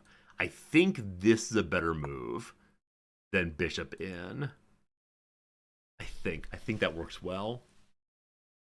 We almost got bamboozled there. I almost played into a very bad move. I should have seen coming. That's very clever, though. It's very clever to protect that preemptively.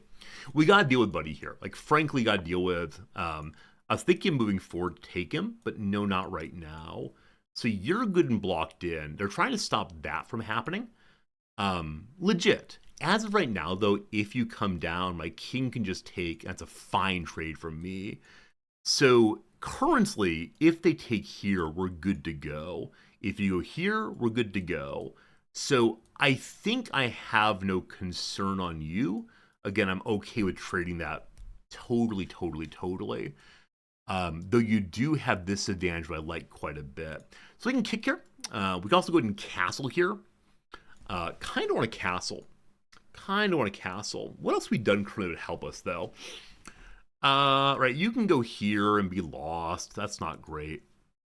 You can't move currently. And kicking's a possibility. Or develop the knight. I guess the advantage of developing the knight here is if they go back, I can then take. And I probably should have done that much earlier, frankly. But how it goes. Okay, they want Buddy to move in a big way. If we move here, we still maintain protection on that. We take off of this. We're not defending this. All right, they're trying to get me to have a fork problem here, I see. So rook to here or castle. Okay, how do I best do this? So rook to here, sorry, castle here protects that and lets the rook take this, but that's not great for us, right? If that happens, the knight then takes. Oh, that's super interesting. We can move back to here instead and protect it that way. I'm glad I saw the fork coming. I was totally ready to just throw myself this way. Okay, if we go here, we're in danger, but we can follow up on it. Is it better to do that, or is it better to go back farther? So the trouble would be, let's see. So if we go to here, and they come here, and I take that, the fork then happens. So I go to here, I believe. Okay, hello again. Awkward. Is there a trade available right now? I mean, at this point, at this point the issue is the fork is now in play. If I kick, they're going to fork. If I castle, we're fine, I believe. If they go here, that's going to be very annoying. Fine, they didn't. So I lost a bishop for avoiding a rook take. Fine. This is not well defended. If I kick, I can then walk in, and that would be good. You're threatening nothing. I feel bad about losing that bishop. Like, not a great moment for old Resorti, but that's potentially okay. So I think I kick now. If you go here, I believe you're trapped-ish, but it's not a great trade for me, unfortunately. We can go to here, threaten that. I could have gone here and threatened that. Maybe it would have been better. Not quite sure. The C knight, C6 knight, needs to be doing something. He's kind of uselessly in that position. Okay, yeah. So he went to there. I think we just take. I think it was a poor decision on your part. I'm a little confused by it, frankly. No one's attacking here. Yeah. Um, yeah, I just realized that after I took it, the knight was protecting that. So that's not ideal. That said, I think if I go to here, the pawns are all covered. The knight can attack from this position. We can fork here.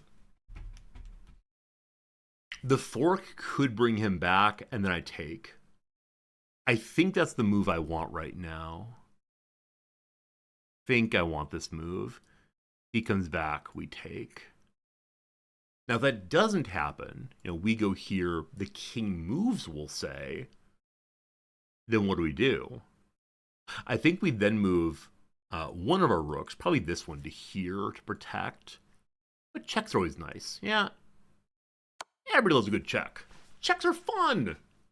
We love checks. Woo! Woo checks. This is a really cool series that's happened. I didn't exactly expect it to go this way, but it did. So at this point, I can go ahead and take that. I can also check again, but that's a bad check. So if I take the bishop, there's nothing he can do in response. But what happens then? Then we're kind of stuck. I know the king can't take this because of that. I can check again here. While not a checkmate, it could be interesting. The king can't go there or there then. The king can go there. That's really the only spot right now. So what does that get me? I mean, it gets me a king forced to this location. And then I can move you to here maybe. Or something. All right, you see a check, you take the check. You have to go there. You can't take the horse. Good. Okay. I'm considering just lining up against the rook now.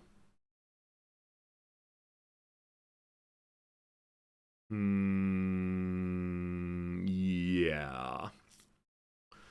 I mean, this is a safe take. It doesn't lead to a check or to attack on the rook, unfortunately. But it is a take. The only so I guess this is fine, right? The take here would be potentially bishop for pawn. Now, once a rook's down here, I start having major problems. But he's also protecting against a check. The rook is. So he could potentially line it up like this. Or something. If I can get the knight to here, it stops these locations. Hello. Okay. So I want my knight here, but there are complications. So you're currently attacking nothing? And I don't see a forker coming to. I wonder why he went there. Huh. What are you trying to do, my friend? I guess you protect this spot, but kind of sort of so what? Okay. What is doable? So all the rooks are currently on green. So bishop is not super useful right now. That said, your next jump's gonna be onto white. I can move my bishop to here, blocking off one of his jump locations. I can also line this up, and with that, the rook is pinned. If the horse goes here, that removes the pin on the rook. But I think this is good, because he can't move, so I can ram home next turn. How long has that move been possible, I wonder? Okay, it really is only possible now. Cool, sounds good. Pinning rooks. I almost missed that move, incidentally. I was focused on defending against the horse as opposed to continuing the push. I think this is a good move. I think that's good. There's no way they can defend it to my lights. Oh, I see what they're doing. Sorry, I missed this. They're trying to take the horse. Right, they jumped all the way so the rook could move. I have no idea why I didn't see it before. That's clearly the case here. If they want to exchange this way, we are absolutely all about it. Wow. And that means that the king can run to here, and that's genuinely the only place. Okay, so they shifted the pin. Fascinating. I can move you forward, and that attempts to move out of this location. As I move you forward, you're still in danger. And then you'd have to disengage to here, I guess. I can move. How does this work? I'm up by 3, so I could just trade, right? That's a possibility. Could just trade. After that just trade, I can then move this rook over and attack again. That said, you just can't move right now. So I should try to get my knight out safely. I guess the way to do that is going to be to put my bishop here. Knight goes out. They attack.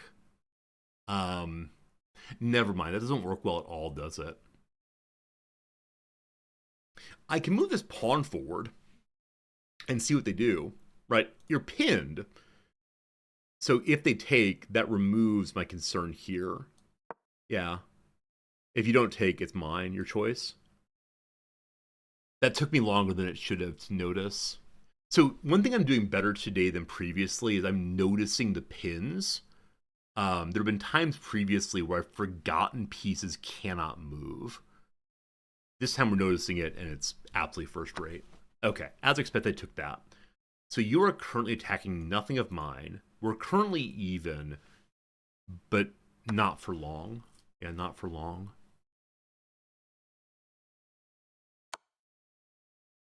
Okay.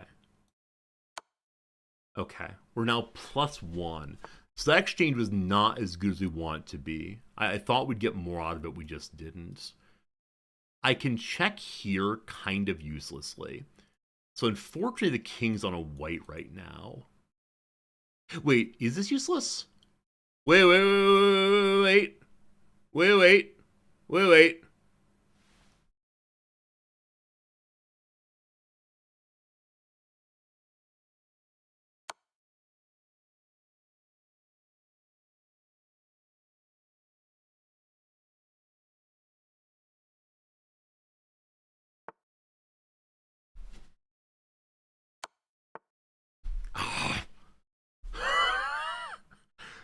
Not checkmate, but not half bad. You can't take there. You go forward. That's... Oh, shoot. You're stuck there now. So the king is locked in place. The king cannot move. Rook to here, maybe. I'm not sure if I should have blocked the king in. I'm not sure it was the correct decision by any means. I mean, it's fine. This was already covered by this piece. I mean, the bishop, rather. The bishop is in his cloister. You know those anchorites from years ago? The people who got, like bricked into a location and occasionally have food slipped to the slot? Our bishop, the anchorite. There you go, team. There you go, team. There you go, team. It worked out. Cool. That was something. That worked out. White can't create a flea square. I guess so. I'm not sure I should have jammed him in there, but I guess if I hadn't done so, they would have expanded this way and then had directions to move. That's delightful. A win's a win. At this level, if it shows up with the resign or any kind of winner, I'll take it for sure. That's neat. My poor sweet bishop. All right, how'd that one work out? Cool. They appear to have blundered earlier, and I played through it pretty well. One of my better games. Like I said, noticing the pin, hugely good. All right, tell me the story of this game. They don't like that I made that move. Yeah, I don't know. I don't know. I don't know. I think my attempt when I'm playing on black side so far is what? Is I don't want to play the standard boring responses. Now maybe the standard boring responses are fine and good, but this just feels like, the obvious meh, meh. I like the move. Anyway, it worked out just fine. They come on out. They don't like that I did this. I like that I did this. Very, very much indeed. This felt good to me. But apparently I want more development first. Because again, you can do that, but then I'm fine. I like that I did that. Queen came out. That was a wrong way of playing it. Okay, so, well, yeah, I guess this fork here. I didn't see the fork. I no longer like this move. This move no longer makes me happy at all. Fine. All right, the queen comes out, and then there is their mighty blunder. Yeah, so attacking the queen, which is something I would often do works out just fine. We offer the queen trade, they take it, and we're up by 3 now. Okay, I know that later some rook shenanigans and I lose my advantage. This is the earliest I've ever had a pawn advance that far, for reasons other than just we're going to advance the pawn for fun. So pretty cool stuff. Pretty cool stuff. Yeah, not sure why they advanced that pawn, again, other than force the movement. I'm glad I caught the fork. Earlier Resorti does not see the fork and kicks directly. That's fine, though.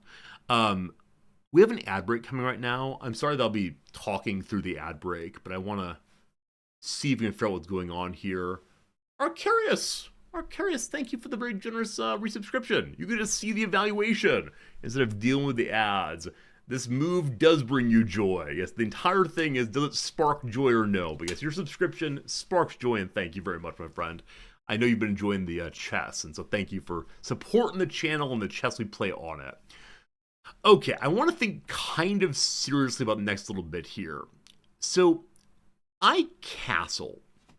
And the reason I castle is because I'm thinking very, very seriously about this fork.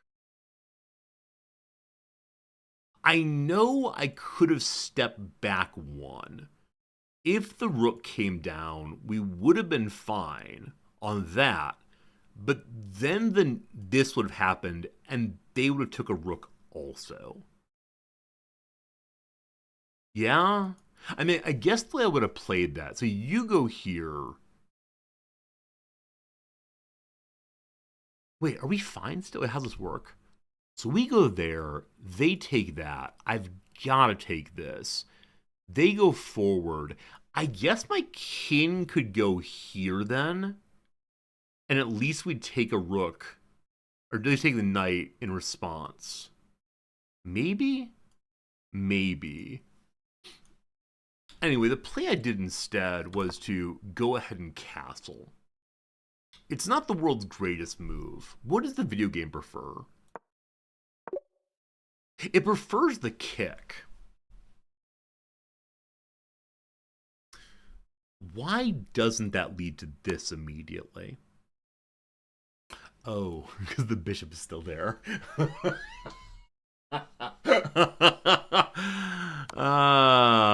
I see. I kicked late here. I was so focused on just the possibility of the fork that I thought this would spring the fork and there'd be no possible follow-up. But of course, yeah, sequencing is always my thing. This is fine. We lose that, and then I kick. So definitely it was kicking out of turn. It worked out okay. We're still likely to win. But yeah, my kick was definitely a moment late there. It still works out fine. Okay, so as of right now, I'm +3. I was +3 here also. Had I kicked correctly, I'd be able to maintain my +3. Now, this part, I don't know why he made that move, frankly. Oh, yes, I do. Yes, I do. Because he's trying to get me to remove this.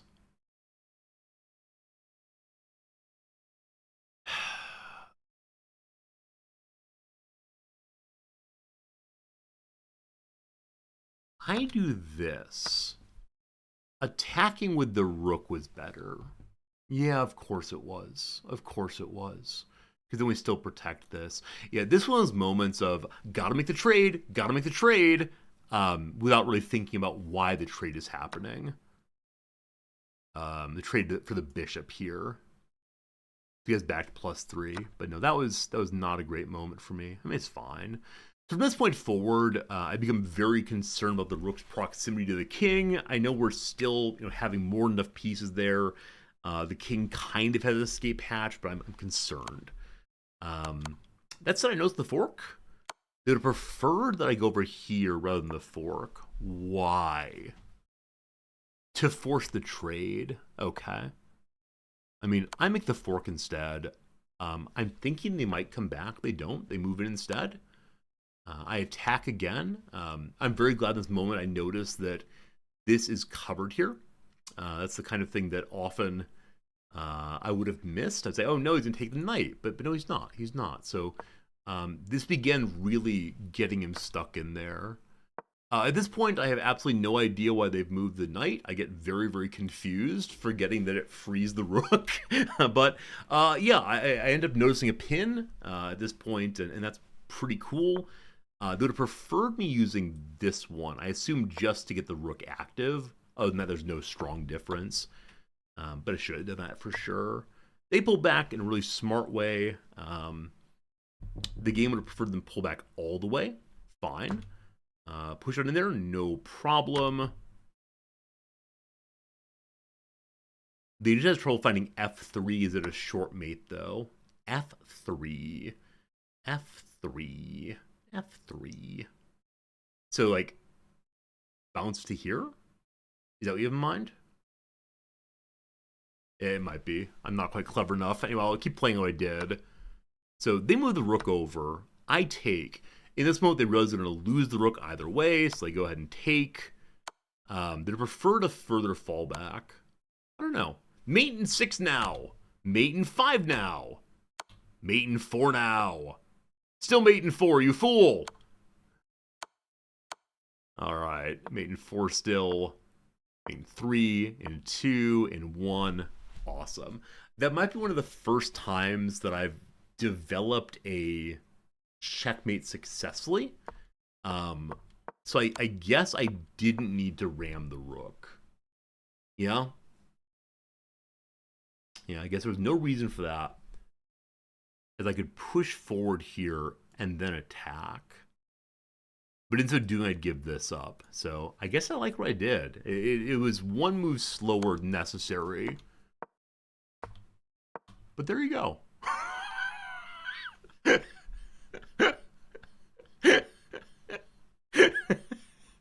Like I said, at this moment, I don't think I recognize I'm trapping my bishop. Maybe I do. I don't know. But there it goes. I never considered taking a corner rook. When? Like here? Who knows? It all worked out, though. It all worked out just fine. All right, very good, very good, very good. 1 down. We're at a 5-15 now. The numbers keep going up. I'm very pleased. Thank you for all you new followers. Thank you for hanging out with me. I'm trying to learn the chess. We're having a fun time doing so, but it is a process. Let's see how it goes from this point forward. 116,000 people playing. And number goes up. I do wonder when the lowest hours or the highest hours are in the game's time, but probably the evening U.S. time will do it. Thank you for the GLHF, playing as a friend from India, with a picture of a lovely lady there. I would like a Scotch opening, if you please. Does this admit to the Scotch opening? I don't know. We're playing the center game. No scotch opening for me. I think. I'd like you to take, please. I wouldn't mind that at all. Okay, so this is a weaker opening, I know. If I go here and they go here, then we. Let's see what they choose to do. Yeah, this is not the Scotch game, is it? A pity. Truly a pity, I must say. All I want to do, though, is take that queen. Huh. Huh. Well, that's less fun. Alright, they're attacking this in two ways. If I push the pawn over, I stay at +1. The queen has gone to here. No, they wouldn't use the queen. So I go there, they go there. That's not much fun, is it? If I don't take this and develop you to protect, then when you take, this takes. And there's nothing much good about that. I can go attack the knight. Some of you suggest that I can just stop giving up my bishops for knights. But that pin could be useful at least.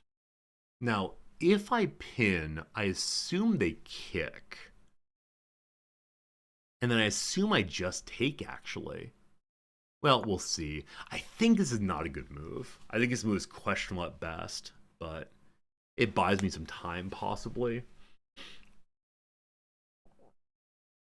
I think I don't need to take. I can just drop back one instead, but then they might kick a second time. I don't know. I always like doing this. The DeSmit Gambit. They come forward. If I step back again, I mean, they double kick or whatever, so I go this way. Presumably they take that. I'll still be +1, I guess. Yeah, we'll see. Okay. So that side's weaker. I mean, it does also let their rook out, so yeah, I don't know. I never know it's a good move. It's something. I'm still +1. So now I can move my knight out, and if they take, I retake. I think. In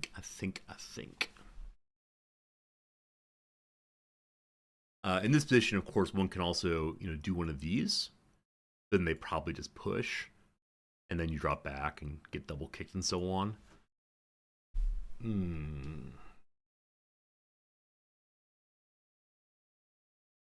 It's too early for me to say what I'm trying to do exactly, as usual. I mean, the great hope is a fork here, of course. Get the queen out of the way somehow, and then hop to there. Now that's easier for you to hop to, correct? Yeah, it's 1 and 1 and 1 will do it. Oh, the queen moves. The queen moves.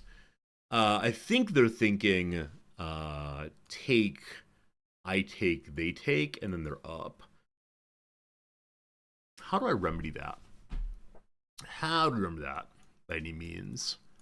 I mean, we can just take. They take, and that deals with this effectively for now. Okay, if I take there, and the queen takes here, that's check. And I can't really deal with it immediately. Other than I move my queen forward and offering the trade I want anyway. So there are two paths to a trade here. The other possibility is to go ahead and defend it. If I defend it, okay, I can move you forward. Unfortunately, I can move to there, right? If they then kick, how does this work? How does this work? What I want to have happen is they take, I take, they take, I take. But if I move forward and they just kick, I can't take that way. I can move. There's just nowhere it protects that as well. Um,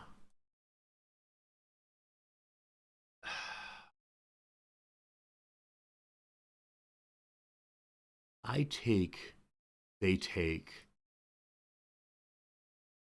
I take, they take. I want the take, but no. Okay. Um, I don't know what to do right now. Here comes my bishop to help. That's what I got. I wasn't sure about that move, but it's been done. Let's see what happens. More defenders, more good. Also useful for coming in this way. That took too long to find. That took way too long to find, my friends. Alright. If they kick from G, I mean, they attack from G, that's fine. Actually, quite nice in some measure. Hello. Okay. I think this is right. I attack, they attack, I attack, they attack, USA, USA. Now, it's possible in that I attack, they attack. It's possible I attack, they attack. I mean, we could just push forward. That's interesting to me, but I have no one defending that square. Unfortunately. Is there any interesting move to make right now? So I often struggle with pulling the trigger. I just don't know what happens to the attack there. Okay, if I move to here and they push forward, I can push forward, threatening their queen. I think this gets the queen trade ultimately, maybe. Though possibly there are too many attackers here now. I don't know. I don't know. I don't know, team. I don't know. We have some ideas at least. That's pretty cool. I like ideas. Too much complexity. Too much complexity. At least I have more pieces developed than they do right now. Which makes me wonder, should I not be trying to queen trade? I mean, it's the hot new thing. I don't know if you've heard. All the cool kids are queen trading these days. Oh, goodness, goodness, goodness. I like to imagine that Sonya's over there counting on the screen as one does. All fingers and hatch marks.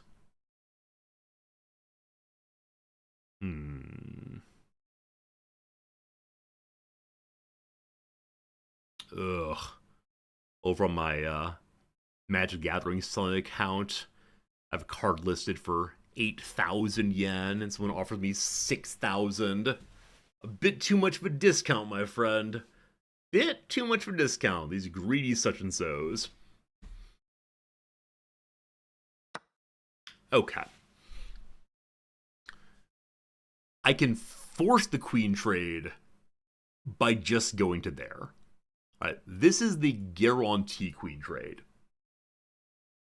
We can also take.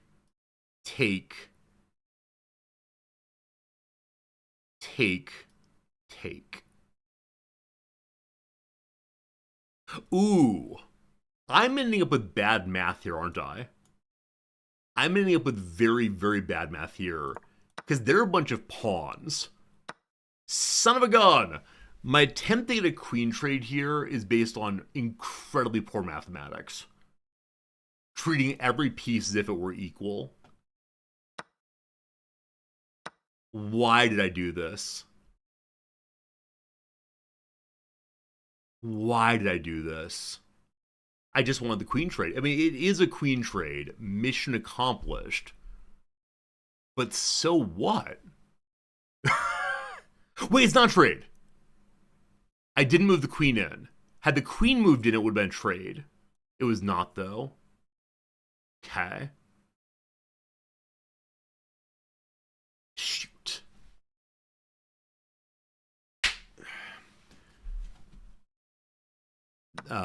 This move, I meant to take with the queen instead. Yeah, had I taken with queen, that would have been a trade. Oh boy. Oh boy. Not good play. Not good play at all. Okay, right. So want to protect brother here. We just like drop back a little bit. I can force the trade by going to here. She'd have to trade. Actually, she wouldn't. The king could take it. I can force by going to here, in which case I believe it. Never mind. There's no queen trade to be found, my friends. There's nothing left here. It's just buttons being pushed and apologies being made. If I move here, it's safe. I'm protecting and I'm attacking a rook. I'll definitely trade a rook for a knight. Cool fork, bro. Cool fork. They'll probably just move that.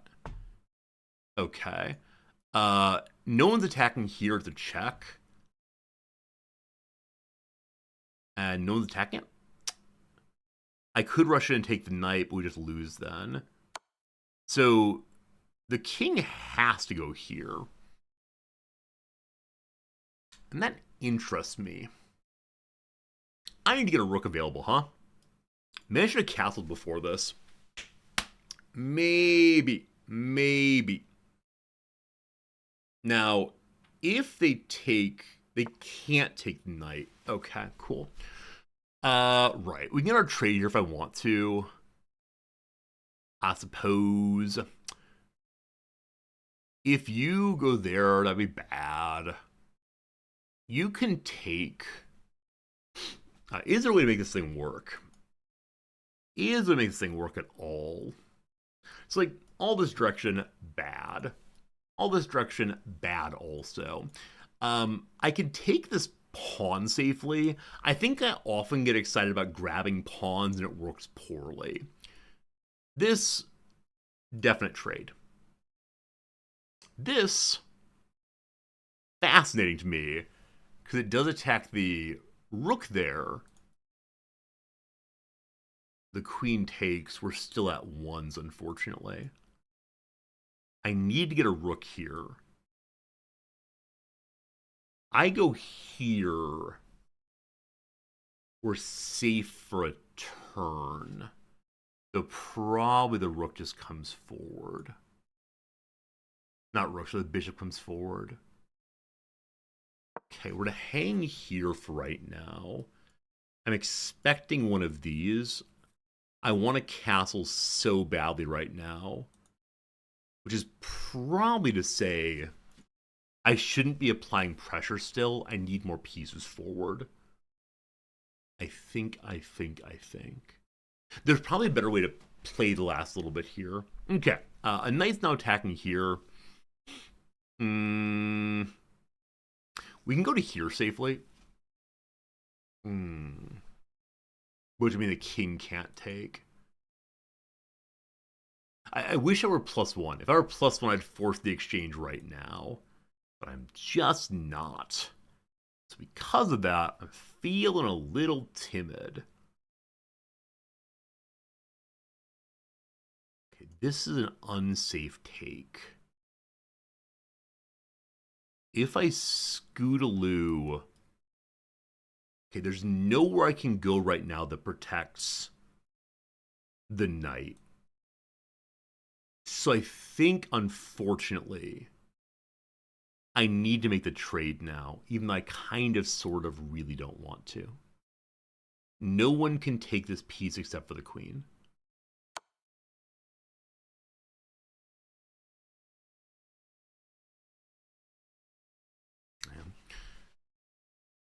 We were in a really strong position there. I was worried about losing the knight, and so I kind of pulled out. Um, yeah. I guess we could. Should I have taken the pawn? If I took the pawn, that was probably smarter, wasn't it? No, no, no. I can't do that. Anyway, what's done is done. Fine, whatever. Fine, whatever. We do what I've done. Okay, they can't castle. That's pretty cool. Castling where? There's +4. How are you +4 now? I'm so bad at this game. Oh man. I think my earlier comment about being is the phrase insensible? Is the phrase insensate? My strong inability to figure out. Oh man, my strong inability to figure out. Oh god.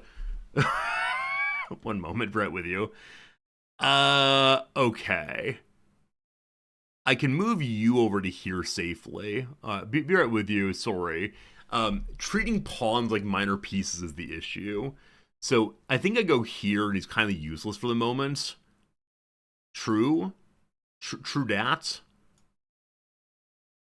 There's no place for the horse to go that protects that pawn. This feels overly defensive. I don't know. I think I want to do this next turn, if possible. Well, that's possible too. Good dude, good. If they come to here, I missed that entirely. Yum, yum, yum, yum on both sides. They come to here. That's fine. If they come to here, it's fine, etc. Do I just kick? Yes. If they come here, we're fine. Okay. So how do I deal with this buddy here? I mean, right. I can just move one of you forward. Maybe. Goodbye. I believe I continue to kick, but not too much farther.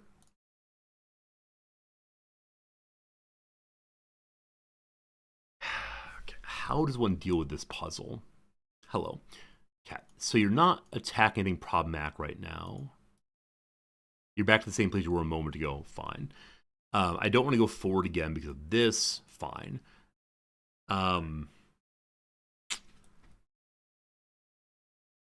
What am I feeling right now? I mean, I'm feeling like I use my king as battle king to help protect against this. Actually, he's already protecting against that, isn't he? Already protected there. I guess I can offer a trade, right? You take a pawn, I take a knight. True? True.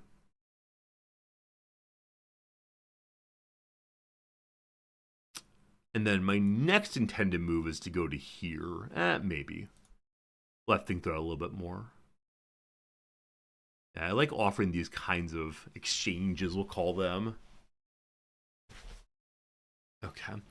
I think it's a more productive way. So, unfortunately, they have both their bishops. They're +6. There's some very awkward moments in the play so far, to the point that I should probably lose. I think I've made some like interesting choices, we'll call them. So, some very, very interesting choices. Now, if you come down to here, what am I going to do? I guess I'm going to pawn for... No, that'd be bad. Actually, that's fine. Pawn for knight I'll take every day of the week. Yeah, we'll see. We'll see. Oh, boy. Some part of me does say we should just resign. I'm not going to, don't worry. But with their having the two bishops, I've seen how this one goes before. Okay, so they move forward to there. I just moved this forward. Maybe. Yeah, they'll do that. I'll do that. The green bishop is able to fork my rooks right now. Just want to keep that in mind. It'll be a few moves for them. But we'll see how it goes.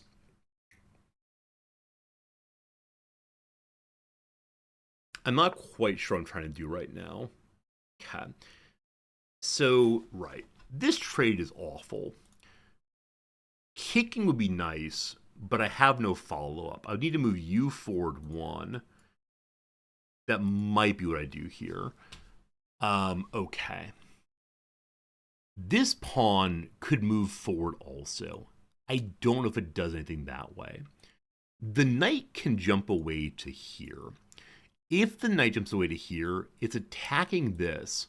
However, I don't have a piece that's helping. If my rook moves forward one, nothing good happens. And this is taken there, and that's awful. So part of me is thinking knight to here, attacking this. If I go here, we're safe. This piece literally can't move. The only thing left to attack them is this or this. I need to be very careful because right now you're attacking there, cool. But in the longer term possibility of having another piece like this and this is pretty bad for me. I need to avoid that in any way possible. To the point that, well, as of right now, fine. In the longer term, we got problems, maybe. Okay, what I'm trying to do. So, right, is there any way I can get Buddy here to protect here? Not immediately. Yeah, I'm going to do this, preparing for that. And the reason for that would be to, I don't recall. To try to get an attack on the king eventually. Hello to you. All right, so yeah, green and white nonsense. Man, we hate it. All right, so that's a check. Most distressing. You're blocking that out. That's not great. If we move you in, we just lose our rook. That's not great.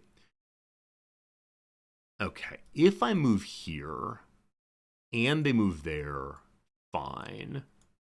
If I move here and they move there, fine also. I believe we are mere steps away from losing. Though I'm not certain on that. I don't know if jamming myself in the corner is the right call. Would we just lose? Oh, that's knight. Okay, yeah, not good, not good. Oh boy, team. Yeah. Unfortunately, at some point, I kind of lost the thread. We'll call it something like that. Yeah, at this point, I'm kind of just stuck. That's too bad. Yeah, I should really resign now. That's okay. We had some nice moments. I'm not upset by any means. There's the possibility of checking to buy us some time. So maybe I should have done this earlier, but I didn't. Unfortunately, if I check here, we got some problems there. Hello, knight. You're attacking the king. Nobody likes that. It's a fork. May I resign now? Is it possibly okay for me to resign? Oh, man. I mean, at least with this, I can take that. It's not the end of the world, but it's pretty close. Yeah, that's a bit of a shame, team. Huh. I think my very early, queen exchange ended up being, not ideal by any means.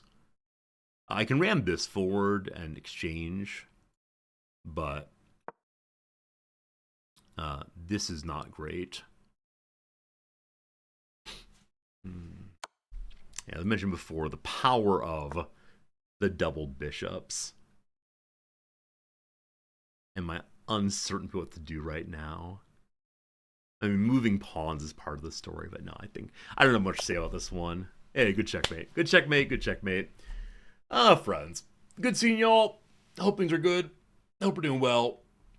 Yeah, that was not the right way out. I think I would have lost regardless, but yeah, definitely set myself up for no escape hatch. Not great. So that's fine, that's fine. We're still up at 509. That's fine. Thank you all for hanging out during that one. I know it had some really rocky moments. Yeah. They played like a 1300. Ooh, yeah, it's pretty good.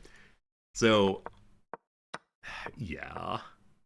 Alright, so this far is fine.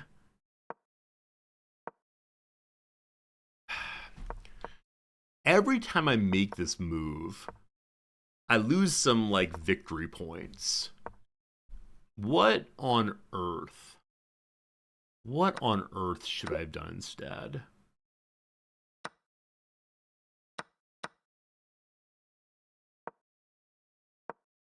At this point...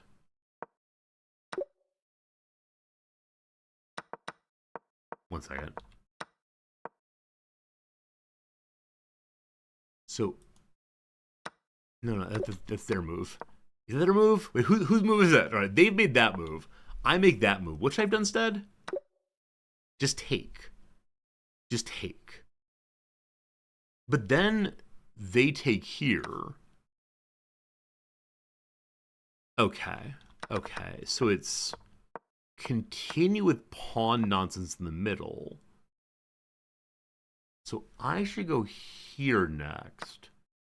I was worried about this, but ends up being this instead. So I'm still +1 pawns at that point. Got it. Yeah, I don't know why I got... The pinning seemed fun to me. I always like pinning, but no, not great. Once they kicked, I made the right move, but was the right move ultimately? Not sure. Anyway, we done the defend. All right, so at this point, I would like to tell you, I began doing some really interesting counting, we'll call it. I began trying to figure out a way to have more attackers than defenders or defenders than attackers. The numbers end up working out. I do have more pieces of X than Y. Unfortunately, as we noticed in the moment, all of my X's are minor pieces. All of their Y's are pawns. And I just don't consider that at all until it's too late. And so, yeah, we start piling up. We're going for glory here in a way I shouldn't have. They wanted me to do this. No, it's later than that. At this point, they want me to do this, correct?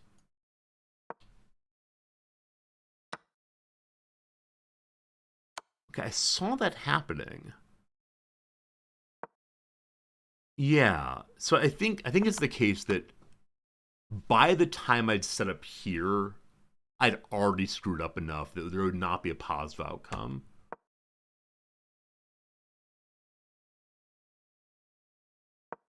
Yeah, so it's at the moment I begin to set up a, look, I'll have more pieces. I should have abandoned that and done something else entirely. Fine. Okay, we gotta play through it though, team. We gotta see the absolute horror show this next little bit. Because someone's convinced that all pieces are equal, and he's wrong.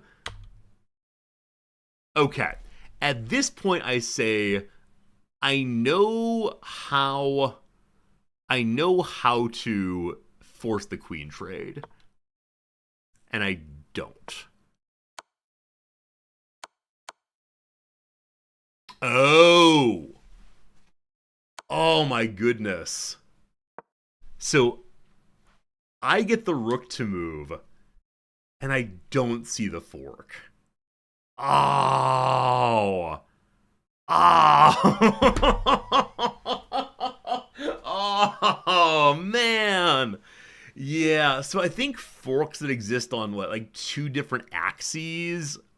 Like, if there were a piece here, I would see the fork, right? That would be legit, no problem. I guess 2 different jump directions, maybe? I just don't see them terribly well. But that's a cool move. That's the kind of thing I need to pay more attention to. Oh, that's pretty cool. That's pretty cool. Yeah, I like that. So this move, really good. Awesome. Next move, I got the check. The check was not really useful. I'd established that the king could move to these places.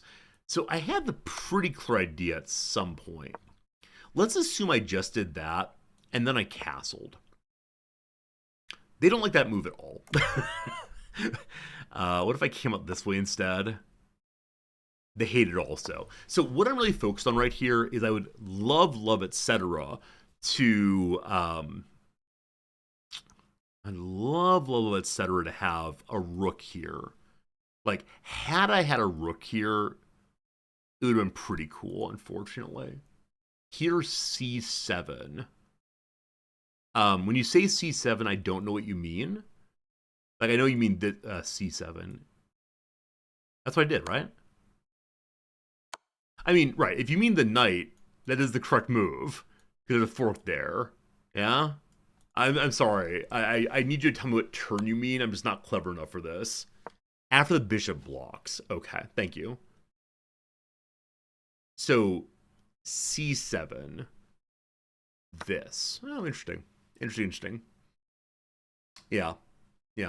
The taking as a response I do struggle with. I see why it's a very strong move. Yeah. They go that way. Yeah, I take this then. So it ends up being a queen trade regardless, I believe. And so it's an even though. It ends up being even as opposed to not, so I gauge it here. Alright. We run away like a dum-dum. They get a knight involved also. We get the trade where they're now +1. They're then +4. Yeah, so my desire here to queen trade early would have been just so much better, right? At this moment, I say, look, I know how to trade. I drive to here. Well, you get turned first, right? I go to here. No, I go to... There is no trade. Because this. I think I missed that probably. There are multiple ways to even that trade. Yeah, unfortunately, I don't really see them. But yeah, there are ways to even now that I just didn't notice. And yeah, I mean, this one here is really cool. That would have been really useful. And instead I chose like the worst possible path to take. And that's that would have been pretty cool. Yeah. Oh well. So by the time that we'd resolved this portion with my very questionable move, they were ahead by 4 then I believe. So that's how it goes. These things are sad. Yeah, and then they do this, and this is something I've not seen before. This is an attack that is novel to me, and I don't quite know what to say about it, other than I dealt with it by moving here. Okay, they'd prefer that I do that. But can't they just take here, then? And yeah, so... Huh. Yeah, I don't know.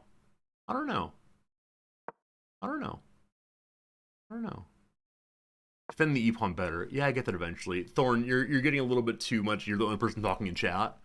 I appreciate they're offering good suggestions, but I just need a variety of people talking, or else it's just like, you're bad.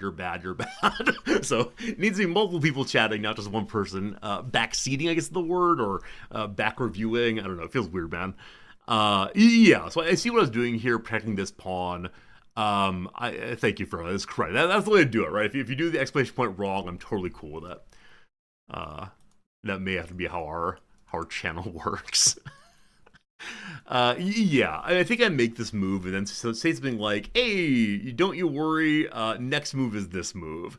And that's not possible because they take it, and that feels pretty bad, so I only noticed this too late. So yeah, this would have been a better move because it does then suggest, more defense here. Now you take this, and then I push forward here, is that right? No, I go attack the rook then. Really?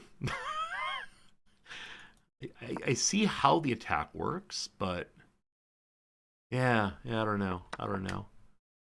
So I played this middle section much faster than I probably should have. That's a consistent issue I have. I see a path through and I kind of go for it. Wait, they want this? Wait, why do you want that? Oh, because if they do this, then I can do that. Oh, I was so focused on this is not a real kick that I didn't think how it might be destabilizing there. Ah, oh, oh, that would have been pretty cool. Wait, why does the king move over instead of this? If I do that, what's the problem? They check. We go here, yeah? Huh. Yeah, I don't know. I don't know. I don't know. I don't know. Okay, very cool though. I just didn't see a lot of things, obviously. So they're +6 now. Like the game is pretty well over. Yeah, then I jump immediately into the bishop line. This is the standard. I don't see diagonals. I was hyper focused on just this corner right here that I didn't see us move, which yeah, I think at this point there's no way out of it. We're just too stuck on our side of the board with too few pieces. Resigning was probably correct here, but I told myself I'd like to play my way out of it. But I start making moves that are profoundly bad. Here I have the great idea of, man, I can at least get a check to delay things and proceed to walk into a fork, and that felt terrible. Again, should have resigned here, etc., but we played our way out of it. So there you go, team. That's an unfortunate loss. We're still over 500 today. I believe we're down points from where we started this one. I started at... Oh. We started at 506. Up 3 points! Despite the bad taste in my mouth after that last one, the bad feeling, we are indeed better than we were before. We have 15 minutes till end of stream. Do I try to do one more real quick? I don't know how long it'll take. Okay. You want it. You'll get it. My friends, I give you... I did this. I should try a self-imposed minigame of only develop my piece before I can move the queen at all. Maybe. Maybe. Maybe. Alright. I can't decide if to do the blitz piece. I'm very, very bad at blitz. So I should probably just play a normal game. As long as I'm done by 2:30, it's fine. Alright. Back to normal. Back to normal, friends. Back to normal. It was mad if I just didn't know how much time I had, but for you, I give you one more against a Jamaican fellow. Hello, Jamaican fellow. Where do you begin? Where do you begin? Where do you begin? Just do straight 10-minute, not 10-15 or 15-10, and maybe next time. All you new followers, thanks again. We play a little chess every day of the week. We're getting better. We're having some fun. That's about all I can say, so... If I win, I get +6. If I lose, -10. Come on, Eddie Rasta! The Rasta way is to play the game. Uh-oh. Uh-oh. We having a little think, Eddies? We having a little think? I see that his Jamaican internet is not especially well connected. I'm not going to make any Jamaica-based puns, but they're in here. I'm now thinking of making some joke like I'm the king of puns, the Kingston. I've got a ton of puns. I have a ton of puns, so you can call me the Kingston. Okay, fine. All right, one more game. Here we go. Against a person from Brazil, Jaime Marquez. All right, so you're playing this game. I want to go here. I want to bully your queen, please. I think I want to bully your queen. Okay, well, that didn't quite work out. Behold the +1 action. That may have been a disastrous opening. I'm not sure. Okay. Would you be interested in exchanging a queen? Wait a second. Is there some nonsense I can do real quick? Not sure there's nonsense ahoy. This feels nice. Oh, I said I wouldn't develop any pieces I move my queen. Well, these things happen. These things happen. Would you be interested in exchanging a queen, your majesty? Hello.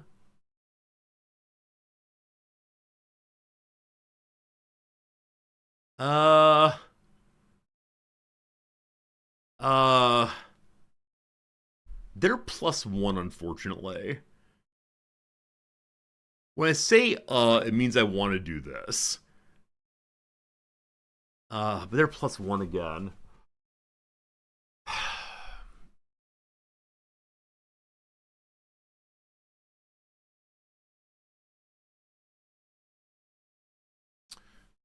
I can develop like a normal human, and if they come forward, take it.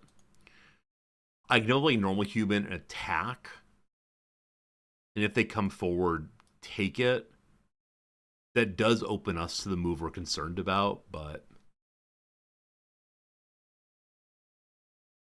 I guess I prefer to defend this spot. I don't know. I don't know. Hmm. Look, I developed.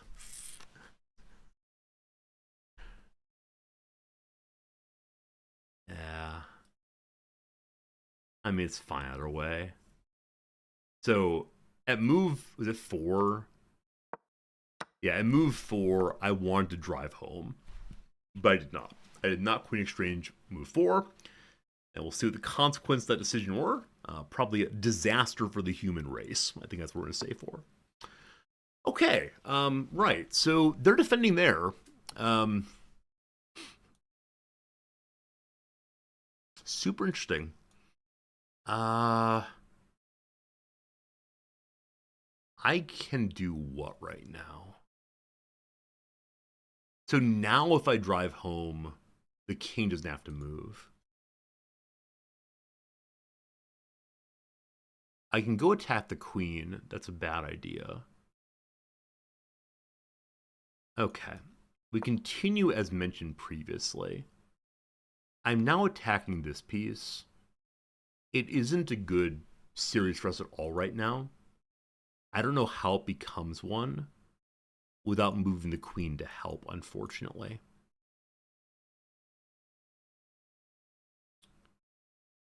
I guess I can move the queen here. If I move the queen here, then if their queen comes in, I can take it. Because he's currently blocking this. Okay. Right. I should preemptively kick here, I believe. Though that's weakening the H side. Man, it's okay.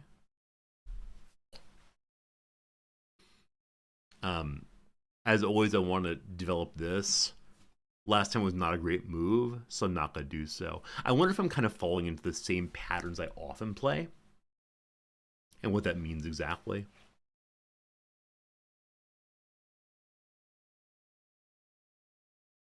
If the queen steps over one, no, never mind.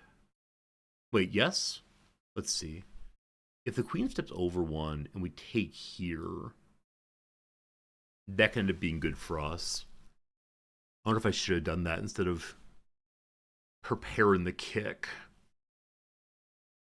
I don't know. I guarantee if I had not preemptive kicked, there'd be at least one person saying, Resorty, preemptive kick, Resorty. Hello. Am I fine with that?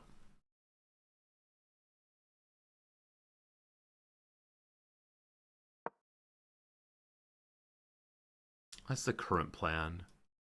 If you come there, we'll do that. That's fine. We're still planning to castle kingside, I think.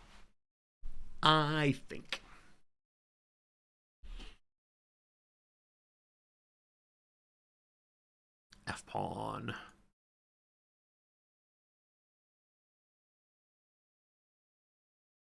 How they move forward one? That was not the plan. What do you think you're doing? That's not the plan there. It's ridiculous. Okay. So, if I take here, I can't. Accursed pinning. Pinning is the worst thing ever. That's unacceptable. Right, so we don't want to do that, certainly. We got to move brother here. I can go here and attack the f-pawn, but so what?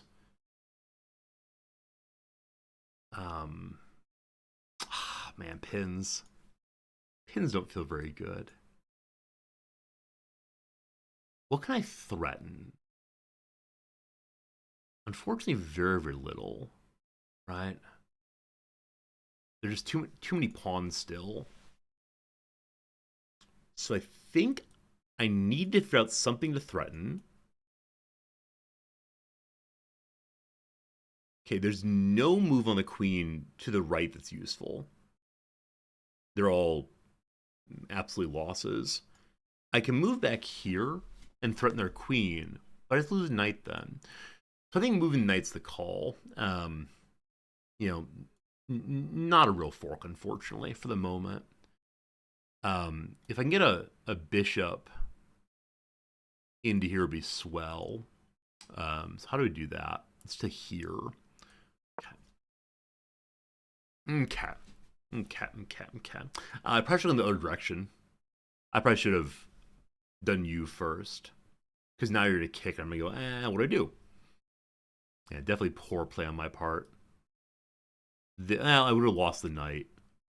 Maybe it's fine for now. Not sure. Not sure. We'll see what they do, though. We'll see how this plays out. I like to do that very much. That'd be pretty neat.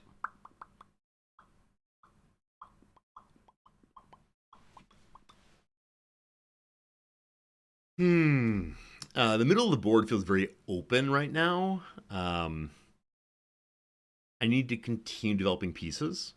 The F bishop will be developing very soon. Don't you worry. Yeah. Hello. Okay. So you're not really doing anything. Yeah? So I think I do this now. And then I do this. Unless you move to block that.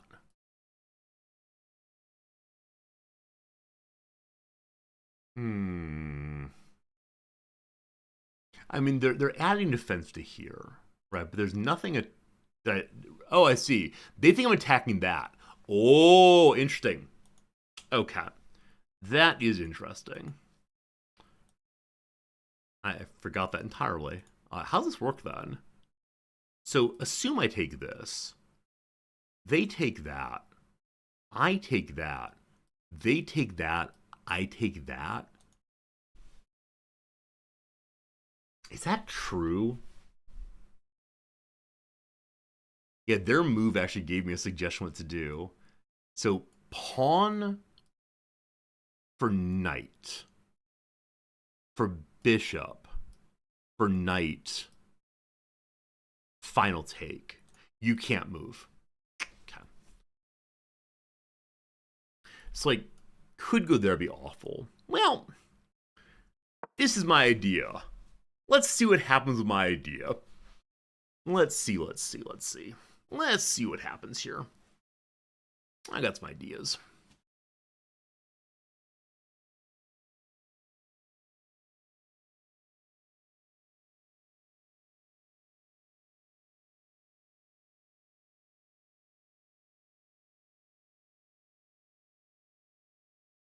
I'm thinking they're going to move the bishop at f4 to e3, most likely.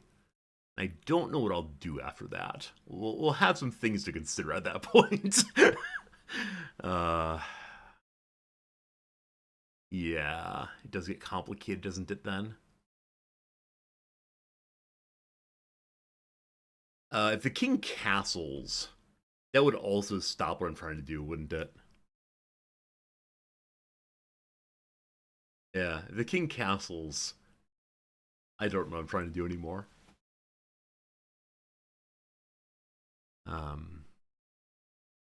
Yeah, I'm not sure.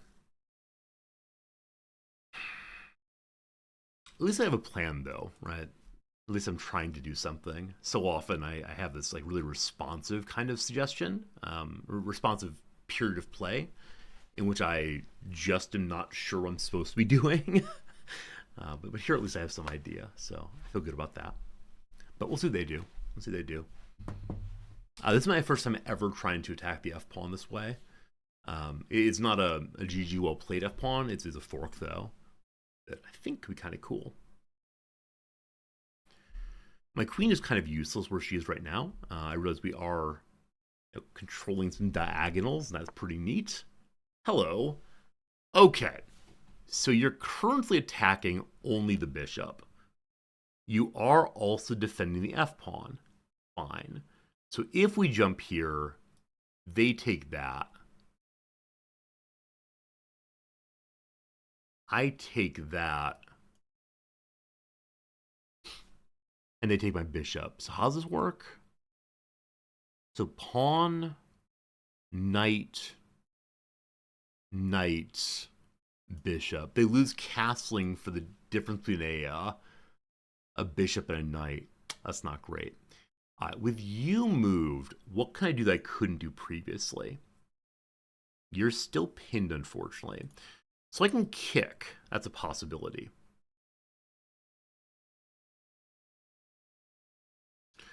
They're threatening this. I need to do something with this piece. We could move back one. That maintains my threat. I can check also. That just leaves you getting kicked, though. Not ideal. What am I trying to do here, team? What am I trying to do now?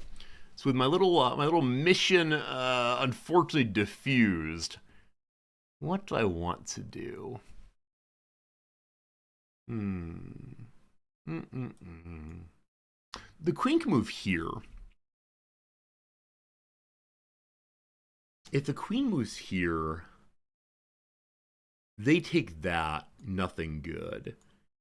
If the queen moves here, she's protecting that, but she is also, again, exposed to this. I think I like that move. Now, this isn't protected anymore, but so what? Yeah, I think I go here. If they take that, then the F attack is back in order. Yeah? Do we like that? I don't know if we like that. I'm not sure what I like anymore, but no. Pawns can capture that way. Team, pawns can capture that way. That'd be terrible. Don't you worry, we're fine here. We can go here. No, we can't. Okay, we can go here. This is the protect the bishop space. Almost threw away the queen. It's all fine. It's all fine. Oh, man. Wait, why didn't I just go like... Wait. Had I gone here and you attacked, we'd be exchanging a rook for a bishop. That might have been better. Yeah. All right. So they castled. So the thing I wanted to do is no more, unfortunately. I can still ram it home and make the exchange, I guess, right?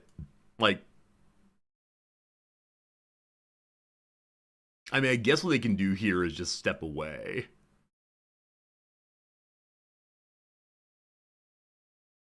If I go in here, the rook has to come out. But that's an exchange of, excuse me, that's an exchange of two minors for a rook. That's no good. Okay, I'm going to do this. And we'll see how they deal with it. Like, if they decide to step away, I'm fine with dropping back out again. If they take, I'm cool with that. Oh. You fool! You absolute dum-dum. Ah! Okay, we're fine.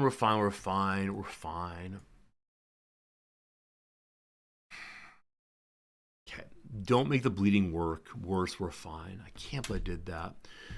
So you're being attacked here now. I'm such an incompetent player. I'm such an absolutely incompetent player. Are you stuck? And I believe you're trapped now. Oh, man. Okay, so if I go here and they take... Oh, wow. This is bad, team. This is not good play. Okay, I'm going to go forward here so that if they decide to take this and I take, at least my rook's free. Maybe one game was enough today. Okay, let me say it this way.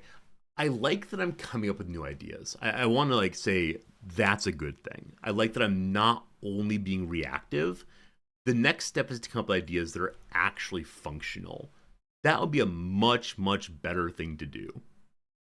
But throwing away one's pieces that way is so dumb. I mean, right. Had the knight not been there, wherever it was, that would have been a really cool sequence, right? That would have been really cool, and either we get a free pawn or we get a rook. Either way, it would have been awesome. But yeah, we got to look at pieces that can jump backwards, etc. Because that was just questionable at best. Oh, I mean, as always, the big question would be, should I have exchanged queens early? The answer is probably yes. I don't know why I get to the point of wanting to exchange, then just don't do so. I think I get overly confident in myself. And that's too bad, really. It's really too bad. But yeah, I know we've made some questionable at best moves so far today. Oh, I just now noticed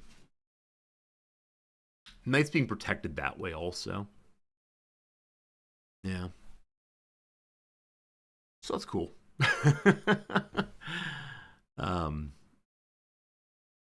Yeah, that's cool. I wonder if the sequence would work here. I mean, for right now, we can just stand here, right? We are covering these two. So if I can get, assuming the queen's not here, if I can get this going,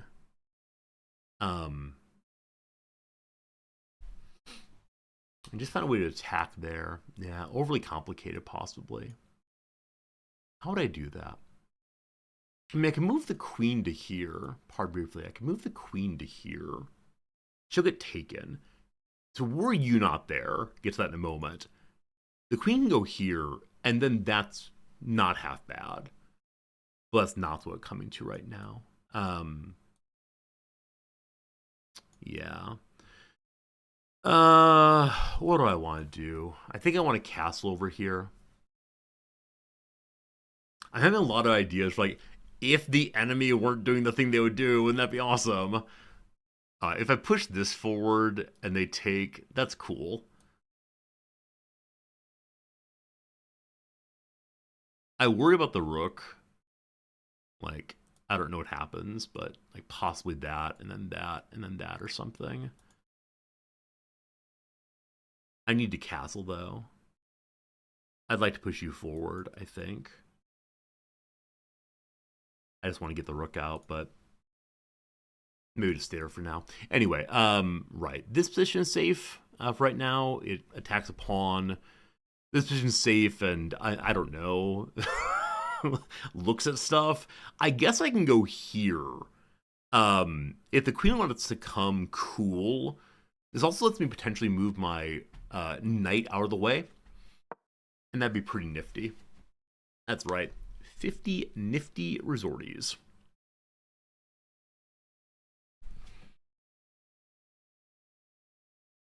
Okay.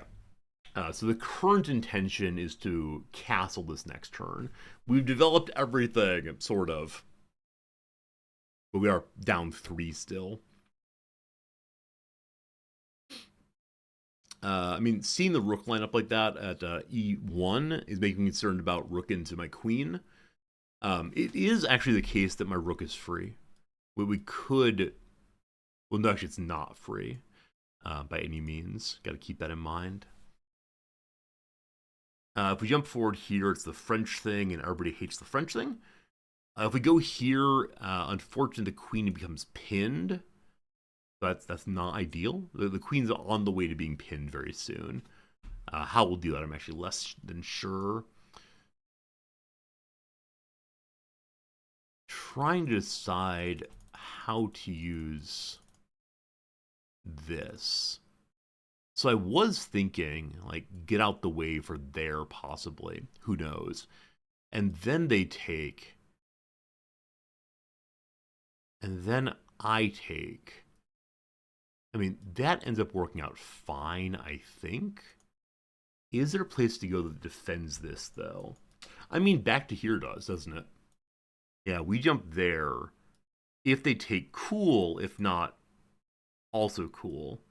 We then have some better space here. Hello. Um.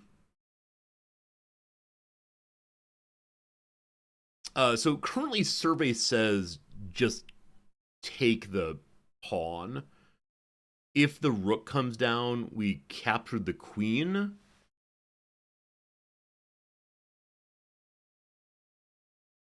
I think we just do this instead. Now, if I do that, we lose the f pawn, but so what?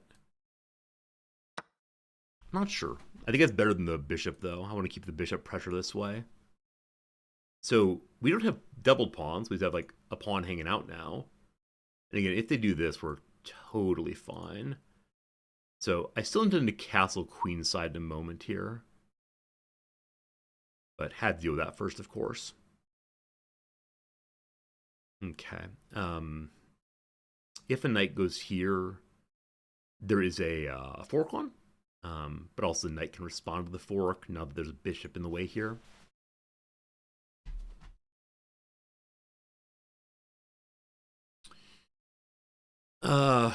Let me see.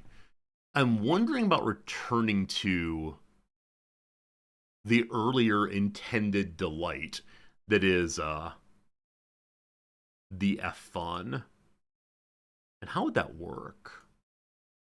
So now with you there, you can attack in attacking the queen. But that's probably not so useful. I mean, it might be. I'm not sure. So queen goes here. I mean, also threatens this. So by itself, that could be good.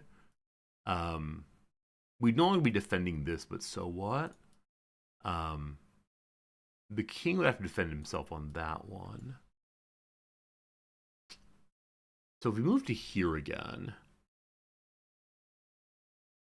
move to here, we're forking to the rook. Okay, they move to there instead. They're attacking a pawn, and they're attacking my knight. So if I go here, I am forking. We can go ahead and do this. If that happens, the queen can recapture safely. If we move out of the way and they come to here, the queen can capture safely. You coming down safe also. But like I said, to here might be best. Or we can just castle like a normal human. There we go. I castled like a normal human. I think that makes the most sense right now. Possibly.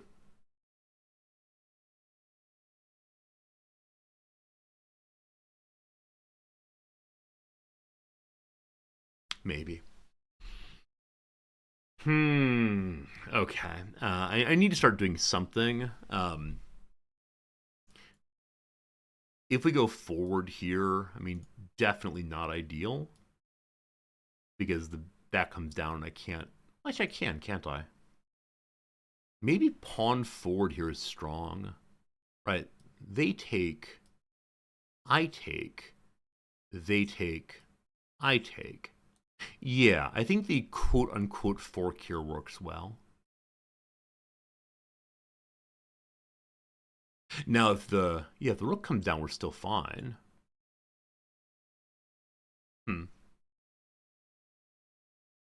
I mean, if the rook comes down right now, we do this. Yeah, I think something in this neighborhood looks interesting to me. What is, I'm not quite sure. I should also go ahead and get the, oh, you know what? If I get the rook involved here, pressure on that, I mean, that is one heck of a fork, isn't it? If we go here and they move the bishop, I think let's go here. It's not as good, but that's undefendable. Huh. Hmm. Move the queen over also. I can possibly do the thing. Hello. Okay. Right. We can run away, or we can just take this, which makes the king move. Huh. Okay. One possibility is just to lose a knight right now. If I move forward,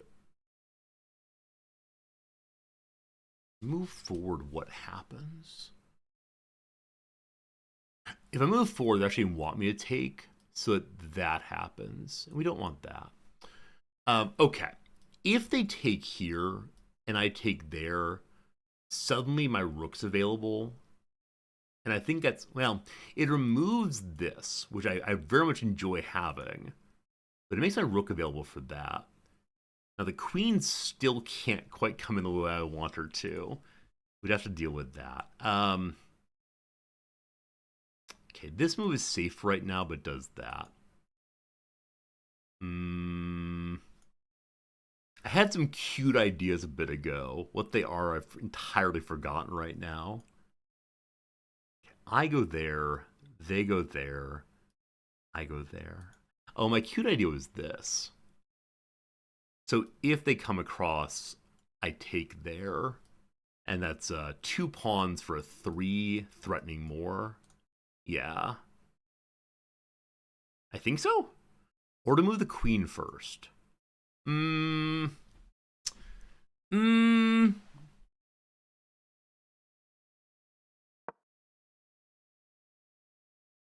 I think. I think. If they go there and I go there, things get very interesting very fast. Let's see what happens. Let's see how it goes.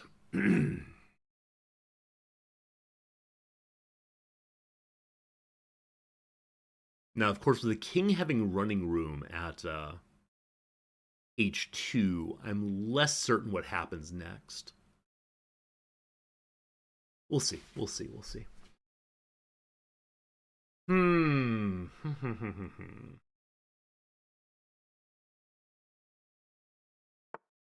Hello. Okay, so they're now protecting both of them with my with the rook there. Okay, how do I play against that?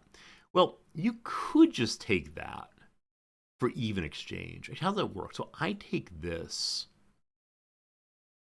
You take that. I take that. You take that. I can't do math. All right, one more time. Okay, if we go forward here, what happens? Man. The sequence here I don't fully understand. So I don't think I want to take that because the queen gets involved, and that's upsetting to me. If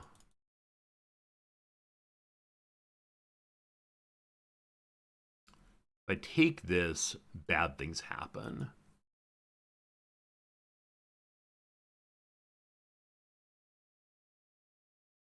Okay. Not quite clever enough. Not quite clever enough. I go to here. I don't know. Okay, I go here. No, it's not gonna work. It's not gonna work. We'll see. I have 2 defenders here. We'll see what comes of it.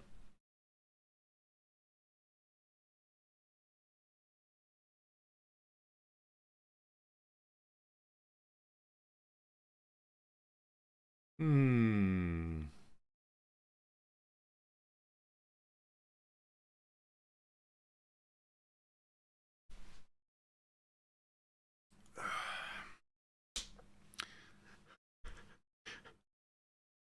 This is one of those games where I feel like kind of a arid. Is that the word for it? Vapid? No, I think arid is better in this case. Just kind of empty of meaningful thought. I've become responsive. That's exactly what it is. And so ever since they knocked off my F pawn attack, my F2 pawn attack, I uh, I began struggling with what am I trying to do. Now that their queen is still sitting at home, and I'm having these troubles, is throwing me off a little bit. So I'm not quite sure what comes of this. Also, I just now realized I didn't put music on the background today. I'm very sorry. I've been standing here with no music, just dead silence to entertain us in between the moves. So I'll get a little music on now, and I hope you enjoy slash tolerate it. Either way, all good.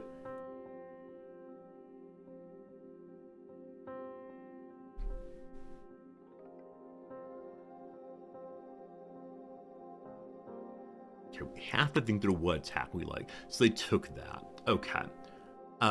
If I take this, no, I don't need to do that. Because if they take here, that's absolutely awesome. So who do I take?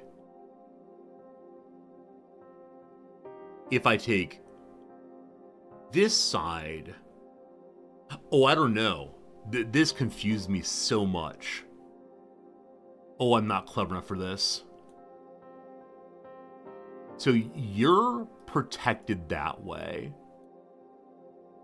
If I take this, oh man. If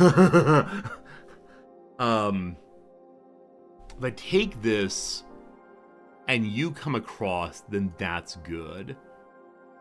You're attacking here, fine. I think that's right. Man, I hope that's right.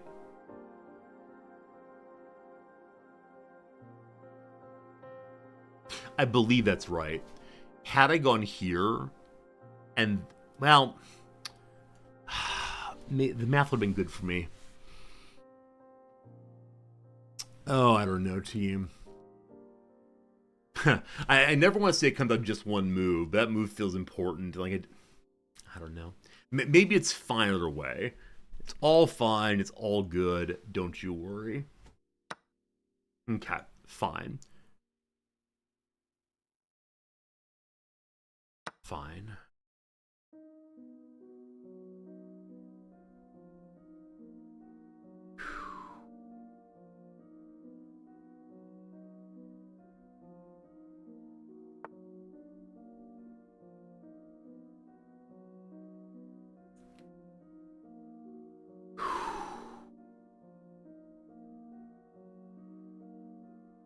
No.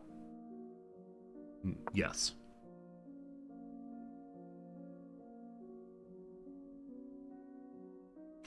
Awkward. They have running room now. Okay. So simply rushing there is not going to work at the moment because they have this also. We're both at about a minute now. This could get very exciting very, very quickly. My queen needs to be more active. Hello. Okay, so they're trying some nonsense there.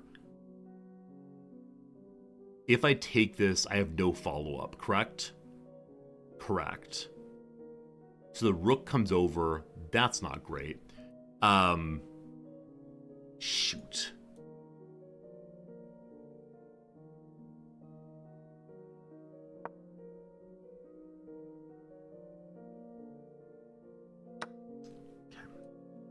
Nope. Yes.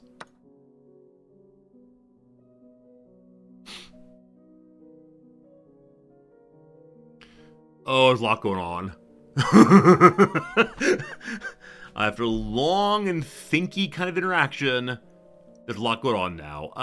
Okay, I don't want to do that. Need to protect the queen.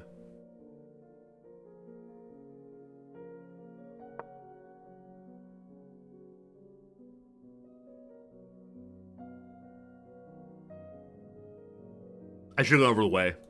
Why didn't I go over all the way? Ah!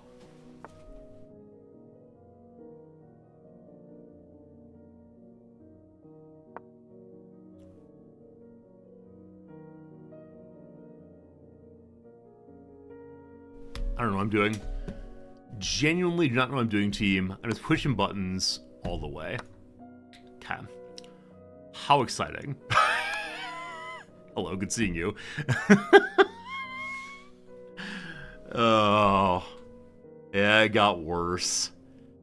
It got worse, team. I'm sorry. I'm very sorry indeed. At least we can go here now, and the king can't take.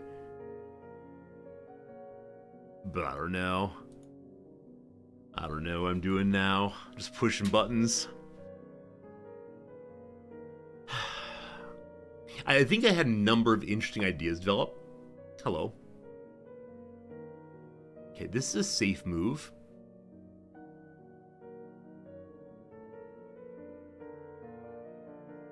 This is a check. However, I lose the rook.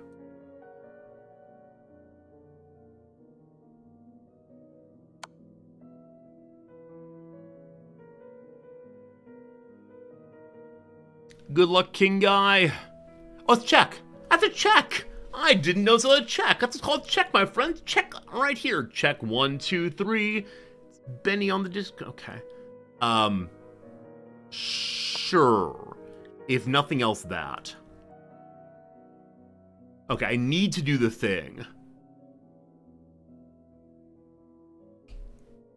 Ah!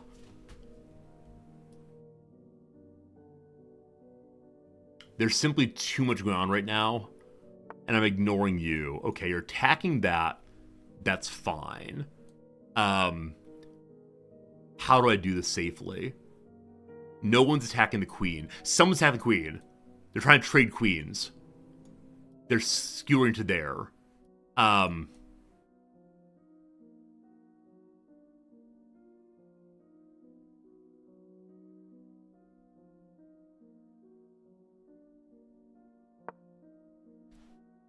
I should have taken the queen, just so you know.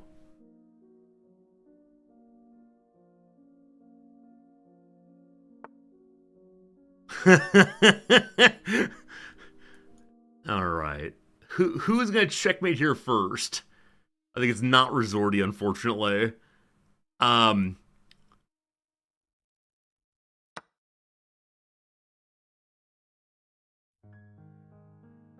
You go here, I got problems, correct?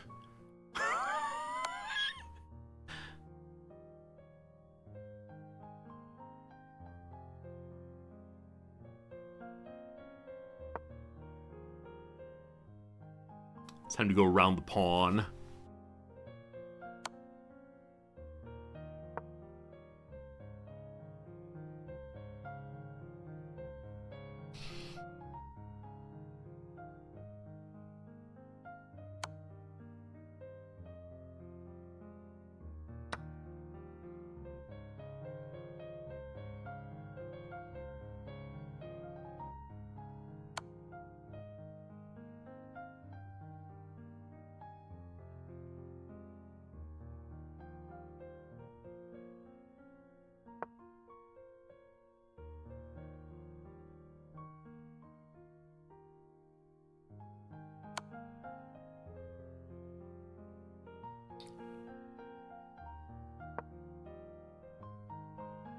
Stay away from walls. Stay away from corners. Just be cool, yo. Alright, unfortunately, this is a bad moment for old Resorti. That's definitely my queen dying. If I go here, at least I can take this in response.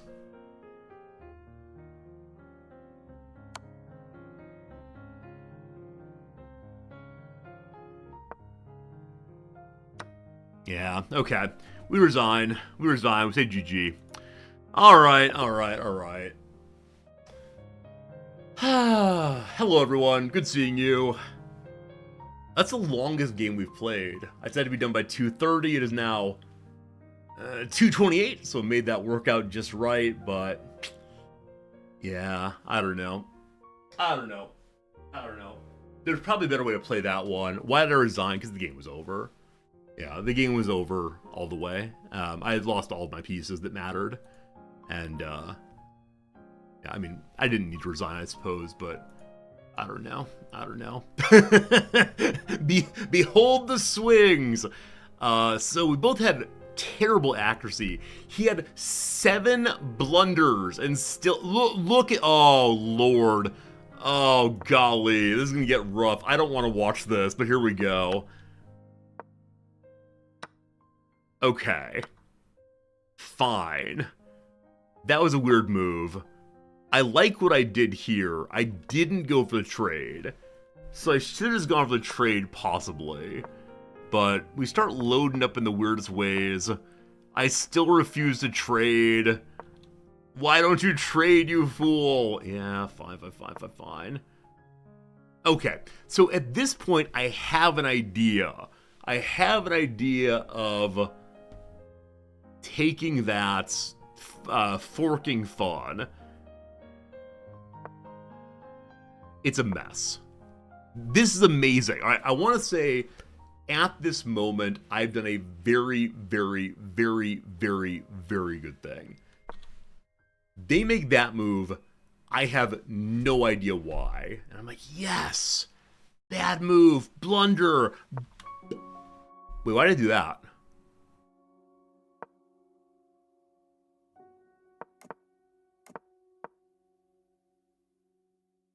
So eventually, I know this knight gets captured there. Or was that last game? Why do I do that?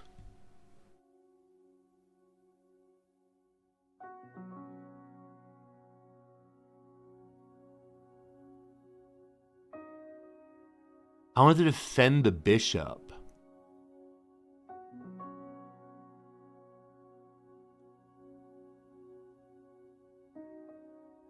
Okay, so the intention was to defend the bishop instead of just moving the bishop.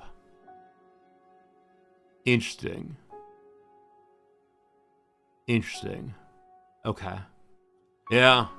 I mean, I'm glad I had a motivation, but fine. Look at Queen F5 instead.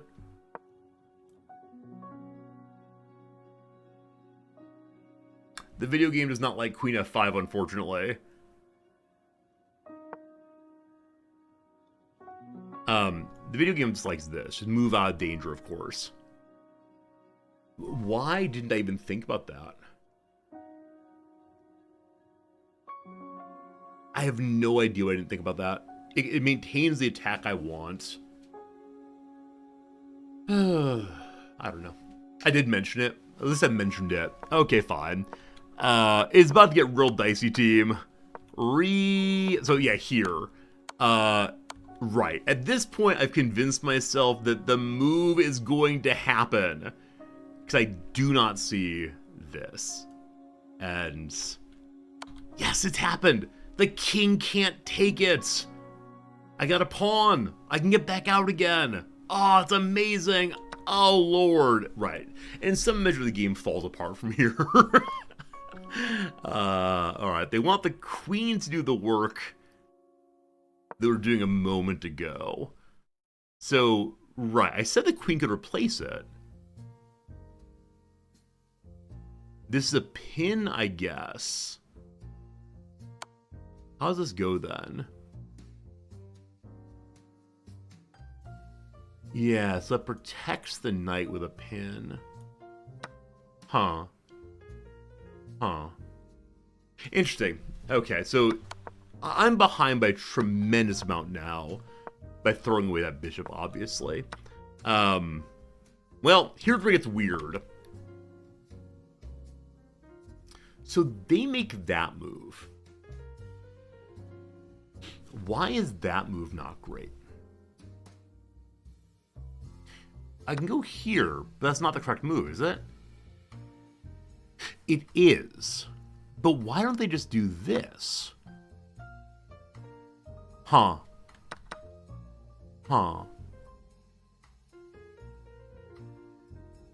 It allows the fork. The king can still defend. Right? Red equals bad. Yeah, the question mark's being very, very bad. So if I go there, the king just takes. No problem. Is it just this, though? It's not the best move. What is the best move? Teach me a video game.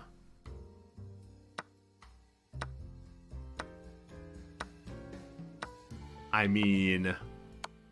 I mean...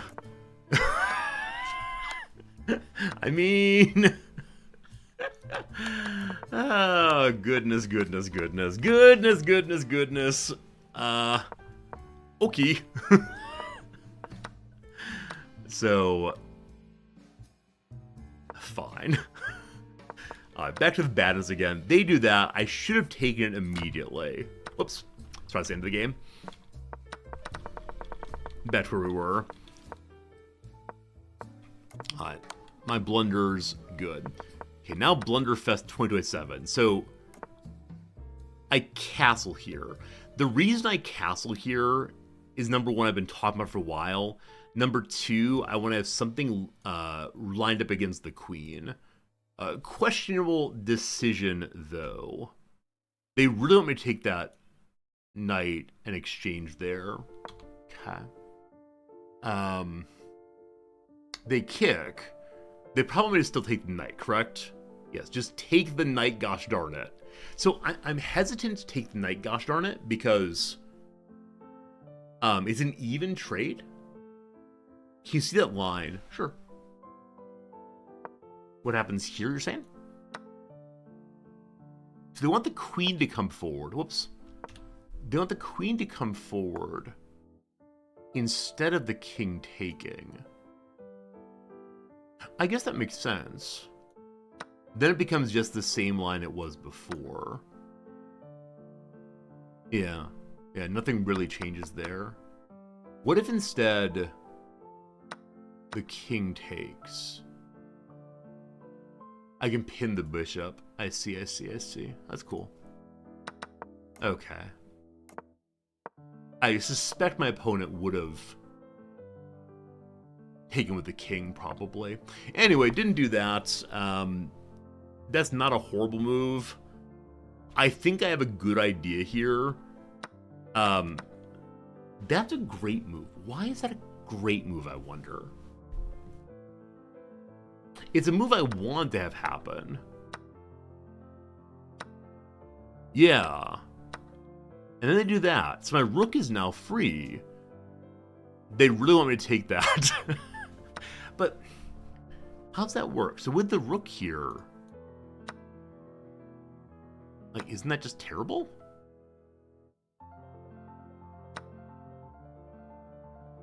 I guess we get back to evens eventually. Hey, it's so good seeing you again. El Prezoso. Hope we're doing well. Okay, so though my rook is ready to play here, they don't like how I did it. Oh, my queen's here also. Oh.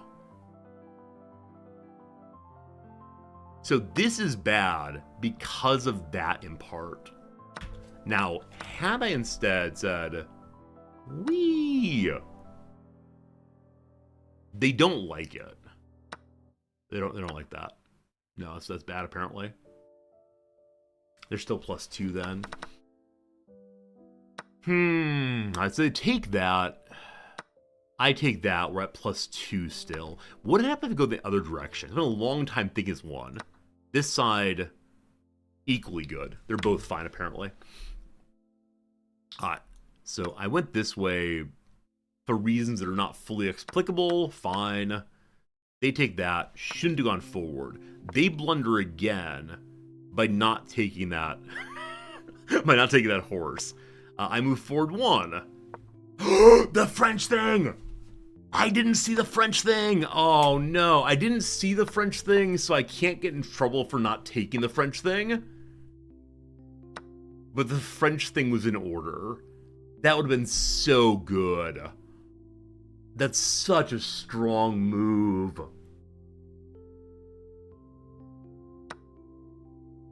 Oh, man.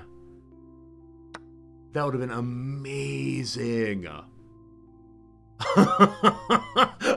That changes everything.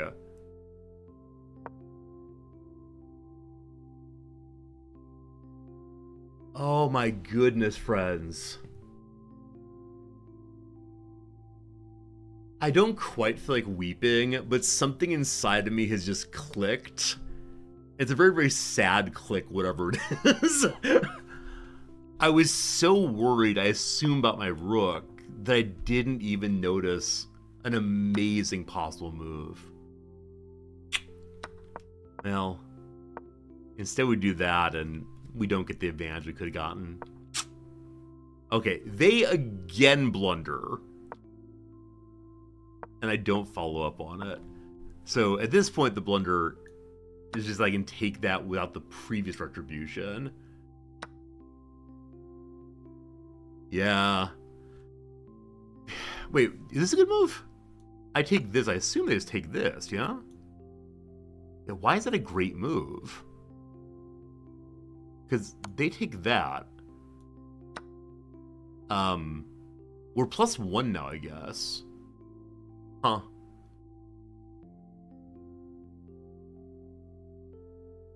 Huh.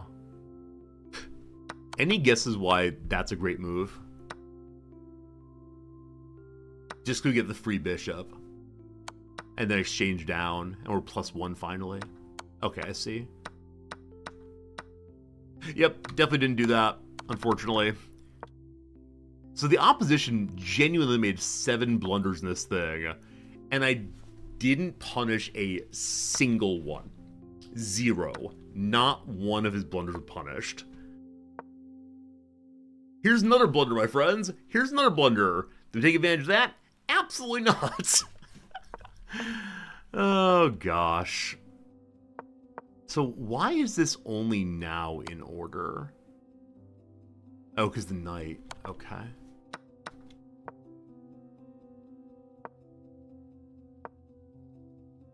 So at this point, they want me to take this. Why? Because that happens, and then that happens, and we're up even more. I see how it works. See how it works. I just didn't punish questionable moves over and over and over again. Yeah. Okay, there's one more paired blunder here in a moment. They move to there. My queen can take, correct? Or I can move forward. Wait. Oh, shoot! Oh! No! I was so focused. Oh. I was so focused on the... I'm under a minute now, so I'm going to say that. I know it's not mate. I know it's not mate. It's still a check, though, that I didn't see. I was so focused on the queen and the rook protecting each other that anything I saw where the queen was not protecting... Oh, man. I just didn't see it at all. I was so focused on these two pieces not losing that. Like, okay, here, the queen takes bad. Oh, man. Yeah. Okay, this one's gonna break the heart a little bit. That is very, very sad.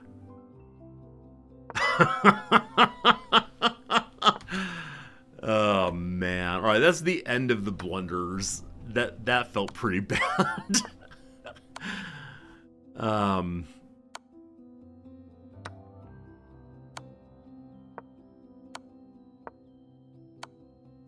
I resign just a moment here. Yeah, this fork here, I mean, it's not fork, it's skewer here, rather. It's the kind of thing I'm always looking for. There was no good move, and so losing my queen, I think that was the end of it. Yeah. Unfortunately, after a certain point, the queen's able to attack enough pieces simultaneously that was kind of just it, so... Unfortunate. Anyway, there's resign. We're still over 500, 502. That's pretty good. So on the whole, down a couple points today, but we had a good time anyway. We enjoyed ourselves, and Man, that might be the most blunders I've ever seen an opponent make, in which I punished absolutely none of them. The graph is just, crazy up and down all the way through. And, yep. Friends, I want to say thank you for hanging out today. I hope you enjoyed yourself. I certainly enjoyed myself. And, yeah, back tomorrow. We'll have a good time. We'll play some more video games. Not sure if you heard of a game called chess. That's gonna happen tomorrow also. For now, though, I thank you. I appreciate you. And I'll see you again real soon. Goodbye, my friends.